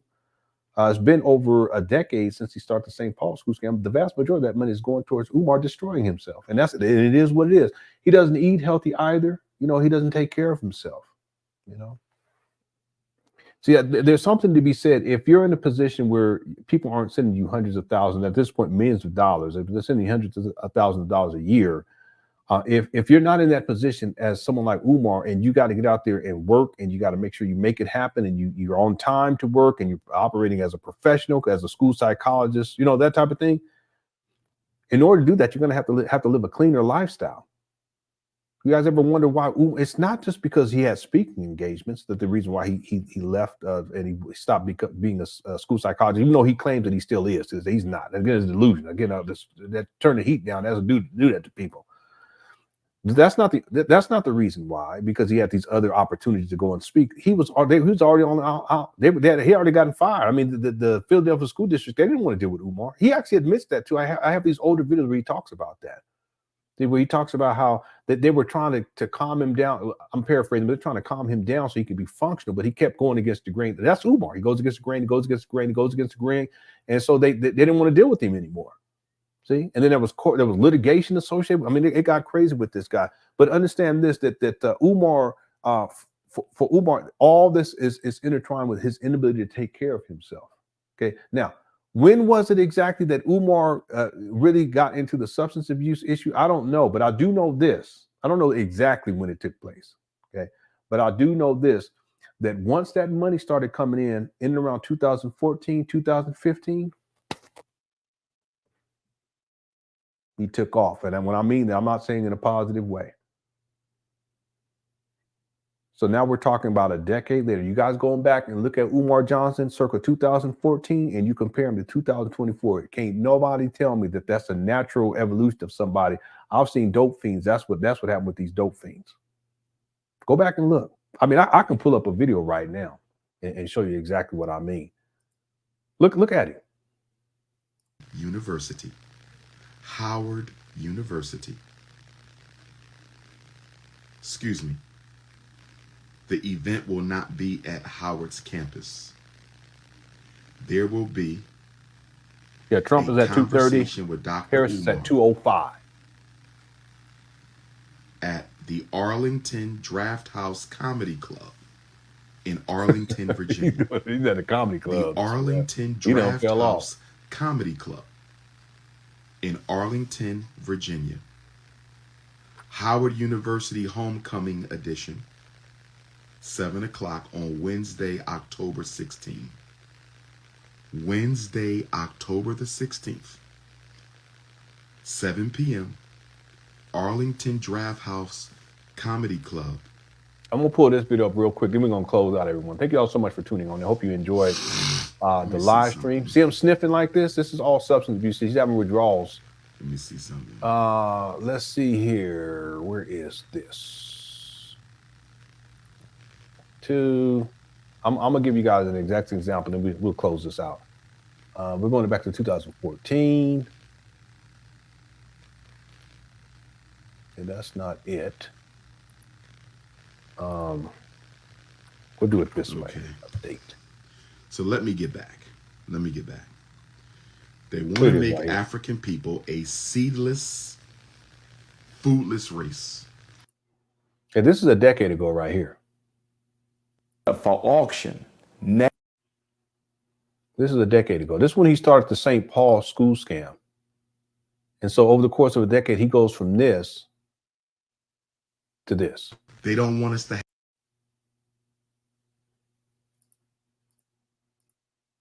see this?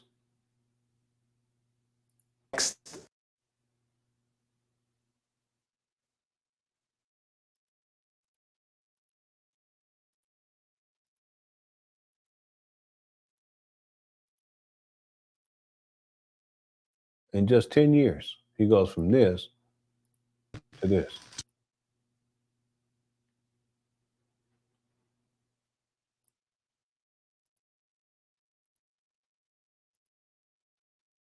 Damn.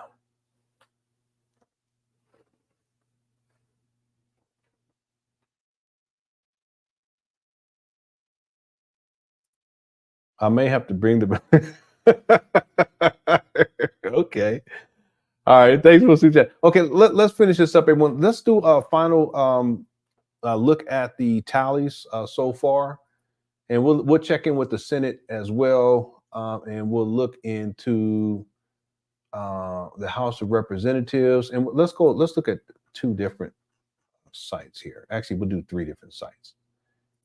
205. Harris is at 205. Oh, I'm sorry. Hold on 1 second. Let me put this over. Okay, Harris is at 205. Trump is at 230. All right. This says 205 and 230 as well. And then this is the main one we've been looking at. Harris is at 205. Trump is at 230. And if we look down here, Minnesota, looks like she's in the lead for Minnesota, Maine. See, Maine and New Hampshire are inconsequential because those are such small states. The 4 electoral, yeah, it's not really going to matter. 4 there, so that's 8. But you see the Michigan and Pennsylvania and Georgia, that's gonna do it right there. Let's see, Georgia, he's up by 120,000. This is so close. My goodness, it's not. That's what I'm saying. People getting out to vote, it makes a huge difference, especially in places like this, where it can swing either way. Pennsylvania, it's pretty close there too. Trump is almost at 3 million. Harris is at 200. Let's just say 2,800,000. So it's not that huge of a difference. I guess she could still win Pennsylvania, but it just wouldn't be enough. She's down 25. Yeah, I think he's going to win this. She's winning. There's 10 right there. It's just not enough. And 6 there. Yeah, this may change though, but I mean, I would say that if she can get Pennsylvania, somehow pull that off, she would have a fighting chance. And if she got Georgia, she would have a fighting chance. But it looks like Trump's going to get Pennsylvania and Georgia. And if that happens, it's a wrap. Michigan and Wisconsin too. All right, Hawaii's hasn't come in because they vote really, really late. All right. Okay, thank y'all so much. Again, right now we're at 205 to 230. Someone's saying 247. I'm not seeing that yet. It'll update at a certain point. And 247, that'll put him right there. Let me go ahead and, yeah, it's not updated. I don't see that here. But we'll have to wait and see. What I'm going to do is I'm going to be up until at least, I don't know, maybe an hour or so. It's just I got to get something to eat and check on these kids, make sure they're getting into bed for go to school tomorrow.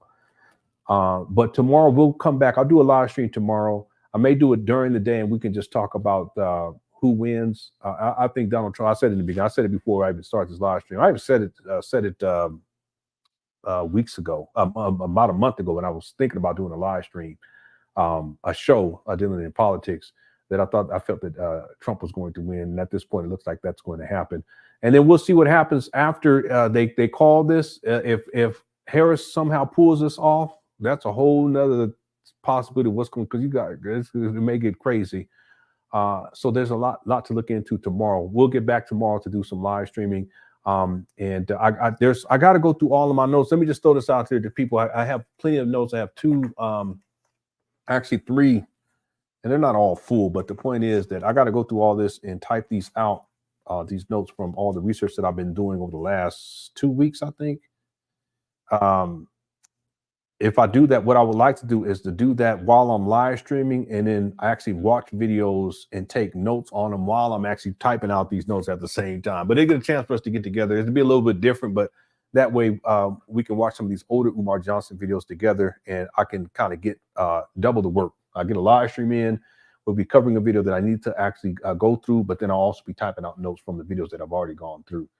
So I plan on doing that tomorrow. Yeah, she doesn't have to. No, she's at 209 now. That's what it's saying here. She's at 209, and Trump is at 230. And he needs 40 more. If he can get Georgia and Pennsylvania, it looks like he will. In Michigan, it's a wrap right there. He's going to win this.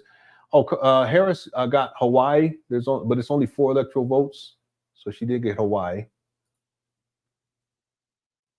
And that puts her at 209 to 230. Yeah. Yeah, let me just show it to you. Yeah, thank you for posting here. Let me just show it to everybody. Yeah, she's at 209 to 230. All right, again, I'm not going to tell people who I voted for, just because I don't want to go there. I know how people can be. I will say this as I close out this live stream. I did vote today. It's the first time I voted for the presidential elections, and it wasn't emotional at all. I actually did a live stream where I filled out the ballot.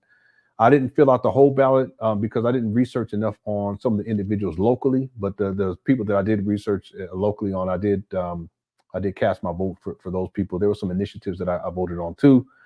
But at the end of the day, it wasn't emotional. It wasn't an emotional thing. When I put my ballot inside a ballot, and it's not the ballot box. I went and actually it was a drop box.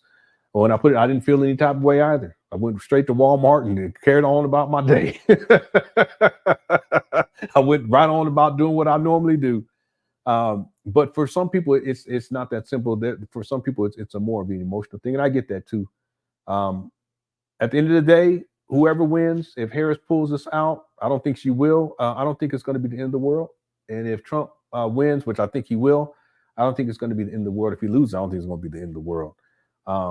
I try to take this not with a grain of salt, but at the very least, I try to be impartial and then to recognize that it's not as if the president has so much power that they're going to change things in a drastic way to where life ends on planet Earth. It's just not that serious. Okay, there may be some changes, and I'm sure that there are going to be things that take place if Harris comes into office that there are people they're not going to like. I get that. And then if Trump gets in office, there's as a president, I'm sure that there's going to be stuff that he will do that people aren't going to like. I get all that, but at the end of the day, we will survive as a species. I'll say that. Okay. Okay, thank you all so much for tuning in. What's up, Big Man? I ain't seen you in a minute, Big Man. That's one of the OGs from back in the day. I mean, this Umar Johnson saga, it goes back such a long ways. And this is one of the people that's been here for a long time, one of the OGs. He says, Umar has a temper due to being a Fantasia Garvo bear. He's 6'5" with baby-making hips, bad feet, and lack. Right. If you don't leave Umar alone. All right, Big Man. Good to see you. Hope everything's going well for you. Can I ask, Big Man, who did you vote for, by the way? You want to tell us? You probably don't want to tell us. Okay, there is a poll to close this out. Let me go ahead and finish up with I'm going to go ahead and close out this poll. If you haven't voted, go ahead and get your vote in now. There were 1,239 votes. Who did you vote for? 32% said Harris, and 33% said Trump, 10% said other, and I'm actually very surprised by this. 26% said that they did not vote. Okay, again, that's your prerogative. Again, I've never voted for the president until today. This was my first time, so I can't be talking no kind of mess. Thanks, Big Man, for the super chat. I hope everything's going well with you. Okay, again, thank you all so much for tuning on in. I got to get something to eat. My wife, she made, I don't even know what it's called, the vegan chicken dumplings or something like that. And I'm hungry. I've been hungry all day. It's been calling me. You know what I'm saying? So I'm going to have me some of that. I'm going to stay up and I'm going to see how this unfolds. I just got to check on these kids and make sure they get to sleep and stuff. And then again, tomorrow I'll be back and we'll have a live coverage of who the victor is. And in my opinion, I said in the beginning, I think Trump was going to win. I still think he's going to win. But who knows what may happen between now and the final tally. Okay. All right. Thank you guys again so much. Yeah. It looks like she's gonna take the L. There's no way she's gonna. I don't think she is either. I don't think she is. They say the wealthy leaving the country. Why? Okay. She will win Wisconsin. I don't know about that, King Life. I don't think she's gonna win Pennsylvania. Let me go look at this one more time. Yeah, let me just look at it one more time, then we'll be up out of here. Here's Pennsylvania right here. Trump is at 3 million. Harris is at 2.8 million. I mean, I guess it's possible, but I just don't think that it's I don't think it's going to happen. I don't think it's going to happen. Again, we're going to have to wait and see. And there's Harrisburg. I think that's where Umar was sent off to. Wasn't it Harrisburg yeah, I think it was Harris. Maybe I'm wrong. Maybe that's where he had the trial at. I think that's where he had the trial for. He says it was for his degrees. It ain't got nothing to do with that. It's about Umar misrepresenting himself, saying he's all these other things that he wasn't. He be lying so much. Okay. Again, we'll be back tomorrow to kind of get some closure on this. However you voted, I still love you. If you didn't vote, I love you anyway. At the end of the day, I got love. That's all I can say, family. That's all I can say. Okay, all right. Yeah, Pennsylvania is going to be huge. We'll see what happens. Okay, thank you all again for tuning on in. I hope you enjoyed the show. Let me go ahead and close this poll out here now. And the final tally should post there. Who did you vote for? 32% said Trump, 31% said Harris, 25% said they did not vote, and then 10% said other. All right. Thank you all again. Thanks everyone for tuning on in. Thanks for the mods for handling business. Also, thanks to everyone who sent in super chats. I appreciate it, and I sincerely mean that wholeheartedly. I really do appreciate it. Please enjoy the rest of your eating. We'll be back tomorrow with another live stream, maybe two. Okay. In the meantime, please be safe out there. And if you haven't checked out, if you're a member, if you haven't checked out the live stream that we did earlier today, I was specifically talking about Umar Johnson followers as being part of the problem, which I normally don't say that, but at this point, I got to admit it. We had a live stream for members. You can make sure you check that out. And if you would like to become a member, there's a join button listed down below for these videos. We have all kinds of stuff up there, including a whole archive of Umar Johnson content. All right. Y'all, please enjoy the rest of your evening, and I'll talk to y'all very, very soon. Okay. Take care. Peace.